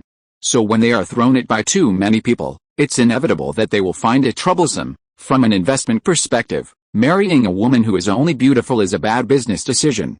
Such a marriage is actually a simple financial transaction. If you provide beauty, I will pay. However, there is a fatal problem: beauty will disappear, But money will not decrease for no reason. In fact, money will most likely increase year by year, but beauty cannot become more beautiful year by year. Therefore, from an economic point of view, money is an appreciating asset, and beauty is a depreciating asset, and it depreciates at an accelerated rate, so rich people are not fools. It may sound cruel, but for a material that depreciates rapidly, the wise choice is to rent, not buy. So most rich people, when faced with a beautiful woman, will only date you, not marry you. So, Cheyenne, if you want to be rich, I suggest you don't try to find a secret formula to marrying a rich man. You can find a way to become a high-income earner yourself. The chances of that happening are higher than marrying a rich fool. Liu Mengshan fell silent. She was, at heart, a woman who longed for a rich Prince Charming to save her from the pits. Bai Yi's words finally dawned on her. The rich are rich because they're smarter than the average person, not stupid. It's too difficult to jump up the social ladder by marrying a rich man. Su Chang, however, tilted his head, thought for a moment, and said, if money and beauty aren't the same, then what is the same as money? That's a simple question. Money equals money, money equals politics, money equals, ahem. Some things are hard to explain too clearly. In short, most wealthy men marry women of equal social status, Bai Yi said. It seems that being equally matched has become a feudal dregs, but reality is often not as rosy as ideals. Without a strong family background, a woman seems to have only one appreciating asset, knowledge. This is an asset that accumulates and increases in value throughout life. Knowledge encompasses a person's talents, skills, and ideas. The level of a person's knowledge determines the level of their worldview, outlook on life, and values. Investing in knowledge is the most cost-effective investment. On the surface, learning a skill, studying a subject, and gaining certain ideas may not significantly change their current life. However, this investment in knowledge will not only produce corresponding benefits in the future, but from the moment that knowledge changes, it will have an impact on every aspect of your life. Bai Yi, as a qualified keyboard warrior, talked a lot, but Liu Mengshan suddenly asked, then how did you fall in love with Su Chang? Bai Yi, you drive an Aston Martin 177, but you are not an ordinary rich man. Bai Yi felt like he had dug a hole and buried himself. His mind was turning quickly and he explained, well, actually, I am not a very rich person, and Su Chang is not the kind of person who only has beauty. Her temperament, connotation, serious and stubborn attitude towards things, etc., all make me feel that Su Chang is the person I fell in love with at first sight and the one who is irreplaceable in my life. Bai Yi, you are so corny. Su Chang looked like she couldn't stand you. She pressed Bai Yi from behind the sofa and said, when we first met, you didn't show that you fell in love with me at first sight, and you even bullied me. If I hadn't always had a good temper, I almost fought with you. It's because I'm young and ignorant, and have too little experience in love. Bai Yi said shamelessly, haven't you encountered this? In junior high and high school, when a boy likes a girl, the most likely way is to bully her and get her attention, rather than hating her. Su Chang snorted and smiled disdainfully, I don't believe a ghost of yours. You are so old, but you still pretend to be as innocent as a high school student. Bai Yi grabbed Su Chang with his backhand, picked him up by the waist, and sat him on his lap. I have a pure heart, so I have to be pure for a while. Is that not okay? Su Chang hugged Bai Yi's neck, not giving him any face. Bai Yi, can you stop disgusting me so much? You still have a pure heart, Su Chang. I find that you are getting more and more courageous. You even provoke me. It seems that if I don't hit you a few times, you don't know how powerful I am. Liu Mengshan had originally wanted to find an opportunity to talk to Bai Yi about whether he could help her get a backdoor into the Star Entertainment talent show, but now, seeing Bai Yi and Su Chang's conversation veer off topic, and the possibility of a heated argument at any moment, she couldn't bear to stay any longer and simply decided to leave. As for Bai Yi and Su Chang, their ancestors had a very good saying, when you are well fed and warm, you yearn for more. Chapter 242, A Business Worth Hundreds of Millions. The next day, when the sun from the horizon shone into the room, there was a knock on the door of Su Chang's house. Liu Mengshan shouted, Su Chang, are you up? We have to leave for the competition. After being called by Liu Mengshan, Su Chang picked up his mobile phone, checked the time, and suddenly ran straight to the bathroom from the boat, vomiting for a while. Bai Yi, it's all your fault. I almost got late. What are you afraid of? Bai Yi leaned against the bull with his upper body naked. He took the cigarette box and lighter from the bedside table and lit a cigarette for himself. It's just being late. It's not a big deal. It's just a matter of telling Duan Changsun and Ling Wei. After Su Cheng finished vomiting, he started brushing his teeth. Bai Yi, can you please stop thinking about the ways of the world? You've made me lose all sense of accomplishment. It's not that you can't help me, but you can't do everything for me, right? And I don't want to live as a useless person who has accomplished nothing. What's wrong with being a loser? Bai Yi said, my dream used to be a carefree loser, but unfortunately, my family conditions didn't allow it, so I had to work hard on my own and ended up like this. If I had met a rich woman who really understood me, I would be enjoying being a mature loser now. I can't argue with you. You always have so many twists and turns. Su Cheng brushed his teeth, blew a breath into his palm, and felt that there was no special smell of DNA in the air. Then he went to open the door for Liu Mengshan without makeup. Liu Mengshan walked in and saw Su Cheng still in her pajamas. She was surprised and said, Chengzi, we are about to leave. Why haven't you washed, dressed, and put on makeup yet? It's all because of that Bai Yi guy, Su Cheng complained. He dragged me along. We played too late last night. I know you two have been reunited for a long time, but you have to prioritize things, Liu Mengshan said earnestly. Young man, you have to learn to restrain yourself. Oh, Xianshan, don't talk nonsense at this time. Su Cheng stamped his feet and said with a red face, I just got off the boat. I don't think I can go to the competition with you. It's okay. Bai Yi yawned and walked out of Su Cheng's bedroom, saying, at worst, I can give Duan Lingwei a heads up and let you enter the semifinals directly. She still has some power. I really envy those of you who were born to win at the starting line. Liu Mengshan sighed and said, the rules that we had to adapt to and win with are all can be changed by just a casual word from you. Okay, Chengzi, let me help you. Liu Mengshan looked at Su Cheng and said seriously, if I help you with your makeup, it'll save a lot of time. We should still be able to catch up. Thank you, Xianshan, you're truly my best friend, Su Cheng said gratefully, looking at Liu Mengshan. It's okay, we're best sisters, Liu Mengshan smiled. But she glanced at Bai Yi, shirtless. Wow, Liu Mengshan's heart trembled. Bai Yi's physique was simply too good. Those massive muscles held a strange beauty. Bai Yi's face was already perfect, not to mention he was a wealthy second-generation kid. Now he even had such a great physique. He left no room for ordinary men. After all, her boyfriend, Sun Deong, was already in great shape because he worked at the gym, but judging by his physique alone, Sun Deong wouldn't even be fit to carry Bai Yi's shoes. Liu Mengshan began helping Su Cheng get dressed. It took about 10 minutes. Su Cheng was a slender lady. Clad in a white blouse and a gray pleated skirt, her curvaceous figure was tightly encased within. She was incredibly graceful, with curves jutting outward, her skin as white and smooth as the finest white jade. Her arms, as soft as lotus roots, her graceful, rounded figure, and her delicate, supple, jade-like figure were enough to captivate anyone. The skirt, which reached nearly 20 centimeters above the knee, hugged the curves of her hips. White, transparent crystal stockings enveloped her slender, smooth legs, which, paired with a pair of black stilettos, showcased her straight, slender legs, showcasing their feminine curves. Her deep, dark eyes, full of spirit, were charming and captivating. Her face was lightly powdered, and her lips, painted with pale pink lipstick, were translucent and radiant, giving Su Cheng the innocence of a girl next door. Great, Su Cheng. If I were a man, I wouldn't let you go. Liu Mengshan looked at Su Cheng, holding her shoulders, and said with a smile. It's a good thing you're not a man, otherwise I might not be able to snatch you away. Bai Yi also came out, smiling. So handsome, Liu Mengshan's eyes lit up.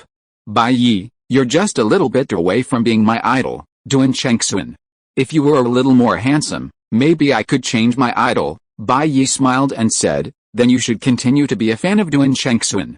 I don't dare to compete with him for fans. Okay, ladies, shall we go? Let's go, Su Cheng said.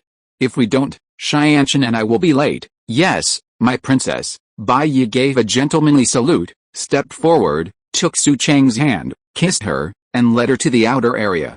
Liu Mengshan looked at Bai Yi and Su Cheng from behind, feeling that they were a perfect match, yet a flicker of jealousy in her eyes flashed. Whenever Su Cheng was around, Bai Yi almost never even glanced at her. Compared to Su Cheng, was she, Liu Mengshan, Really that bad? They arrived at the Star Entertainment building. On the large screen below were photos of the contestants who had passed the preliminary round. Liu Mengshan was one of them. Su Cheng excitedly hugged Liu Mengshan's arm and said, "Xianshan, you're so beautiful, come on, high five." Yeah, as the electronic screen played the preliminary results, the program's slogan sounded, "Who'll stand center stage in the end? Beauties, welcome to the Colosseum." Colosseum. Su Cheng frowned slightly and said, "I don't think this metaphor is very good. Welcome to the Colosseum. Colosseum, this metaphor is so cruel. Doesn't it sound a bit provocative?" Liu Mengshan rolled her eyes at Su Cheng. "Hey, are you showing off that your English is better than mine?" "Oh," Su Cheng lightly hit Liu Mengshan. "Do I have to do that?" Liu Mengshan smiled and said, "I'm right. The entertainment industry is a Colosseum, Su Cheng. Is it as exaggerated as you say?" Bai Yi, who was standing next to Su Cheng, laughed and said, "It really is that exaggerated. Of course, that's only for people with complex personalities who are obsessed with getting to the top overnight. For people like you, Su Cheng, who don't mind even being a supporting actor, then everything is definitely fine. Most people who join the entertainment industry dream of becoming famous overnight, getting rich overnight, taking shortcuts, and achieving quick success. What's the difference between this and gambling? Very few people truly have dreams. If acting is really the dream, then logically speaking, as long as you can act, you've achieved your dream. Why bother vying for fame and fortune? Is it really that big of a difference to be in a small drama club? If singing is the dream, then as long as you can sing and constantly improve your singing skills, you've achieved your dream. Do you have to hold concerts for tens of thousands of people to achieve your dream? However, the fact is that explosive success is always for a minority. Most people don't improve themselves, but only think about becoming famous. That's why there are so many frustrations and unspoken rules. The entertainment industry is so attractive because many people gamble on luck and their ability to become famous. The scary thing about the entertainment industry is that it gathers so many unscrupulous gamblers. There are too few down-to-earth people, and most are impetuous. As long as you can move towards your true dream, you'll be happy.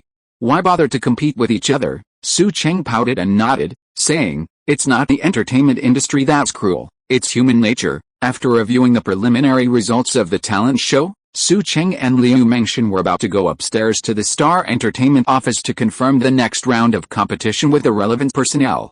Bai Yi said, "You two go ahead. I won't take you upstairs. Call me if you need anything." Liu Mengshan asked curiously, "Is Bai Yi busy?" "Yes," Bai Yi nodded and said, "I have some business matters to take care of, but don't worry, I'll be waiting for you downstairs. I'll be there at your beck and call." Liu Mengshan didn't understand, but Su Cheng knew. Bai Yi was planning to invest in Star Entertainment. This was a multi-billion-dollar deal, almost as big as the one Bai Yi had done with her last night. "We're fine," Su Cheng said. "Bai Yi, go do your thing, okay?" Bai Yi stood at the elevator door, waved goodbye to Su Cheng, and said with a smile, "See you later." Just as the elevator door was about to close, a hurried figure ran over and held it in place with a hand. Wait a minute. The next moment, a woman with headphones and wavy yellow hair squeezed into the elevator, breathing heavily. Bai Yi watched the elevator door close in a daze. "Is there such a reckless person participating in a talent show?" Bai Yi muttered. Shaking his head, he went to find Duan Lingwei. The reckless person barged into the elevator. Her bizarre appearance immediately caught everyone's attention. After all, everyone present was a preliminary contestant for the Star Entertainment talent show, each one beautiful and stylish. The sudden entrance of such an outlier naturally attracted attention. Trying to stand out this way? Childish. Where did this piece of crap come from? That's great. One less competitor. A woman in black deliberately bumped into the daredevil, knocking her phone out of her hand. "Sorry, this elevator's a bit unstable," the woman laughed. "Shit, who are you scolding? Stop blabbing your English here. We're all educated. Do you think you're the only one who knows English? This is a talent show, not an educational program. Did you come to the wrong place, little dragon? What are you doing with those hair clips? I don't know where you got your hair done. It looks terrible." Su Cheng saw the two sides arguing. Picked up the girl's phone, pulled her aside, and asked with a smile, "You're back from abroad, right?" "Thank you." The daredevil took the phone from Su Cheng and smiled kindly. "Yes. Just got back from England." Click. The camera flash went off. Everyone looked over to see Liu Mengshan taking a photo with her phone. The daredevil frowned, looked at Liu Mengshan, and asked, "Beautiful, are you taking a picture of me?" "No." Liu Mengshan remained calm, making a scissors sign and saying naturally, "I'm taking a selfie." Su Cheng patted Liu Mengshan briefly, then gave the daredevil a sheepish smile. Just as she was about to say something, the elevator door opened. Liu Mengshan immediately pulled Su Cheng away. "How could you take that secret picture?" "Delete it," Su Cheng whispered. "Liu Mengshan, why did you delete it?" "It was so much fun." After Su Cheng and the others left, Bai Yi boarded another elevator and pressed the 7th button, while Su Cheng and the others were going to the 8th floor. The elevator door opened. Bai Yi stepped out, walked to the door of an office with familiarity, and knocked. "Come in," a crisp female voice came from inside. Bai Yi pushed the door open and saw Duan Lingwei working at her desk. Duan Lingwei looked up, saw Bai Yi, and exclaimed in surprise, "Why are you here when you're not with your girlfriend?" "Because I missed you," Bai Yi shamelessly approached. Duan Lingwei, wearing glasses and an office lady's attire, looked as if she were a young woman. Though approaching 30, her complexion remained as delicate as a young girl's, a look that didn't diminish her beauty, but rather enhanced her mature and alluring charm. Her gold-rimmed glasses added a touch of elegance to her demeanor. Born into a wealthy family and having served as a senior executive at Star Entertainment for several years, she possessed a fierce, decisive, and powerful aura, a woman who made her even more desirable. Her office lady attire showcased Duan Lingwei's figure to the fullest. She was thin where she should be, plump where she should be, voluptuous where she should be, and slender where she should be. Combined with her noble, elegant, and graceful demeanor, she was an absolutely captivating beauty. "Missed me?" Hey, stop it, I'm dealing with documents." Duan Lingwei twisted around and glared at Bai Yi. "Documents and such, it's not too late to deal with them later." Bai Yi snatched the documents from Duan Lingwei's hands and threw them away. Then he hugged Duan Lingwei and put her on the desk. "I have a multi-million-dollar deal to discuss with you." Chapter 243 Su Cheng's Scarlet. Bai Yi was working diligently in Duan Lingwei's office, enthusiastically discussing a multi-million-dollar business deal, his investment in the company. Elsewhere, the impetuous Ye Qiao caught up with Liu Mengshan and Su Cheng and approached. "Beautiful, beautiful, were you filming me? What's wrong?" Seeing Ye Qiao's persistent attitude, Liu Mengshan felt a little apprehensive about the woman starting a fight, so she spoke with a hint of guilt. Su Cheng, also worried that Liu Mengshan and this girl, who had come to participate in the competition, would get into a fight over such a trivial matter and escalate the situation, quickly smoothed things over, saying, "She filmed you because she thinks you're unique." Liu Mengshan quickly chimed in, "Yes, I think you're unique. Extremely unique, very different. How could she possibly face continuing to participate in the competition if she was slapped a few times by this woman?" "Unique." Ye Qiao glanced at her outfit and asked, "Is being unique a good thing or a bad thing?" "Yes." Su Cheng and Liu Mengshan both spoke insincerely. After all, it's impossible to actually go up and criticize someone in this situation. That would just create a real vendetta. Ye Qiao frowned and said, "But judging by everyone's looks, I get the feeling they don't quite accept this hairstyle." Su Cheng encouraged, "After all, we come to the competition to stand out from the crowd, don't we?" At this point, with no way to change her hairstyle at the last minute, if she lost her confidence, she'd be completely out of luck. "You're so funny." Ye Qiao smiled at Su Cheng. "I was a little nervous, but you gave me confidence. I guess my money was well spent." Hearing Ye Qiao's words, Liu Mengshan looked at Ye Qiao's yellow wavy perm in confusion and asked, "How much did that cost you?" Ye Qiao replied, 18,000. Su Cheng and Liu Mengshan were both stunned. This price was almost as much as their living expenses for over 6 months, and yet this girl was getting a perm for nothing? And it was so ugly. Perhaps this is how wealthy people behave. Looking at Liu Mengshan and Su Cheng, Ye Qiao, fearing she'd lose 2 potential friends due to her wealth, quickly explained, "This is on sale. It's on sale. The original price is 18,000, but after the discount, it's only 8,800. Isn't that a steal?" Su Cheng and Liu Mengshan were still stunned. With their combined spending, 8,800 for a haircut was still an astronomical sum. Ye Qiao often fretted over her inability to make friends due to her wealth. Seeing Su Cheng and Liu Mengshan's expressions, she felt embarrassed and said, "By the way, I'll go get ready. Bye." Then she said goodbye. 8,008. After Yukiao left, Liu Mengshan said in astonishment, "Is she crazy? She wants 8,800 for that hairstyle. I wouldn't even want it for free. It's so ugly." Su Cheng also said in disbelief, 8,800 is more than my 2 months' rent. Oh my god, it's okay for me to be shocked. After all, I'm poor. What are you shocked about, Su Cheng? Bai Yi's car is enough to buy several of our apartment buildings. Liu Mengshan took out her mobile phone, flipped through the photo of Yukiao just now, and said, "No, I have to post it on WeChat Moments to cheer my friends up. She will definitely be eliminated in this round." The 8,800 hairstyle was in vain, Xianshan. Don't be so arbitrary. Su Cheng was still unwilling to think the worst of other people's affairs. Maybe she took an unconventional approach and finally made it to the next round. Liu Mengshan smiled slightly and said, "Do you dare to make a bet with me? I bet she will be eliminated in this round. Tell me first, what are you betting? How's dinner?" "Dinner's fine, I bet." 2 hours later. Inside Duan Linghui's office. Bai Yi smoked a cigarette as he watched Duan Linghui bend over and put on a pair of white stockings. It had to be said that the curve she displayed as she bent over made Bai Yi want to talk to Duan Linghui again about investing in Star Entertainment. "You bastard, just do your job.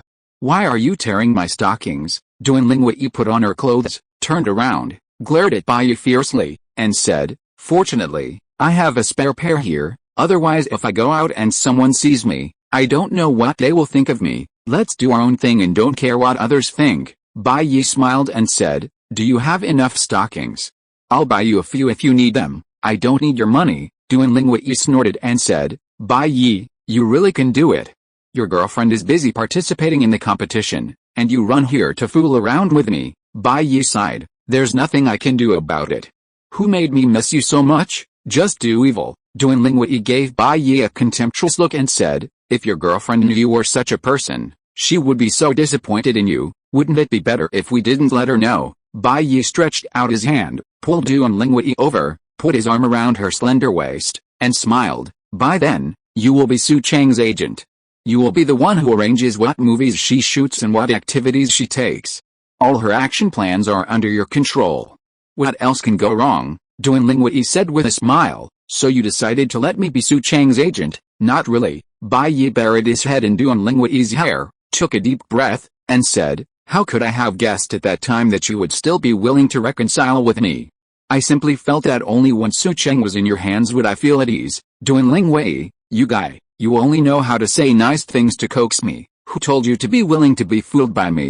Bai Yi laughed and said, "As for the Star Entertainment investment agreement, find a time for a lawyer to draft one, make an appointment, and I'll sign it." "So careless." Duan Linghui frowned and looked at Bai Yi and said, "How can you do business like this? Aren't you afraid of being ripped off? You're right here.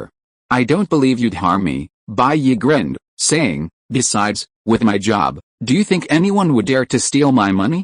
People like that would usually regret being born as humans." Duan Linghui recalled some of Bai Yi's moments, and it felt true. Unless someone wanted to leave the human world, they wouldn't even consider robbing a desperate criminal of their money. However, given Bai Yi's deep trust in her, Duan Linghui felt it necessary to give Bao Bai a proper retribution. At worst, I could just buy him a few more pairs of stockings. By the time Bai Yi left Duan Linghui's office, dusk had already fallen. "Looks like Su Cheng and the others' competition is over, right?" Bai Yi said lazily, standing by the French window and stretching.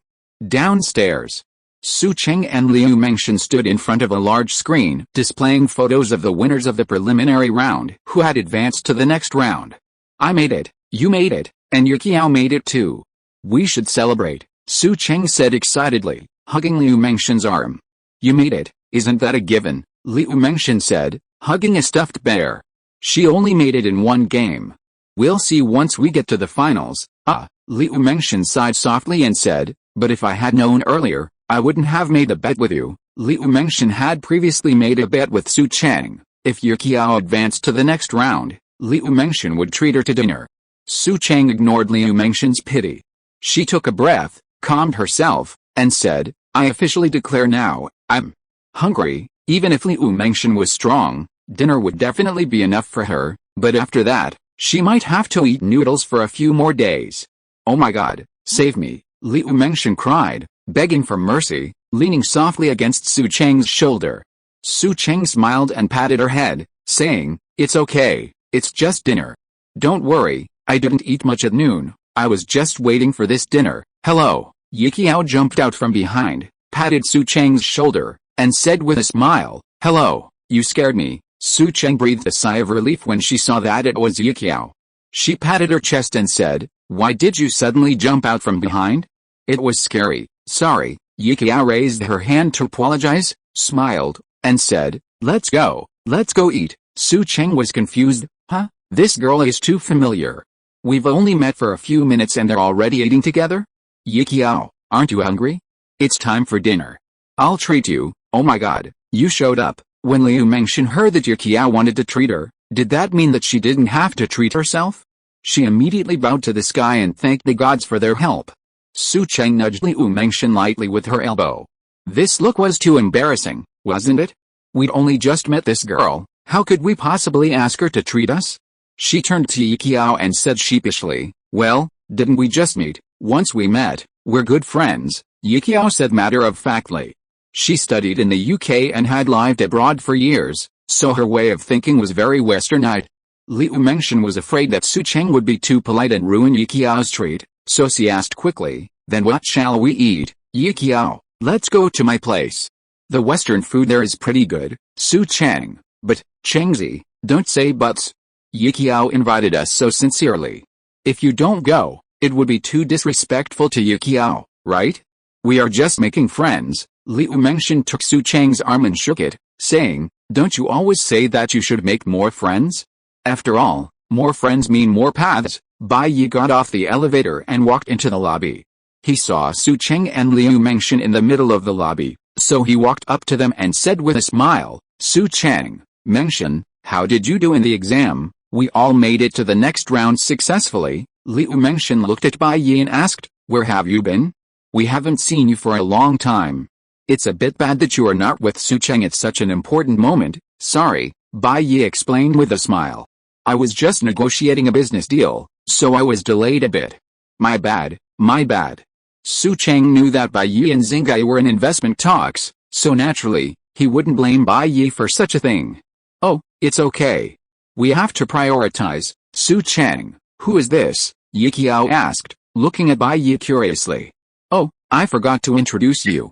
This is my boyfriend, Bai Yi," Su Cheng quickly said. "Bai Yi, this is Yi Qiao, a friend we just met. You've only been here a short time, and you've already made friends? Su Cheng, you're worthy of being like that. You can make good friends wherever you go." Bai Yi teased Su Cheng with a smile, then looked at Yi Qiao and extended his hand. "Nice to meet you, Ms. Yi Qiao." "Nice to meet you too," Yi Qiao said in a friendly manner.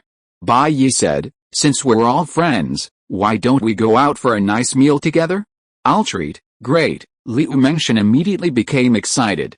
She still remembered how delicious the 10 family dishes Bai Yi and Su Cheng had packed back from their meal were. The memory was still fresh. Surely, if Bai Yi were to treat them now, the food wouldn't be any worse than the ones he packed back that day, right? "No," Yi Qiao said bluntly. "I've already agreed with Changzi and Xianshan that I'll treat them tonight." "How could you suddenly change your mind?" Bai Yi winked at Su Cheng. What was going on? "Hey, Yi Qiao, having Bai Yi here doesn't seem right," Su Cheng said. "It's okay," Yi Qiao waved her hand, saying, "It's just one more person. What's a small amount of money? Making a new friend is far more valuable." Su Cheng was speechless. This was truly a wealthy man who didn't value money. What else could she do? "Su Cheng, thank you, Yi Qiao." "It's okay." Yi Qiao took Su Cheng's hand and walked forward. "Let's go. It's not far, just up ahead, the Four Seasons Hotel." Bai Yi smiled and followed the group of girls. Wow, what a high-end hotel. Liu Mengshan looked at the hotel's magnificent decorations, and was dazzled. She only saw such scenes in movies and TV shows, but where could she experience such a thing in real life? She couldn't afford to stay there. "It's not that high-end," Yi Qiao said. "It's only a little over 2,000 a day, which is considered affordable housing." Liu Mengshan, Su Cheng, Yi Qiao's money for one night's stay was probably half a month's income for them. "Why are you looking at me like that?" Yi Qiao was startled by the dead eyes of Liu Mengshan and Su Cheng. "Ignore them," Bai Yi said with a smile. "That's just the gaze of a poor person. If you're listening to this novel on a channel other than Fanfic World, it means they downloaded and uploaded it without effort. We cordially invite you to visit our channel, Mundo Fanfic Novelis. There you'll find the original version of this story and you can explore many other novels of various genres. We're waiting for you to immerse yourself in a world of incredible novels. Chapter 244. I can't go back to the past, but I still want to thank you for giving me love. Yikiao nodded, half understanding, then smiled brightly and said, let's go. I've eaten here before, and the steaks are delicious. Yikiao hugged Su Cheng's arm and led everyone inside. They found a place to sit down. Yikiao asked Su Cheng, Liu Mengshan, and Bai Yi what they wanted. Su Cheng said, we don't have any dietary restrictions. Anything is fine. Yikiao, you decide. After all, it was Yikiao's treat, and the food seemed quite expensive. How could Su Cheng dare order anything carelessly? Right, Liu Mengshan nodded. We've never eaten at such a high-end place before, and we don't know what's good. Yikiao, you should order. Bai Yi, me too, that's fine. Yikiao nodded. Then I'll take over. She took the menu and asked the waiter for 4 filet mignons, 2 Australian lobsters, and side dishes like vegetable soup and fruit salad, filling the table. Let's eat. The dishes were served, and Yikiao picked up her knife and fork, ready to dig in. Hey, wait, Liu Mengshan quickly stopped her, pulling out her phone and snapping a few photos of the sumptuous dishes on the table. Come on, let's take a photo together. Su Cheng, Bai Yi, and Yikiao naturally followed suit. Click, the sound of a flashing light echoed. Okay, after posting on the moments, Liu Mengshan just remembered and said to Yikiao with a smile, we haven't added each other on WeChat yet, let's add each other on WeChat. Okay, Yikiao took out her mobile phone and opened WeChat, turned to look at Su Cheng and Bai Yi and smiled. Chengzi, Bai Yi, let's add each other on WeChat together. Okay, England. Liu Mengshan took a look at Yikiao's WeChat and asked curiously, are you back from England? Yes, I'm studying in England. Then why are you back? Are you on vacation? I came back to participate in the competition. Yikiao didn't seem to want to talk about this topic, and asked quickly, by the way, do you want to drink some wine? A top-quality steak, even if eaten with precious truffle sauce, is not as lingering as a sip of red wine. The rich fillet should be paired with a light and elegant burgundy red wine. Without waiting for Su Cheng and Liu Mengshan to reply, Yikiao snapped his fingers and called the waiter. Waiter, please give me a menu. Thank you. The waiter handed over the menu and Yikiao began to choose red wine. Liu Mengshan looked like a curious baby. Hey Yikiao, who pays for your tuition? I know, it must be your boyfriend, right? Come and gossip about it. Is your boyfriend super tall, super handsome, and super rich? Ahem. Su Cheng coughed hard twice. She glared at Liu Mengshan and sent her a WeChat message. What are you doing? Checking someone's household registration. Liu Mengshan glanced at Yikiao who seemed immersed in choosing red wine, and replied, you are stupid. We just met, and you treated us to such an expensive meal. How can you not ask clearly? You don't even know that you have been sold, Su Cheng. Then why did you shamelessly follow me before? Now that it has come to this, you suspect that she has bad intentions. Don't you think it's a bit bad, Liu Mengshan? Oh, I am possessed by a ghost.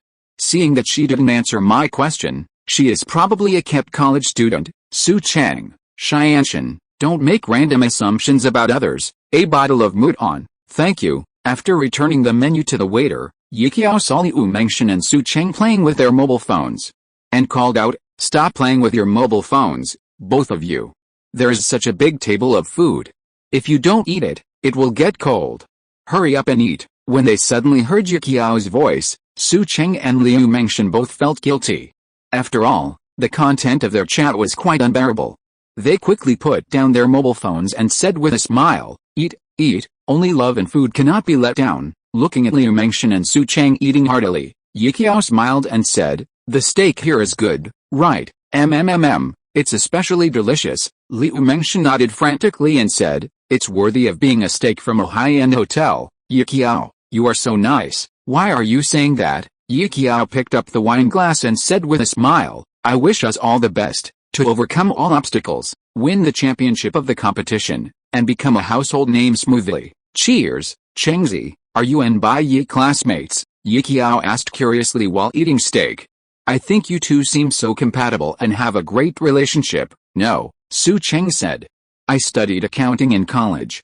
After graduation, I didn't want to pursue a professional career, so I pursued my passion and took on supporting roles. I persisted for over a year, and that's when Bai Yi and I met, about half a year ago. Bai Yi added, but Su Cheng and I are quite connected. It feels like we've known each other for a long time, so even though we've only been together for a short time, we have a deep connection. Nice. Yi Qiao looked longing. I really envy your love. Can you tell me about your love story? Su Cheng hesitated, a blush spreading across her pretty face.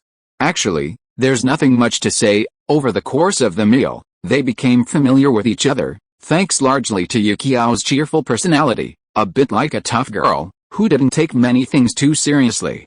Otherwise, Liu Mengshen's little antics would have turned most people off. Yi Qiao's primary relationship was with Su Cheng, with Liu Mengshen more like a gift. Bai Yi and Yi Qiao had similar mindsets. Su Cheng was warm, kind, and without too many impurities, making her a pleasure to be around. But Liu Mengshen, her thoughts were too complex and complicated. If it weren't for Su Cheng, he probably wouldn't have interacted with her much. Wow, I'm so full. After eating and drinking, Liu Mengshen touched her belly and said, I feel like my stomach is swelling up. No, I have to go home and do a few more sets of aerobics, otherwise I'm going to gain weight again. Su Cheng shook his head and said, Xianshan, just eat until you're 70% full. You're starving like a ghost, how can you not gain weight? Liu Mengshen smiled, I can't let your Qiao down. Anyway, we've ordered all this stuff, and it would be a waste if we don't finish it. Yi Qiao nodded and said, Xianshan, if you're not full, how about another steak? No. Liu Mengshen waved her hand hurriedly, saying, I'm a little full now. If I eat any more, my belly will burst. Okay, is there anything else you need? If not, I'll go to the counter to pay, Yi Qiao said with a smile. The group arrived at the counter. Yi Qiao took out her bank card to pay. The hotel receptionist returned the 2 bank cards to her and said, Miss, this card of yours is completely unusable. The other card is just enough to cover last night's room fee. In other words, if you want to continue staying here, you have to pay another deposit. If you don't, you have to pay for tonight's meal. Liu Mengshen had a bad feeling. Could Yi Qiao really be a scammer? She poked Yi Qiao in the back. Do you have any other bank cards? No, Yi Qiao said at a loss. My brother used to send me living expenses, and I didn't pay much attention to the balance in my bank card. This time, I didn't expect to max out the card. What should I do? Liu Mengshen said. Yi Qiao, why don't you call your brother? What? Call your brother and he will transfer some money to you? You can't call. Why not? You can't call. Yi Qiao had returned to China without telling her brother to participate in the competition. At this time, asking her to call her because she didn't have money to treat him to a meal. She couldn't afford to lose face. No, Yi Qiao, what do you mean? You're not expecting us to pay for you, are you? Liu Mengshen looked at Yi Qiao suspiciously. Am I really that kind of person? Yi Qiao was furious. She'd always been generous, but now she'd been misunderstood like that. But, money makes a man, but money doesn't make a man. She really didn't have any money right now. Liu Mengshen, so what are you going to do? Then you guys go first, Yi Qiao said angrily. Just leave me here alone. At worst, I'll go to the police station with them. Not really. Bai Yi took out his black card and handed it to the receptionist, smiling, consider it my treat. Use my card. The receptionist took Bai Yi's card. Hello, sir. The total is 9,832 yuan. Thank you for your patronage. Welcome back next time. Well, Yi Qiao, also feeling ashamed, said, Bai Yi, consider this money alone. I'll definitely pay you back, no need to be so serious.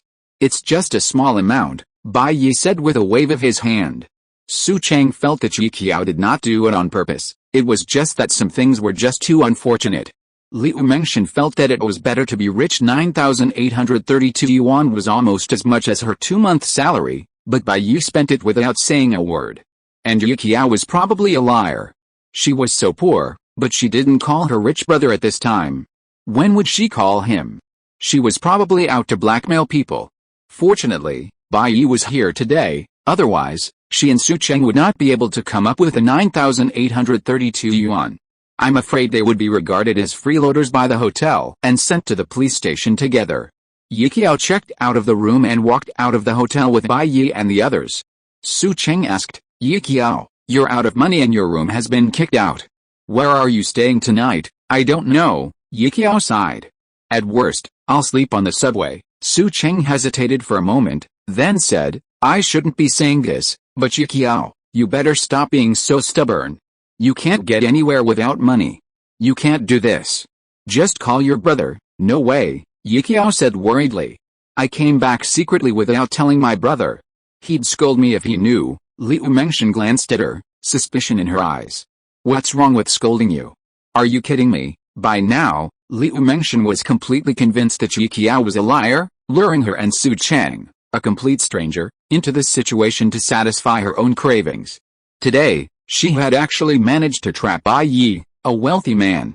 Shit, what did I lie to you about? Yiqiao said indignantly, gazing at Liu Mengshan. Inside the hotel, Yiqiao had been wanting to argue with Liu Mengshan because her behavior clearly looked down on her. However, she simply couldn't afford the money at the time, and she felt too embarrassed to do so. Now that the matter was over, Liu Mengshan was still nagging her. Liu Mengshan, known for her fiery temper, couldn't possibly let Yiqiao scold her without retorting, Who are you scolding? Stop arguing, it's driving me crazy. Su Cheng stood between Yiqiao and Liu Mengshan, fearing a fight would break out. Liu Mengshan snorted coldly and said, Su Cheng, you'd better stay away from her. People's hearts are hidden in their stomachs. You can know a person's appearance but not his heart. Who knows what she is thinking in her heart? She might even rely on you. As she spoke, Liu Mengshan's phone rang. It's Sun Dai calling. I think he wants me to go back. Su Cheng, I'll be leaving first. Before leaving, Liu Mengshan looked at Bai Yi. Thank you, handsome Bai Yi, for the treat. Good night. She and Yiqiao were tired of each other, and she didn't want to stay here and argue with Yiqiao anymore, so she said goodbye. What could Su Cheng do? She also felt that it would be better to separate Yiqiao and Liu Mengshan for the time being. Watching Liu Mengshan leave, Su Cheng shook his head helplessly. Turning back to Yiqiao, who was carrying her suitcase, he asked, Are you really planning on spending the night on the subway? It's okay, Yiqiao said, still maintaining a positive attitude. The subway is quite safe, and warm in the winter and cool in the summer. A few nights shouldn't be a problem, Yiqiao, you've really defeated me. Su Cheng held his forehead and said helplessly, It's too dangerous for a girl like you to spend the night out. Why don't you come back to my place and spend a few nights there? Isn't this too much trouble for you? Yiqiao said sheepishly. Aren't we friends? Su Cheng sighed. I can't bear to see you spending the night on the subway. Chengzi, thank you for taking me in. You'll be my best friend from now on, Yiqiao said happily. Obviously, if she could avoid sleeping on the subway, she would. She usually slept in luxury hotels. It wasn't like she was a masochist who had to experience the subway. I really didn't mean to trick you. Chengzi, you also know the feeling of not wanting to be called by your parents after doing something bad, Yiqiao said. If my brother knew about this, I would never be able to hold my head up in front of him. I know. Su Cheng nodded. Okay, come home with me. Looking at Yiqiao following Su Cheng with great interest, Bai Yi, who seemed to be ignored, held his forehead with his hand. Su Cheng had a headache about Yiqiao's stubbornness, but Bai Yi also had a headache. Su Cheng was too easy to trust others. In fact, although Liu Mengshan's attitude was a bit unkind, it was the behavior of normal people, and Su Cheng, she was really too kind. Let Yiqiao go home with him, then what else could the two of them do tonight? Chapter 245 Meeting Teacher Bai again. The next day, Bai Yi accompanied Su Cheng and Yiqiao to the building below Xingaiyu again. Liu Mengshan, perhaps because she didn't want to see Yiqiao again, chose not to go with Su Cheng. Su Cheng, I'm going to sign some documents today. It shouldn't take long. You go ahead. I'll come and see you perform later. Bai Yi smiled at Su Cheng. Okay, go ahead.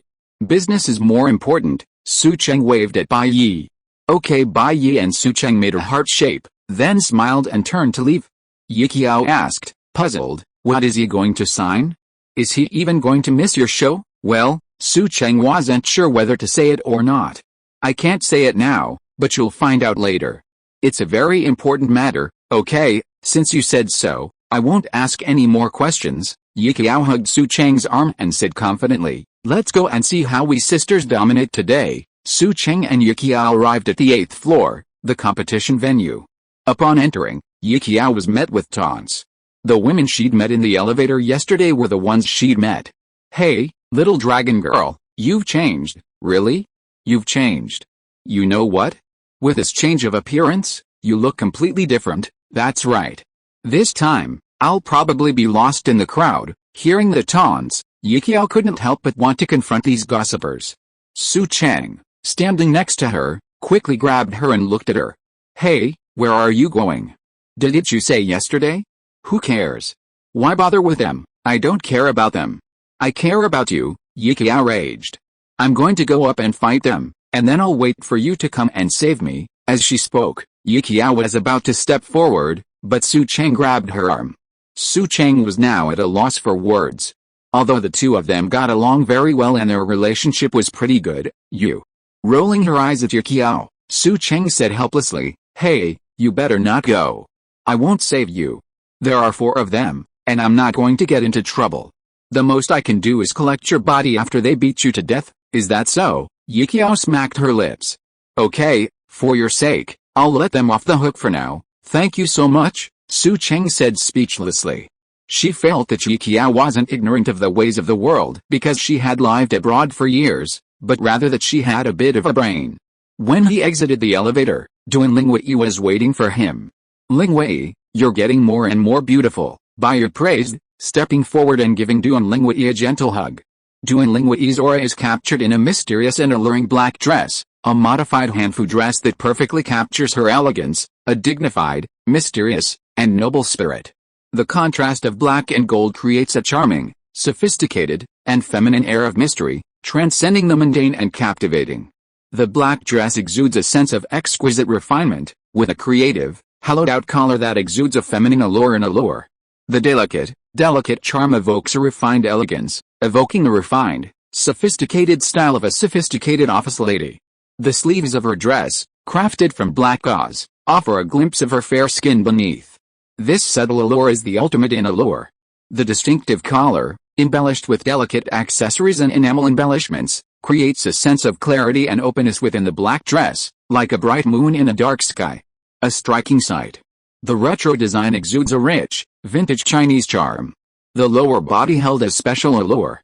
Dunhuang-style embroidery added an exotic touch, while the cinched waist perfectly showcased her curvaceous figure, revealing a slender silhouette. The skirt featured a gradient color scheme, gradually transitioning from a dark black to vibrant blue. The clear blue, contrasting with a dull black, created a dreamy atmosphere, adding a touch of feminine charm. Her long, straight black hair had a distinctly Chinese charm, reminiscent of a beauty from ancient times. Her smile was captivating, and she exuded a graceful grace. With her 3,000 silk threads simply tied behind her head, she instantly exuded the elegance of a socialite. Stop talking nonsense, Duan Lingwei said, her aloof, regal demeanor radiating a ladylike air. Let's get down to business. She stepped back, surveyed Bai Yi, and adjusted his collar. She then led Bai Yi inside the building. The business process is quite complicated. Even though Bai Yi has tried to simplify it as much as possible, nearly 2 hours have passed due to the delay. The lawyers of both parties confirmed the terms. Bai Yi signed his name on the contract. The deal was considered done. Bai Yi invested 360 million RMB and held a 20% stake in Xingyu. Originally, Bai Yi himself did not have any additional terms, but Duan Lingwei insisted that Duan Changsun and Bai Yi add one. If Xingyu suffers a major loss during the period when Duan Changsun is the president, Duan Changsun must buy back Bai Yi's shares at the original price. This is because Duan Lingwei was afraid that Duan Changsun would become arrogant and do something wrong. She was also afraid that Bai Yi's money would be wasted and Duan Changsun would be angry, so it was better to make things clear. Duan Changsun gave Duan Lingwei a resentful look. Sister, we are siblings, you can't be so mean. Duan Lingwei ignored him. Bai Yi's investment terms were a gambling agreement, but they were much better than the one Jingyan Group had given Duan Changsun. Bai Yi's deal would at most cause Duan Changsun's net worth to drop by tens or even hundreds of millions, while Jingyan Group's deal would likely leave him with nothing. Duan Changsun had nothing to say at this point. After the contract was signed and the lawyers left, he looked at Bai Yi and Duan Lingwei and said with a smile, "Brother Bai, thanks to you for helping me out this time. You saved me from this difficult situation. How about this? I'll treat you to dinner." He looked at Bai Yi and his sister Duanlinghui and felt they were a good match. Maybe there was still hope for them. As for Bai Yi having a girlfriend, it felt like they were going to break up sooner or later. Let his sister handle it. Let's talk about dinner next time. Bai Yi held his forehead, thinking of his previous appointment with Su Chang. He could only refuse. "I have something else to do. Let's do it next time. Next time I will treat you, little brother Duan, to dinner. How about it?" "That's no problem for me," Duan Changsun said. "As long as you are free, brother Bai, I will be waiting for you anytime." His sister Duanlinghui is not young anymore. If she doesn't get married, she will almost become an old maid. It is still his younger brother who has to worry about his sister. "Don't mess around with him," Duanlinghui glared at Duan Changsun, then pulled Bai Yi away and said. "Apart from his talent in making movies and TV shows, that guy is as childish as a little kid in other aspects. If you play with him for too long, be careful that you will become as stupid as him." Duan Changsun helplessly watched Duanlinghui drag Bai Yi away. "Sister, has the image of me in your heart become like this, outside?" Duanlinghui let go of Bai Yi's hand and said, "I'm serious, don't mess around with that kid Duan Changsun. I suspect he's gay. Be careful if you drink with him one day and get drunk, you'll wake up with a sore butt the next day. After all, you know how handsome you are, and it's not impossible for you to be popular with both men and women." "No way." Bai Yi widened his eyes. "Is your brother a gay?" "I'm not sure, it's just that," Duanlinghui said with some entanglement. "You said he was born into a wealthy family, has a lot of money, and is very capable. He started from scratch to become a billionaire, and he is in the entertainment industry with so many temptations, but he is so old and has never had a girlfriend. Do you think this is normal?" "This seems a bit abnormal." Bai Yi thought for a while. The probability of gays in the entertainment industry is much higher than in other circles. "Haven't you thought of any way to let him go on like this? I've asked him straight out before, and he said he's not gay, but just allergic to women.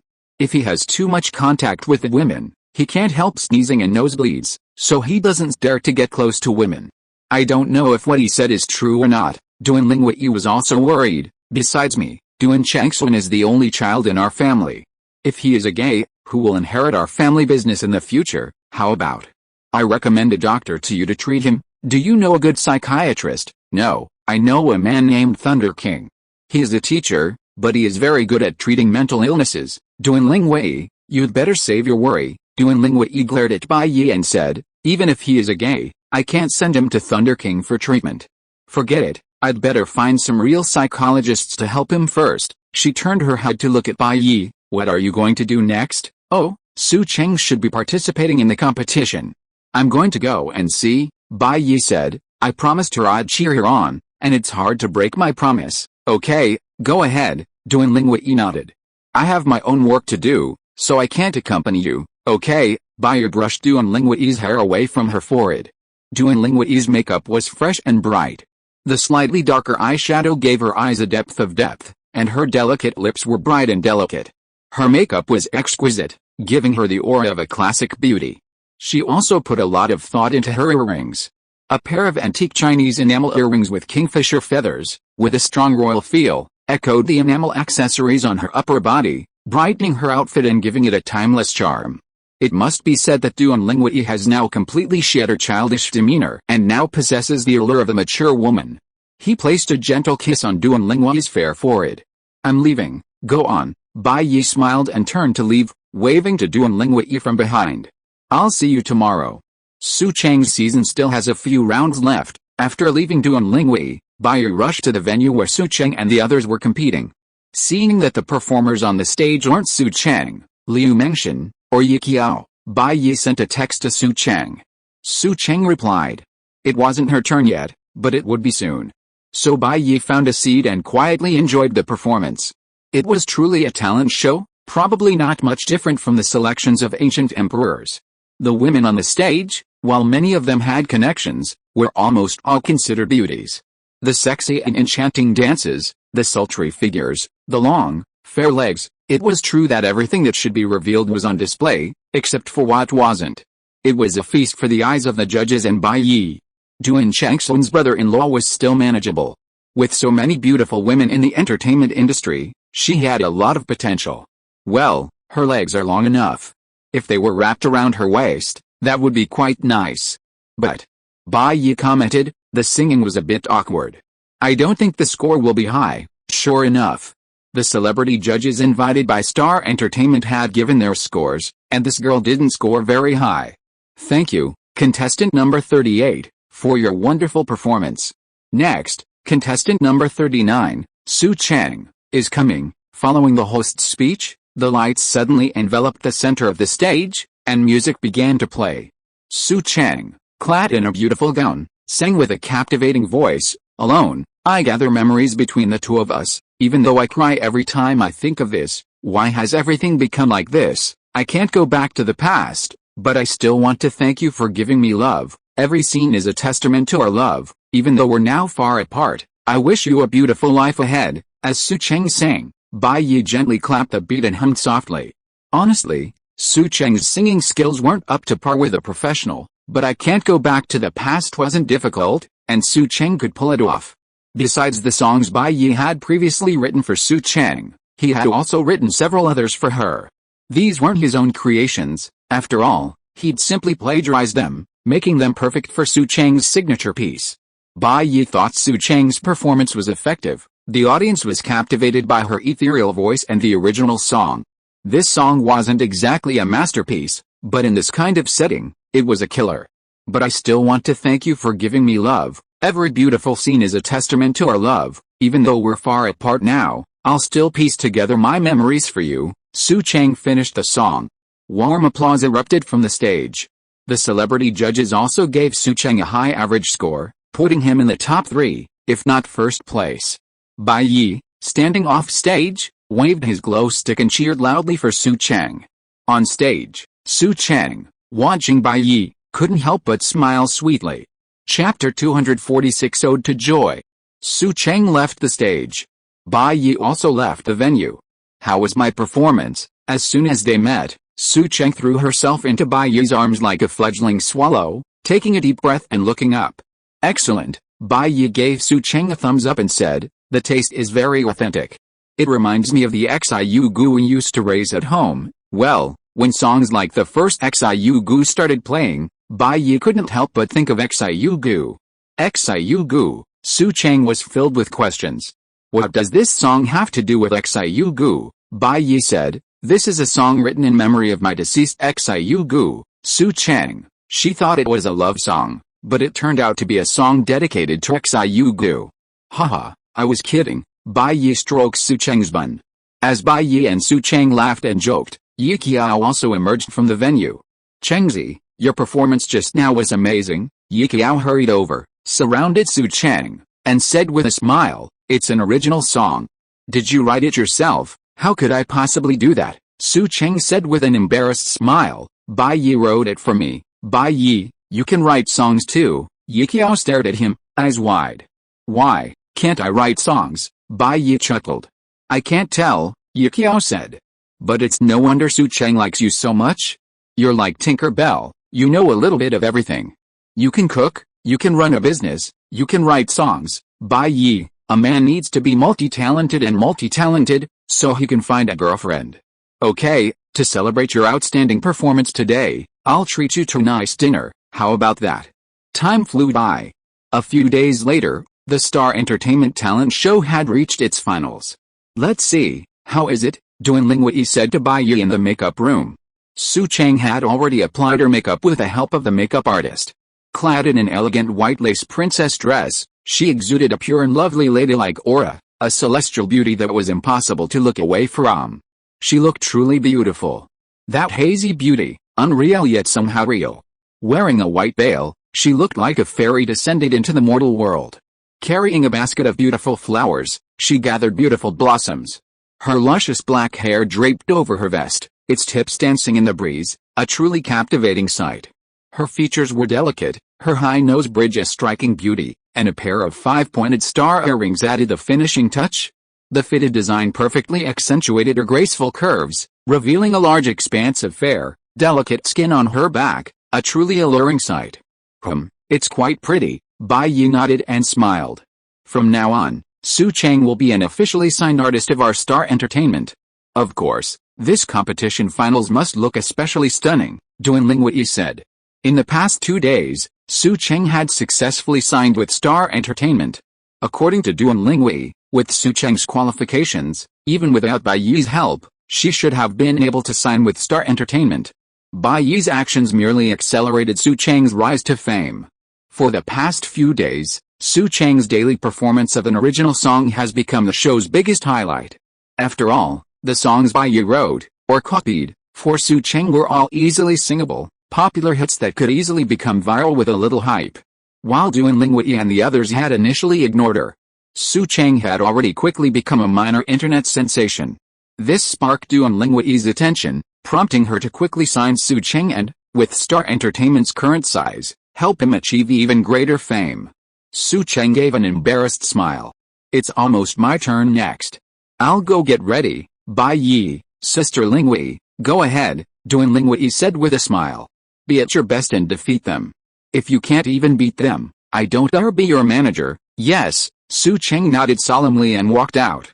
Bai Yi, come on, Su Cheng, I will. Looking at Su Cheng's energetic and princess-like background, Duan Lingwei sighed. As expected, I am becoming less and less comparable to these young girls. Stop talking nonsense. Bai Yi reached out and hugged Duan Lingwei's slender waist, saying, these little girls do have their own beauty, just like green apples, a blend of sweetness and sourness, uniquely nourishing, but girls of your age are like red apples. When you take a bite, the sweetness and juiciness are so delicious. At this time, Duan Lingwei was wearing wide-leg retro jeans with an off-shoulder gray-white sweater. There was a hint of retro charm in it, highlighting her slender legs and elegant temperament. The tight design of the white sweater outlined the waistline just right, which could divide the body proportions, enhance the leg lines, avoid the 55-50 body shape, and instantly interpret the visual sense of a pair of long legs. 3,000 silks were simply placed behind her. A pair of gold-rimmed glasses gave her an intellectual air, a touch of mature womanly charm, and her overall outfit a dashing air. The irregular 5-pointed star earrings, with their hollowed-out effect, instantly enhanced her fashionable personality. What are you trying to do now? Duan Lingwei looked at Bai Yi warily and said, your girlfriend is out competing. You're not, you? Bai Yi laughed. What are you afraid of? Su Cheng's competition won't take many minutes, but after her, there will be other performances, and then there's the final announcement of the champion, celebrations, and so on. By the time all that's done, who knows how long it will take. Hey, Bai Yi, don't go too far. This is Su Cheng's dressing room. If she finds out, before Duan Lingwei could finish her words, Bai Yi silenced her. Let's talk about these things later. A faint sob echoed from the dressing room. Outside, Su Cheng had already taken the stage. If you were fireworks on the sea, I am the foam of the waves. At one point, your light illuminated me. If you were a distant galaxy, so dazzling it makes me want to cry, I'm chasing your eyes. I always gaze at the night sky when I'm alone. I can follow behind you, like a shadow sleepwalking after the light. In the finals, Su Cheng sang Light Chaser, a song Bai Yi had written, or copied, for her. Compared to her earlier catchy songs, this song possessed a deeper charm and style, perfectly suited to such a decisive final moment. The starry glittering talents show gradually drew to a close. The host held up a cue card and said, I declare the winner of the starry glittering finals to be. While the supporters kept the topic a secret, the audience roared, Su Cheng! Su Cheng! Su Cheng! For the past few days, Su Cheng's original songs had become increasingly impressive, steadily climbing to the top of the talent show. Su Cheng's victory was entirely due to her own strength. Why don't you all come to a competition where you sing a pop song so good it's enough to make you pregnant? Of course, no one could do that. At this point, anyone who dared to say Su Cheng wasn't the champion would be guilty of some shady scheme. Su Cheng, the host kept it a secret, finally pointing a finger at Su Cheng, wearing a lace princess dress, among the dozen or so contestants on stage. The spotlight immediately shone on Su Cheng. The audience erupted in thunderous applause and cheers. Su Cheng! Su Cheng! Su Cheng! Yukiao excitedly hugged Su Cheng, jumping up and down together. In the corner, Liu Mengshan, watching Su Cheng in the spotlight, a flicker of resentment crossed her eyes. While she was sure to achieve a good result in the competition, in this world, people only remember first place, not second place. Liu Mengshan knew that Su Cheng's boyfriend, Bai Yi was a wealthy second-generation rich man with close ties to Star Entertainment's owners, Duan Lingwei and Duan Chengxun. Su Cheng's championship was practically guaranteed. And that's not all. The songs Su Cheng sang, both the lyrics and the music, were all credited to Bai Zianchen. Considering Bai Yi, there's no doubt that these songs were found by Bai Yi for Su Cheng. It could be said that Su Cheng's resources were a complete dimensionality reduction blow to ordinary people like them. Is winning a championship something to be proud of? Your girlfriend won, Duan Lingwei said with a soft gasp. I know, Bai Yi said, I would be surprised if she doesn't win the championship. Have you thought about how to manage her? I asked Su Cheng for her opinion.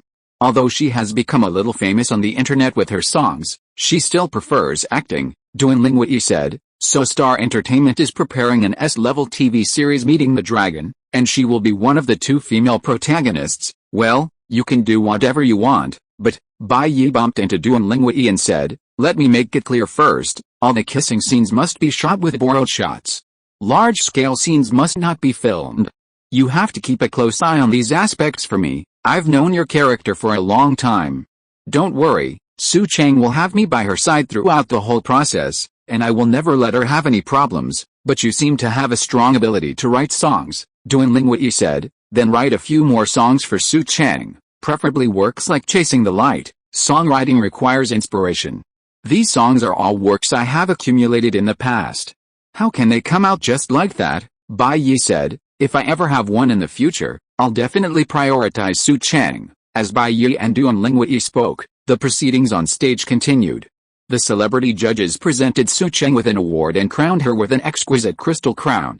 At that moment, Su Cheng truly looked as beautiful as a princess. In the final half-minute of the show, the host quickly said, of course, this round of applause also goes to all the contestants behind us who are competing today. I believe their future careers will be incredibly bright and dazzling. This star-studded program, co-hosted by Penguin Video and Star Entertainment Media, has concluded. See you later, everyone. Chengzi, you really did it. You really did it. Outside the competition area, Yi Qiao excitedly gushed over Su Cheng. Meanwhile, Bai Yi arrived at the perfect time to stand by Su Cheng and Yi Qiao. Su Cheng, congratulations on winning the championship. Oh, you all say that, it makes me feel embarrassed. Su Cheng smiled. It's all thanks to those great songs you wrote. Bai Yi, no matter how good a song is, it needs the right singer to become popular. Bai Yi laughed. Without your beautiful voice, I don't know how long these songs would have been gathering dust. Okay, let's go. Bai Yi winked at Su Cheng and said, to celebrate your victory, I've reserved a table for you at Tangia K in advance, the same Tangia K we went to last time. Su Cheng's eyes lit up. The memory of their last meal at Tangia K was truly fresh. It was now Su Cheng truly understood what kind of delicacies the rich ate. Yes, Bai Yi nodded with a smile. Then, Su Cheng and Yi Qiao got in a Mercedes-Benz GLS that Bai Yi had procured and headed to Tangia K. Bai Yi led Su Cheng and Yi Qiao inside. Coincidentally, the person coming towards them in the corridor is Teacher Bai. What a coincidence, I meet Teacher Bai here again. Bai Yi was surprised. Next to Teacher Bai, there was a well-dressed man. It seemed that he was not the principal of the high school, but the guy who liked to read about the Nobel Prize in mathematics. Andy's eyes met Bai Yi's, and he was also very surprised to meet Bai Yi here. Since he saw him, with Andy's personality, he would not pretend not to see him, but smiled and nodded to Bai Yi. Bai Yi smiled and nodded in response. Yi Qiao and Su Cheng were huddled together in front to make a fuss, but they did not see Bai Yi and Teacher Bai greet each other. Why, do you know each other? Tan Zongming asked with a smile when he saw Andy's appearance. Yes, Andy nodded and said, the neighbor I met at Ode to Joy seemed nice, but I don't know him that well. Tan Zongming, well, this neighbor seems quite well off. He flirts with young girls and even comes to a place like this to spend money. Old Tan, you're so stereotyped, Andy said. You don't know anything. You just said he flirts with young girls. I don't think he does. If he did, would he bring 2 girls with him? Hey, what? Are you protecting him? Tan Zongming asked ambiguously. Don't talk nonsense. Andy ignored Tan Zongming's gaze and said, let's go back quickly. We still have a lot of work to do this afternoon. Turning back, Bai Yi stroked his chin and thought, after Su Cheng's business is over, I can try to flirt with Teacher Bai. After all, she's teacher Bai, my idol from my youth. How can I pass up the opportunity to get close to her? Chapter 247. The most important thing in life is to follow your heart. Yi Qiao gnawed on a chicken leg, his eyes wide open, and said, I used to be used to eating Western food and thought it was delicious, but now it seems that Chinese food is even more delicious than Western food. Of course, Bai Yi smiled and said, the ancestors of the Chinese have been studying food culture for thousands of years, while those countries in Europe and the United States have only been developed for 200 years. How can the food culture be the same? You probably haven't tasted truly high-end Chinese food before. That's right, Yi Qiao nodded and said, I studied in the UK for many years and got used to eating the food there, so I ignored the food in our country. It must be no worse than there. Yes, Bai Yi smiled slightly and said, take for example the kind of chicken we eat now, the boiled oil chicken.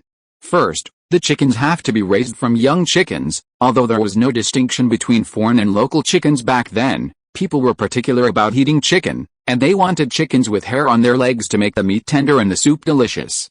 Not only do they have to use special feed, but I heard they also feed them distillers' grains and insects to make the meat fresh and tender. The chickens are considered to be between 16 and 18 months old. There's a human bone between the chicken's chest and neck. It's just right when it feels soft and elastic. If the human bone is hard, the meat will become tough and only good for soup, not boiled chicken. Li Uzi loved this boiled oil chicken from the Tan family's cuisine the most. He thought that boiled oil chicken's delicious flavor and tender meat were unmatched by any other chicken dish he had ever eaten. There's such a history. Yi Qiao and Su Cheng listened curiously as Bai Yi recounted the historical allusions of these dishes. Seeing that they were both very interested, Bai Yi explained a little more. Tan family cuisine truly flourished during the Republican era. Its heir, Tan Zhuanqing, was born in Beijing and served as a deputy minister of the Ministry of Posts and Communications during the Zhuantuang reign. After the Xinhe Revolution, he became a member of the Legislative Yuan. He later held sinecure positions in various government departments, becoming a leisurely figure on the fringes of the tide of the times. But even as an idler, he was no slouch. Like his father, he excelled in extravagant cuisine, frequently exchanging poetry and wine with old friends and throwing lavish banquets. Gradually, his family's wealth ran out. When it became unsustainable, he secretly hosted family banquets, a disguised form of business to supplement his income. Tan family cuisine became renowned, and scholars and officials offered the Tan family substantial sums of money to prepare banquets for them. According to the book BJ, in the past 40 years, those who only know the food by hearsay are shocked by the high price and think it is an honor to treat their guests with Tan's cuisine. In the end, there were not only no empty evenings but also no empty daytimes, and reservations often had to be made a month later, which was not too late. During this period, 3 private restaurants were famous in Beijing: Duan's Cuisine, Duan Kiru, in the military, Ren's Cuisine in the banking world, and Wang's Cuisine in the financial world. But when it comes to Tan cuisine, all are defeated, and all are defeated, leaving Tan cuisine to dominate the scene and spread far and wide. Speaking of the history of Tan cuisine, Bai Yi also described the dishes on the table. Take this dish, called luohan prawns, also known as 2-color prawns. It's 1 shrimp, 2 ways to enjoy it, 2 colors, 2 flavors. The difficulty of this dish lies in the fact that 2 methods are prepared and completed simultaneously. The front part of the shrimp is fried with shredded scallions and ginger until the oil turns red and the flavor is absorbed. The back part of the shrimp is stuffed with shrimp dumpling filling and shaped into a round shape. 3 pinches of black sesame seeds are sprinkled on it to create the shape of luohan's head and face. It is then fried in oil and served on the side of the plate. The dish is characterized by its beautiful and elegant shape, resembling a luohan wandering around the world. One end is bright red, fragrant and tender, the other end is yellow and white with black, crispy and delicious. Luohan prawns fully embodies the characteristics of Tan cuisine, with equal parts sweet and savory, suitable for both northern and southern cuisines. It is prepared slowly and carefully, with meticulous care. Yi Qiao and Su Cheng ate and listened, relishing the talk. The banquet was in full swing. Su Cheng couldn't help but get down to business. Yi Qiao, what are your plans next? Well, I'm a bit conflicted, Yi Qiao said. Although I did place pretty high this time, and if I wanted, I could definitely sign with Star Entertainment, but I'm more interested in music, becoming a singer. Star Entertainment's focus is on film and television production, so I'm not sure if I can make it here. Is that so? Su Cheng frowned and nodded. Yiqiao had previously told her that her desire to achieve success in the entertainment industry stemmed from her mother, who sang in a cultural troupe. Becoming a big star was her mother's dream, and she wanted to fulfill her mother's dream. This was similar to Su Cheng's desire to become an actress. Su Cheng's mother had also performed in a small local song and dance troupe and was obsessed with acting. Su Cheng empathized with her. Although she also wanted to stay with Yiqiao at Star Entertainment, she couldn't speak up to stop Yiqiao from pursuing her dream. Yiqiao, times have changed. Singers can no longer survive in this era, Bai Yi suddenly said. First, the record industry itself is dying. This has made it impossible for singers to become superstars, unless they achieved fame before the industry's demise. Then there's the influx of capital. Capital seeks products that can quickly recoup their investment, and they don't care about the quality of the products themselves. Some even package mediocre and inferior products to cut costs. Music capitalists have begun exploring idolization, and with the rise of capitalized operations, the idol industry has exploded. After all, this can bring more money to management companies than simply singing. If you look at major music platforms now, you'll only see popular artists dominating the charts. This is capitalism, and there's nothing you can do about it. No country can avoid it. Yiqiao was startled and asked quickly, so what should people like me do? So domestic stars all sing and then act, and then sing after they are good at acting, Bai Yi said. Whether you are singing or acting, in short, when you become popular, then you will really have the power to realize your dream. Star Entertainment's music scene is indeed weak, but it is different now. Su Cheng already has several popular songs and is already well known. If you join Star Entertainment at this time and can be tied up with Su Cheng for hype, then your music career will be much smoother, if possible. Bai Yi still wants to keep Yiqiao by Su Cheng's side, because Su Cheng has a time bomb by his side, Liu Mengshan. Letting Liu Mengshan have unrestricted contact with Su Cheng is too dangerous, and he can't stay by Su Cheng's side all the time, so if Yiqiao stays by Su Cheng's side, with Yiqiao's daring and fighting character, she can definitely block most of Liu Mengshan's tricks and reduce the harm she causes to Su Cheng. Yiqiao, bundling, isn't that a bad idea? Su Cheng, I'm fine with it. In the entertainment industry, this world of fame and fortune, there are many dark things that go against your understanding and even violate the law. Bundling, this legal and compliant method, is absolutely normal. If even this bothers you, Yiqiao, then the entertainment industry, seriously, you'd better not be in it, Bai Yi said, but if you choose to stay, Yiqiao, maybe I can copy, a song for you. In the evening, Bai Yi took the subway back to the Ode to Joy residential complex. He left a Mercedes-Benz for Su Cheng and Yiqiao to use temporarily. After all, two girls entering the entertainment industry, how could they survive without a car?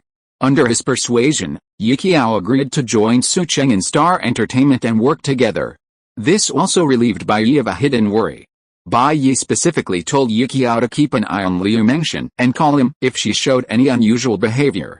Doing Ling Wei's role as Su Cheng's manager can only alleviate Su Cheng's macro-level troubles, but there are definitely areas she can't take care of.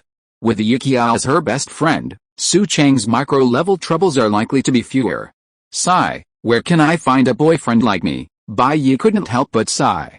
Su Cheng must have saved the world in her past life, so she can find a boyfriend as good as me in this life. Walking on the road to the Ode to Joy residential complex, Bai Yi walked forward in a familiar manner, pulling out his phone and chatting with Aunt May for a few words to make sure he was safe. Unbeknownst to Bai Yi, two beautiful girls were whispering about him right in front of him. Guan, have you noticed? Jiu Yingying leaned closer to Guanzhur, discreetly pointing her finger at Bai Yi behind her, and said, I noticed that man has been following us since we got off the subway. No way. Guanzhur pushed her glasses and turned around. Oh, don't look around. If he finds us, it'll be bad. Jiu Yingying quickly grabbed Guanzhur. Guanzhur caught a glimpse of Bai Yi, but because he was buried in his phone, she didn't get a good look at him. Yingying, now that you mention it, I think I also feel like he's been following us since we got off the subway. Really? Jiu Yingying said cautiously. Guan, do you think he's a pervert? Why has he been following us? No way. Guanzhur said, I don't think he has that kind of temperament. How do you know? You can only know a person by their appearance, not their heart, Jiu Yingying said. There are many beasts in human form. They appear well dressed on the surface, but they're actually so disgusting, Guanjur. Yingying, I still think you're too sensitive. Where do all these bad people come from in this world, Jiu Yingying? It's hard to say. My dad said. Guanjur took the opportunity to glance back while Jiu Yingying was talking. This time, she got a clear look at Bai Yi's face. Slurp, Guanjur swallowed hard. This guy is so handsome, isn't he? Much more handsome than those A-list male stars. Jiu Yingying was talking about her father's safety education. Seeing Guanjur's stunned look, she looked over curiously. She was also stunned. Jiu Yingying felt that this man was like a male protagonist from the second dimension. How could he be so handsome? It was enough to make her drool. Yingying, Guanjur said in a trembling voice, if he is really a pervert, what should we do? The worst that can happen. Jiu Yingying thought for a moment. Guan, you go first. Guanjur, haha, I'm kidding. Jiu Yingying smiled and whispered, it seems that he is not a pervert. Why? Jiu Yingying said, he is so handsome, he should not need to be a pervert, because he certainly has no shortage of girlfriends. Yingying, you make sense. Guanjur sighed and said, what a pity, he is so handsome. Yeah, Jiu Yingying said, how about I ask him for his widget now? Yingying, don't you always say that you like that supervisor Bai in your company? Guanjur said. It's not a good idea to just ask for another boy's widget now. That's right, Jiu Yingying nodded helplessly. I can't be that scumbag who falls in love with every man she meets. This man is good, but I can only admire him from afar and not touch him. Manager Bai is the boyfriend that truly suits me. The two women walked forward, whispering to each other. They arrived at the entrance of the building in the Ode to Joy residential complex. Bai Yi finally put down his phone, raised his head, and walked into the building. Hey, Guan, he even followed us in, Jiu Yingying said. He's not really following us, is he? You're too narcissistic. Yingying, Guanjur pushed her glasses and said, you seem to have forgotten that both sides of our building are being renovated. It seems that they are planning to move in the next few days. Maybe he is one of the two families. Oh, that's right, Jiu Yingying suddenly realized. Guan, you are smart. I forgot. But he will be our neighbor from now on. We will be lucky to see such a handsome guy every day. Yingying, don't be so crazy. Keep your voice down. If someone hears us, we will be so embarrassed, Guanjur said. The two pressed the elevator and waited at the elevator door, waiting for the elevator to come up from the basement. Bai Yi then found the building's property management person. I'm the owner of the 23rd floor. Last time I asked you to find a cleaner to clean the room, and I left the key with you. Oh, Mr. Bai, hello, your key is here. The property staff quickly handed Bai Yi's key over. Don't worry, the cleaners clean the room under our supervision, so if there's anything missing in the room, you can call us. Oh, thank you. Bai Yi took the key. Guanjur, oh, he's the owner of the 23rd floor. We guessed wrong, Jiu Yingying. It doesn't matter if we guess right, but he's about the same age as us, and he already owns his own property? Guan, when can we buy a house like this? Guanjur, yes, this community has such a great environment. Close to the subway, and the space and layout are perfect. If I could have my own room here, it would be like a dream. As Bai Yi walked in, Guanjur and Jiu Yingying quickly turned around, shielding their faces, not daring to look Bai Yi in the face. They had almost mistaken this handsome guy for a pervert. Bai Yi didn't care. As the elevator opened, Bai Yi politely let Guanjur and Jiu Yingying get in, and he followed. The environment of the community is not good either. There is too little green space, and the buildings are too close together, like a pigeon cooperative. Is this a place for people to live? Chapter 248. Are you good at fighting? What's the point of being good at fighting? To get involved, you need power and connections. Shit. Bai Yi had just gotten on the elevator when a middle-aged man's voice came from behind, saying that this residential complex was not a place for people to live. Damn it. Bai Yi is here, but there is a house with one floor connected. This means, is Bai Yi not a human? Bai Yi frowned and turned around to take a look. At a glance. Oh my god. They are all familiar faces. Jiu Yingying, Guanjur, Chu Xiaoxiao, and Chu Xiaoxiao's parents. Bai Yi was chatting with Aunt May just now, so he hadn't reacted yet. The girls walking in front of him were Guanjur and Jiu Yingying. Of course, girls are not important. The important thing is that someone scolded him, and that is intolerable. Bai Yi's gaze swept across the crowd, finally landing on Chu Xiaoxiao's father. He looked him up and down, a mocking smile curling his lips. Idiot. Guanzhou and Chu Yingying's expressions darkened at what Chu Xiaoxiao's father had said. They had just been saying that if they could own a property in the Ode to Joy complex, their lives would be perfect, but now they'd been told it wasn't a place for people to live. Bai Yi acted so brazenly that everyone in the elevator knew who he was talking about. Guanzhou and Chu Yingying exchanged a glance. They both felt a sense of relief, but also a sense of, this handsome guy's temper seemed a bit explosive. He was constantly cursing. He really wasn't afraid of getting a beating. Hey, how can you talk like that? Chu Xiaoxiao's father, Chu Yongquan, was surprised that Bai Yi would suddenly appear and pick a fight with him while he was disciplining his daughter. Who is he?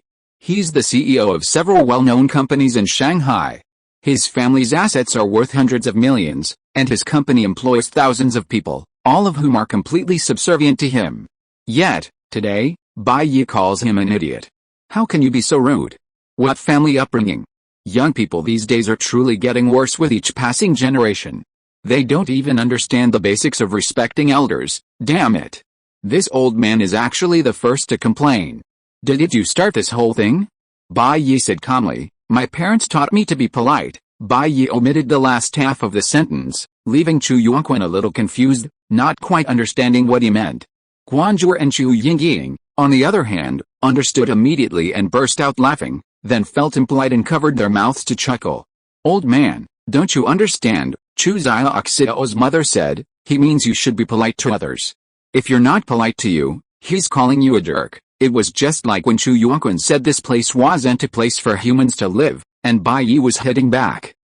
Chu Yongquan's face flushed with anger. Although he had lived a life of luxury for a long time, back when he was out on his own, he'd been through the world. Furious, he didn't care about his status and raised his hand to grab Bai Yi's collar. What, you want to fight? Come on. Bai Yi rolled up his sleeves and said, anyone who doesn't dare to fight today is a jerk. Chu Yongquan looked like he could crush a whole bunch of people with just one finger. Chu Yongquan swallowed hard, seeing the muscles beneath Bai Yi's rolled up sleeves. Bai Yi looked thin, but his arms, muscular like rock, possessed a powerful intimidating power. Bai Yi clenched his fist, which was practically the size of a sandbag. Chu Yongquan had no doubt whether he would ever reach the Western paradise if hit by such a punch. You young man, full of youthful vigor, I won't argue with you. Chu Yongquan retreated.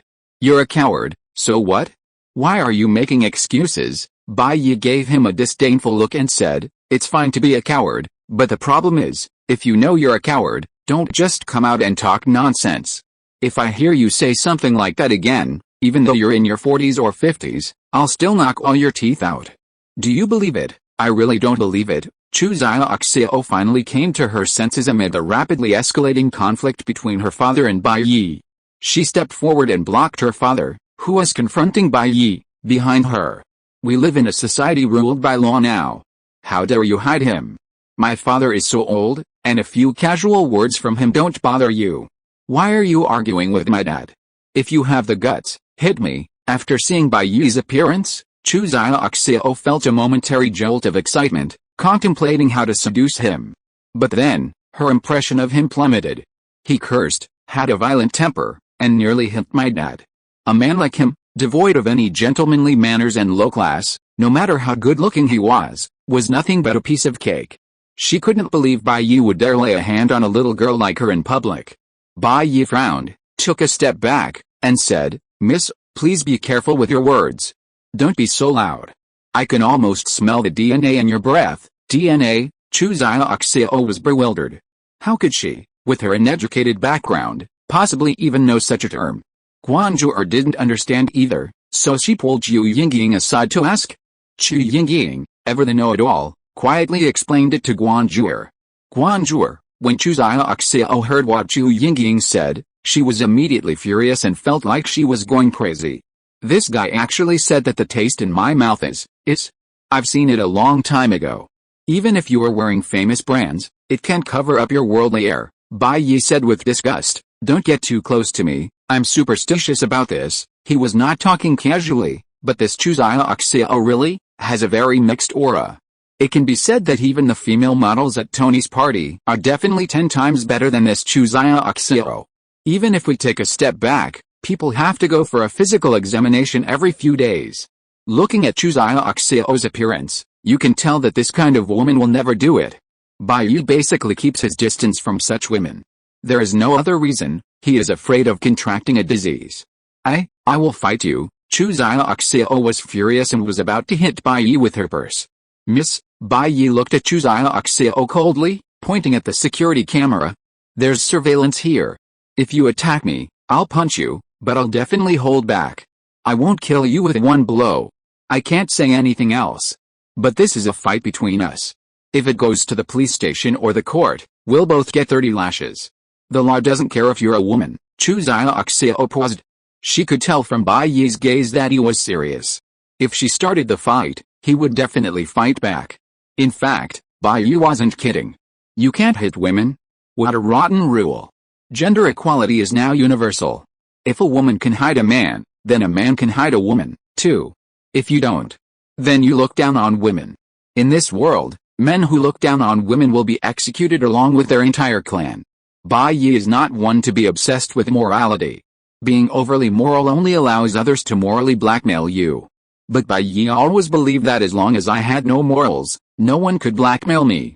He wasn't the kind of madman who would go out on the street and beat up a woman for no reason, but if a woman hid him, he wouldn't show any mercy.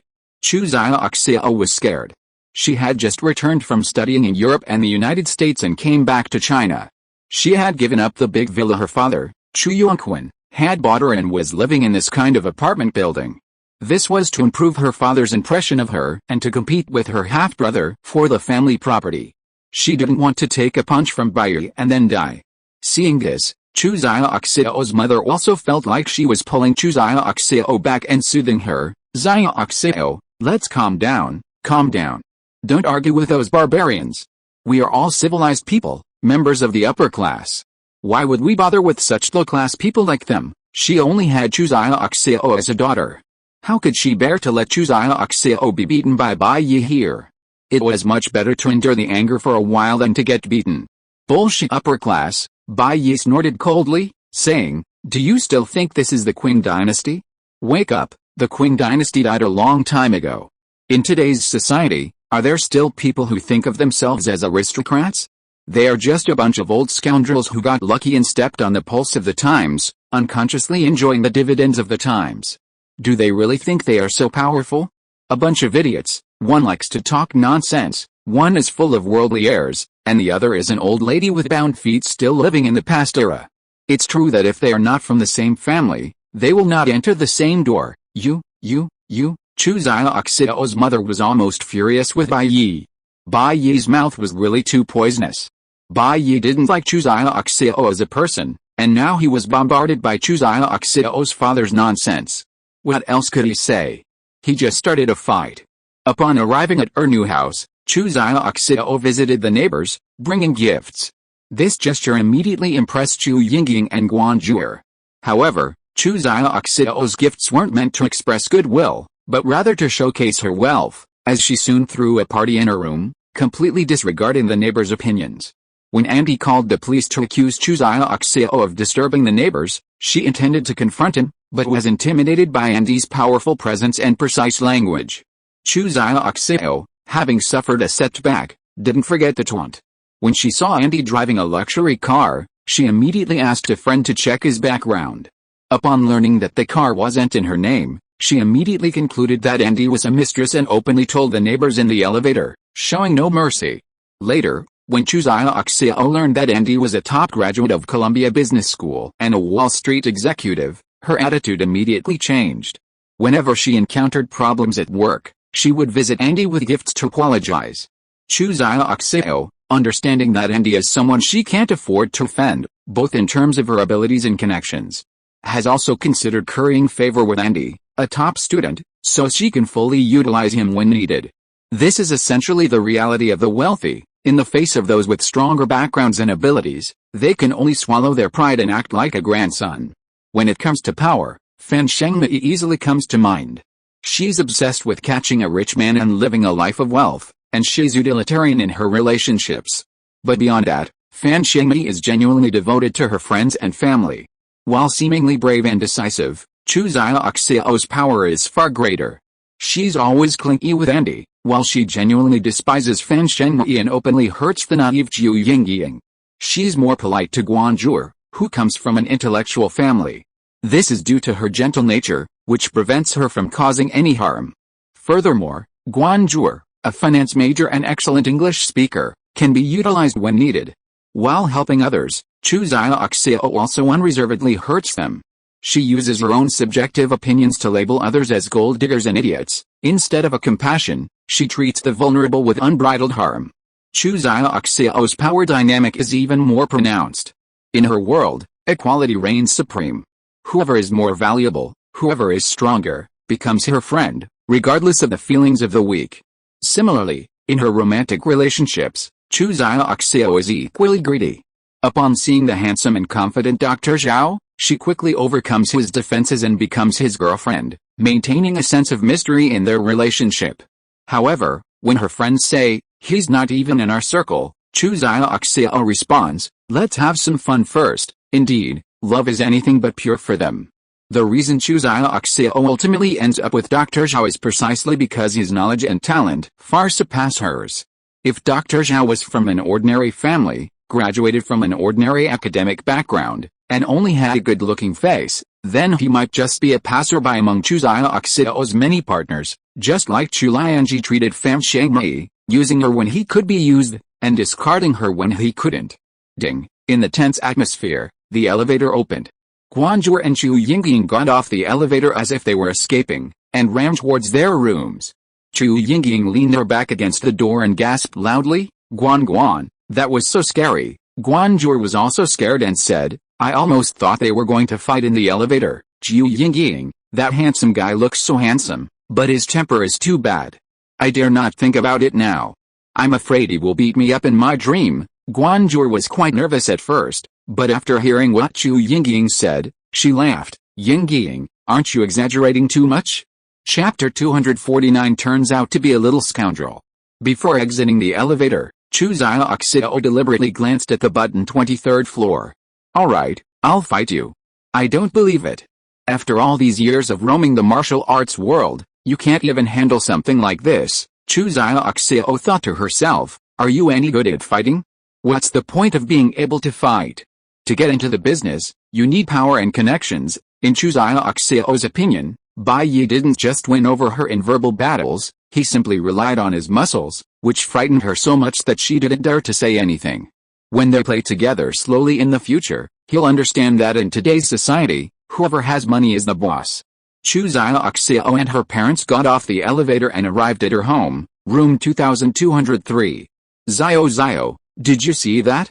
How could anyone who lives in a place like this be a good person? Chu Yuanquan was furious and said, "No, you can't live here anymore, move back with us immediately.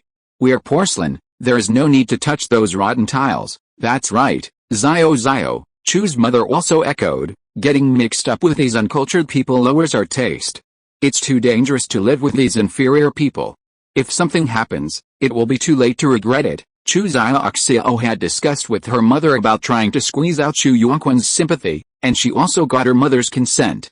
However, Chu's mother could never have imagined that Bai Yi would give her a good start right after she arrived in this low-class community. It's too scary. Life safety is more important than fighting for family property. It's not possible that the person died and the money was not spent, right?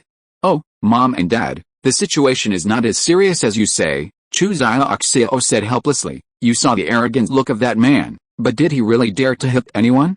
He probably didn't dare. He was just trying to scare us. Now think about it, no matter how harshly we scolded him, as long as we didn't start a fight first, that person would not have found a reason to do so. At most, he would just have a verbal quarrel with us. Things have calmed to this point, and she, Chu Xiaoxiao, is allowed to run away with her tail between her legs? It is definitely impossible. Not to mention that she condescended to live in such a community and deceived Chu Yuanquan's trust. Just saying that she suffered such a big loss, it is impossible for her to just let it go like this. She must find a way to deal with that man completely. Otherwise, she would not be called Chu Xiaoxiao. So how could she listen to her parents and evacuate here immediately? Dad, the environment here is indeed not as good as our home, but it is definitely much better than when you first started, Chuziya Oxio said with a smile. Let me start from here, work hard, step by step, and eventually reach a position equal to you. Chuyokwon was relieved to hear what Chuziya Oxio said. Which parent would not like their children to be motivated and step on their shoulders to go further? Guanjur and Chu Yingying would probably want to curse after hearing this. For them, owning a house of their own here is the end of their lives, but for Chuziya Oxio, this is just the starting point. Living here is a part of hard work. Since my daughter has this idea, let her do it for now. Chuyokwon pondered for a moment and said, but Zia Oxio, if there's any problem, if that person wants to retaliate against you or something, you must call Dad immediately. Okay, I get it. Chuziya Oxio nodded vigorously and said, in today's society, who would dare to attack others casually? That person is just poor and arrogant. At most, I will not provoke him in the future. Not provoke? Humph. How can I? If I don't make him kneel down and apologize to me, this matter will never end. Chuziya Oxio took great pains to finally persuade her parents to come back, and finally breathed a sigh of relief. Fighting wits and courage with her parents was more tiring than trying to deal with others. After drinking a glass of water, Chuziya Oxio thought for a while, how could she get revenge? After a moment, I'll have to think about this slowly. Chuziya Oxio looked at the chocolates on the table, her mind racing as she remembered Guanjur and Chu Yingying, whom she had met in the elevator earlier. They seemed to live on the same floor as her. Look at that girl, so silly. I think she could win people over. If anything goes wrong later, I can use her as a tool to kill someone. Quickly acting on her words, Chuziya Oxio casually picked up a box of chocolates from the table, walked with a flirtatious gait to room 2202, and knocked on the door. Bang, bang, bang. Guanjur and Chu Yingying, who were inside, discussing Bai Yi and Chuziya Oxio's family, opened the door with confusion. Seeing Chuziya Oxio, they couldn't help but feel a little uneasy. What's wrong with you? Chu Yingying asked boldly. I'm so sorry about what happened in the elevator just now. My dad's not very good at talking, so please don't mind. By the way, this is for you. Chuziya Oxio handed over the chocolates and said, think of it as a meeting gift. Please take care of me in the future. My name is Chu Yingying, and this is Guanjur. We rent room 2202. Chu Yingying took the chocolates innocently, a simple smile on her face. If you need anything in the future, just knock. After a few pleasantries, they said goodbye. Yingying, Guanjur said helplessly, you're too confident. Judging from what happened in the elevator today, Chuziya Oxio and the guy upstairs are not people to be trifled with. Don't take this kind of kindness too seriously. Oh, Chu Yingying recalled the scene in the elevator just now. It felt not good. If something really happened to Chuziya Oxio, ordinary girls like them probably wouldn't be able to help. But my dad said, the more gifts you give, the less blame you'll get, and a distant relative is not as good as a close neighbor. Chu Yingying scratched her head. Forget it, Guan. How about I return this box of chocolates? Guanjur said speechlessly. If I return it now, Chuziya Oxio might think we look down on her. We've created a grudge where there was no grudge originally. That seems to be the case. Chu Yingying was distressed. It felt like nothing she did was right.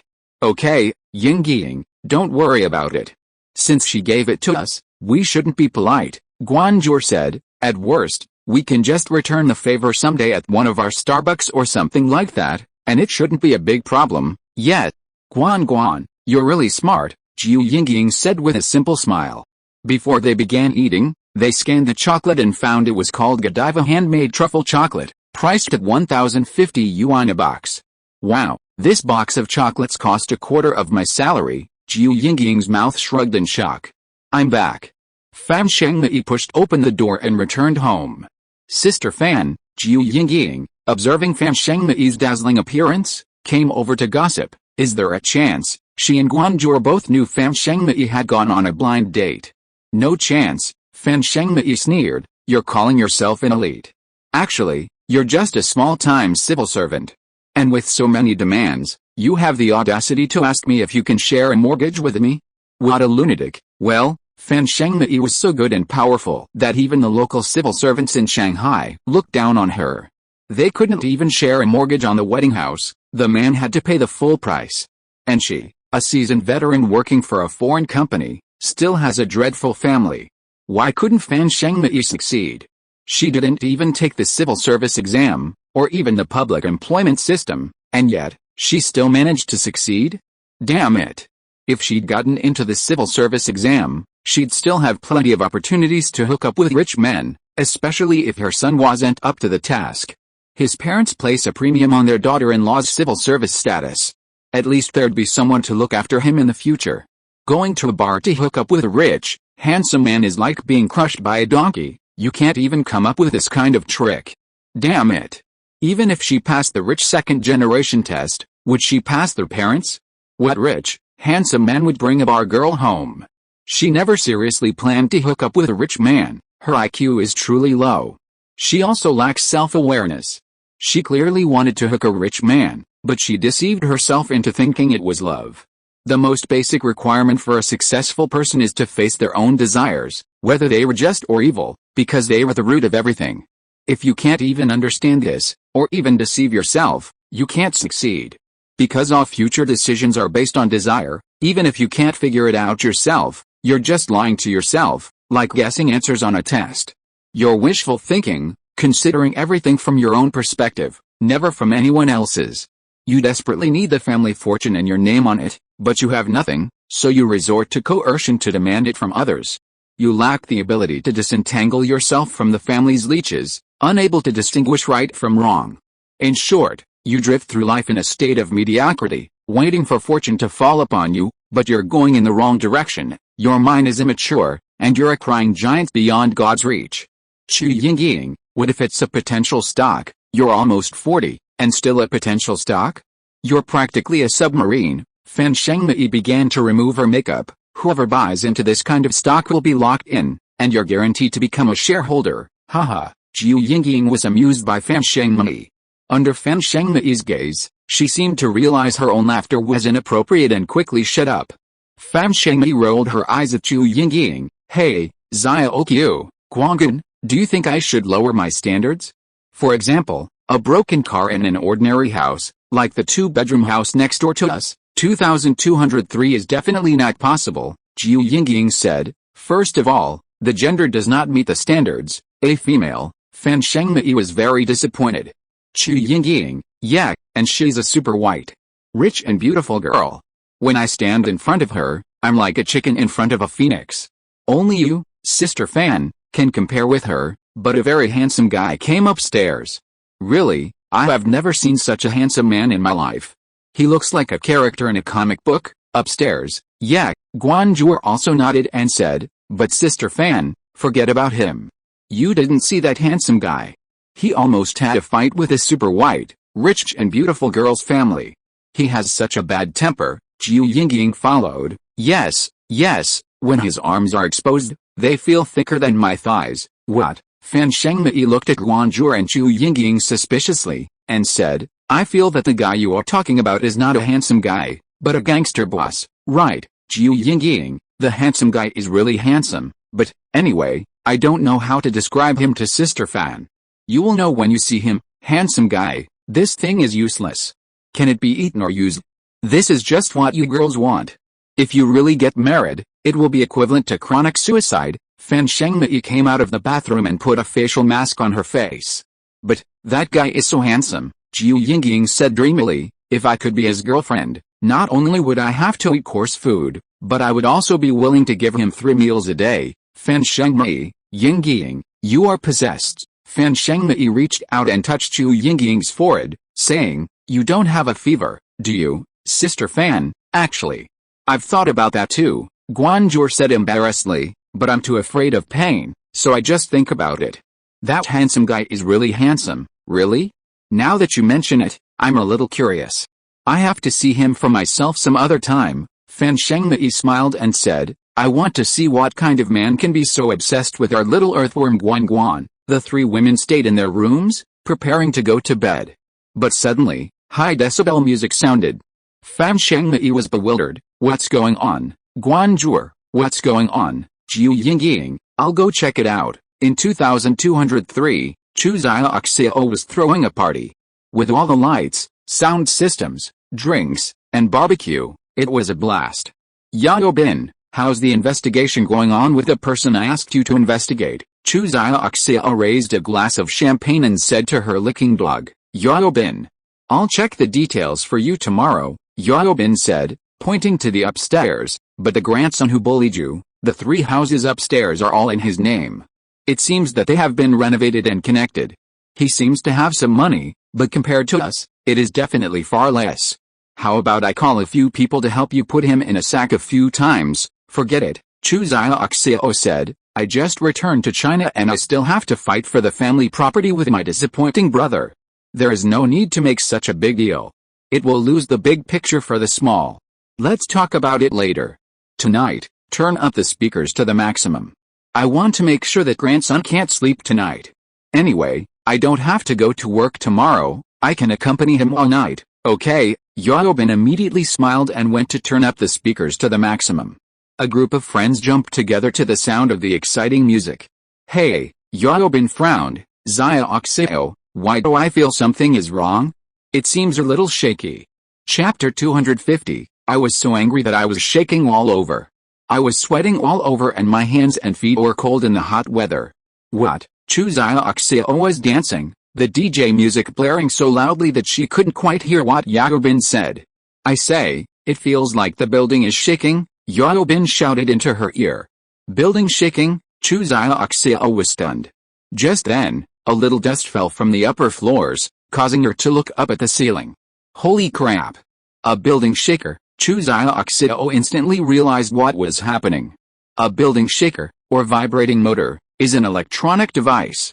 It contacts the floor or wall, vibrating through it, causing significant shaking in the building. It's considered a magic weapon for dealing with people upstairs and downstairs. With the increasing number of neighborhood disputes in China, building shakers have become a hot commodity. Chu Xiaoxiao hadn't expected Bai Yi to be so ruthless, resorting to such a deadly move without a second thought. Is this guy sick? Chu Xiaoxiao cursed. It's not good for me to shake the floor of my own house, but is it good for you at home? He's planning to die with me. Xiaoxiao, what should we do? Yao Bin asked. How about we go upstairs and beat this grandson? Once the vibration device is turned on, what if the building collapses? No need. If we go up and beat him up, it's hard to say whether we can win. It will also make me look like I can't afford to play and I'm cheating after losing. Don't worry, the building won't collapse that easily. Chu Xiaoxiao gritted her teeth and said, play death metal for me, the loudest kind. I'm going to fight him. Anyway, I don't have to go to work, and I don't believe I won't go to work. The deafening music almost resounded throughout the whole building. Next door, Guanzhou collapsed and said, Yingying, didn't you tell them to keep their voices down? Why aren't they talking anymore? Instead, their voices are getting louder and louder. I told them, Jiu Yingying said distressedly. I guess I'm too kind, so they don't take me seriously. Jiu Yingying had taken the initiative to knock on Chu Xiaoxiao's door. It was Yao Bin who opened the door. After listening to what Chu Yingying said, he said a few perfunctory words and closed the door. Yao Bin turned around and forgot what Chu Yingying said, so when Chu Xiaoxiao was about to make a scene, he didn't stop her. Chu Yingying, Guanzhou and Fan Shengmei looked at each other. Oh, I have to go to bed at 10:30 and go into deep sleep at 11, otherwise my skin will be in trouble, Fan Shengmei collapsed and said. Yet, Guanzhou said with a wry smile. I'm even worse off. I have to answer client emails, the music is blasting, and all 26 letters are flying before my eyes. I can't translate anything, what should I do, Sister Fan? Jiu Yingying leaned her head against Fan Shengmei's shoulder. Fan Shengmei's face darkened and she reached out. My phone. Oh, Fan Shengmei took the phone from Guanzhou and immediately called the property management. Bang, bang, bang, Chu Xiaoxiao's door slammed again. Yao Bin. Could it be that bastard can't stand it anymore and is here to cause trouble? Haha, Chu Xiaoxiao sneered. If it's him, I'll show him how badly he messes with me. Let's go and see, Chu Xiaoxiao gave an order. A group of people followed him and went to open the door. When Chu Xiaoxiao opened the door, she saw that the person knocking was not the angry Bai Yi, but the property management staff. Miss Chu, you just moved in, so celebrating is only natural, and we understand. But it's getting late, and you'll disturb the other neighbors. That guy actually filed a complaint. What a joke, Chuziaoxio muttered, a disdainful smile curling her lips. She'd expected him to challenge her to a competition of patience, but she hadn't expected him to resort to such underhanded tactics, without even a shred of shame. Miss Chu, oh, I see. She glanced at her watch and said, give us 10 more minutes, okay? We received a complaint from the other neighbors, and we really can't help it. Please forgive us. Okay, bye. Chuziaoxio returned to the house. Everyone, keep going, let's keep having fun. Don't stop until we're done. The person upstairs was truly naive. Did she think calling the property management could control her? Property management is nothing. I paid millions for this house, so I can have fun the way I want. The most the property management can do is reason with me and appeal to my emotions. Am I afraid of him? The music in Chuziaoxio's room grew louder. Sister Fan, nothing you say is working, Jiu Yingying said bitterly. The property management has been gone for so long, and the other side hasn't stopped yet. Fan Shengmei sighed and said, little earthworm, this is the difference between tenants and landlords. If we did this, the property management would have been guarding our door. If we didn't stop, they wouldn't leave. Then Sister Fan, are we going to sleep tonight? Guanzhou asked desperately. I want to know this question too. Fan Shengmei, with a face mask on her face, collapsed weakly on the sofa. Chuziaoxio was having a great time. Suddenly, Chuziaoxio felt her face wet. She reached out and touched it. It was wet. The smell didn't seem very pleasant. She was confused. She was at home, not on the street, so how could such a thing happen? Zio, Yao Bin shouted in panic. Look at the ceiling. It's leaking. Did that bastard use a floor shaker and crack the floor? Chuziaoxio looked up and saw a wet streak on her ceiling, dripping continuously. Ah, what's that water? It stinks. Could it be water dripping from the upstairs toilet? Oh my god. Zio, what a lousy house you bought. Chuziaoxio was devastated. That guy had the audacity to crack the floor with a floor shaker, and then let the sewer water seep in? He was too ruthless. Does that guy really think I'll follow the rules and not call the police? Chuziaoxio exclaimed angrily.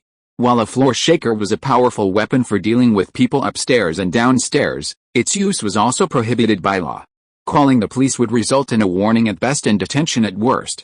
She just wanted to play by the rules and shake him off, but this guy was so ruthless that he used a building shaker to crack the floor.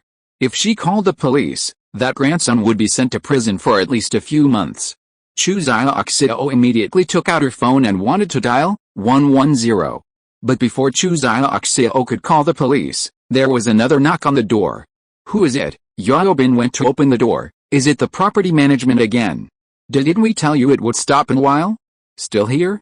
Are you annoying? After opening the door, Yao Bin was dumbfounded. It was two police officers. Police. The two officers showed their credentials. Turn off the music. Second-generation rich people like Chuziaoxio were very arrogant in front of ordinary people, but they were timid in front of the police. Someone immediately turned off the speakers. What's going on, police officer? Yao Bin hurried forward and asked. We just received a report from the police. Someone has complained that you are seriously disturbing the public. We hope you will stop immediately.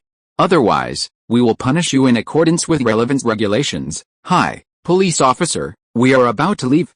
Sorry to trouble you for making the trip. Yao Bin smiled apologetically and said, thank you for your hard work. Chuziaoxio's best friends Yuanitan and Kongquan also hurriedly said, don't worry, police officer, we are all law-abiding citizens here. Chuziaoxio stood at the back and never stepped forward, but her face was as dark as the bottom of a pot. How shameless. I haven't even had a chance to cause trouble for you, and instead you're blaming me. It's wrong for me to have a party and disturb the neighbors, but is it right for you to use a floor shaker? Chuziaoxio grew increasingly angry. Looking at the two policemen who had already left after being persuaded by Yao Bin and the others, she immediately raised her hand and said, Uncle Police, I'm reporting this. While we were playing music, the neighbors upstairs were using a floor shaker, and it seems to have cracked the floor, with water dripping down to our floor below. What? The two policemen's expressions immediately turned serious. If the floor shaker was used illegally and the floor was damaged, it would be a serious matter. If the floor collapsed, everyone in the house would be killed. This is no small matter. Not something to joke about. The two policemen looked at Chuziaoxio seriously. If I lie, I'll be struck by lightning and die a miserable death, Chuziaoxio said. Uncle Police, come with me upstairs and we'll see. That grandson definitely hasn't had time to put his things away yet. The two police officers exchanged glances and nodded slightly. Okay, then we'll go upstairs with you and take a look. And so, the police took Chuziaoxio and Yaobin to the 23rd floor. When they got upstairs, the police, Chuziaoxio, and Yaobin were stunned. Such a large floor, with only one main door. If all three rooms belonged to the same person, this house must be worth at least 10 million yuan. Bang, bang, bang, the police, Chuziaoxio, and the others knocked on the door for a while before Bai Yi finally opened it.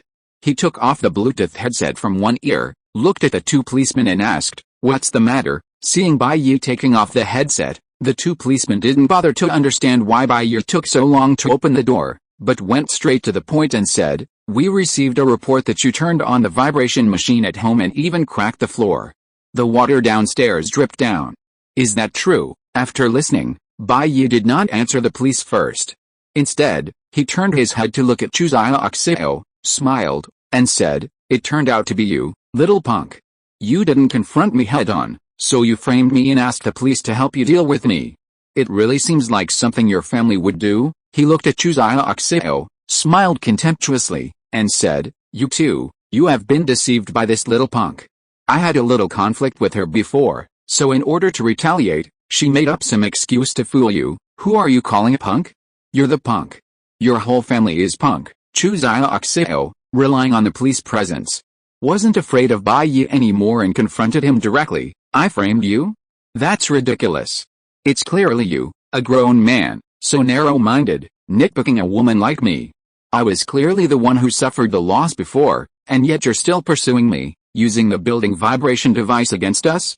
I've never met a man as disgusting as you in my life." "Hey, you two, we're handling a matter, not a quarrel." The police officer, observing the disagreement between the two sides, also frowned.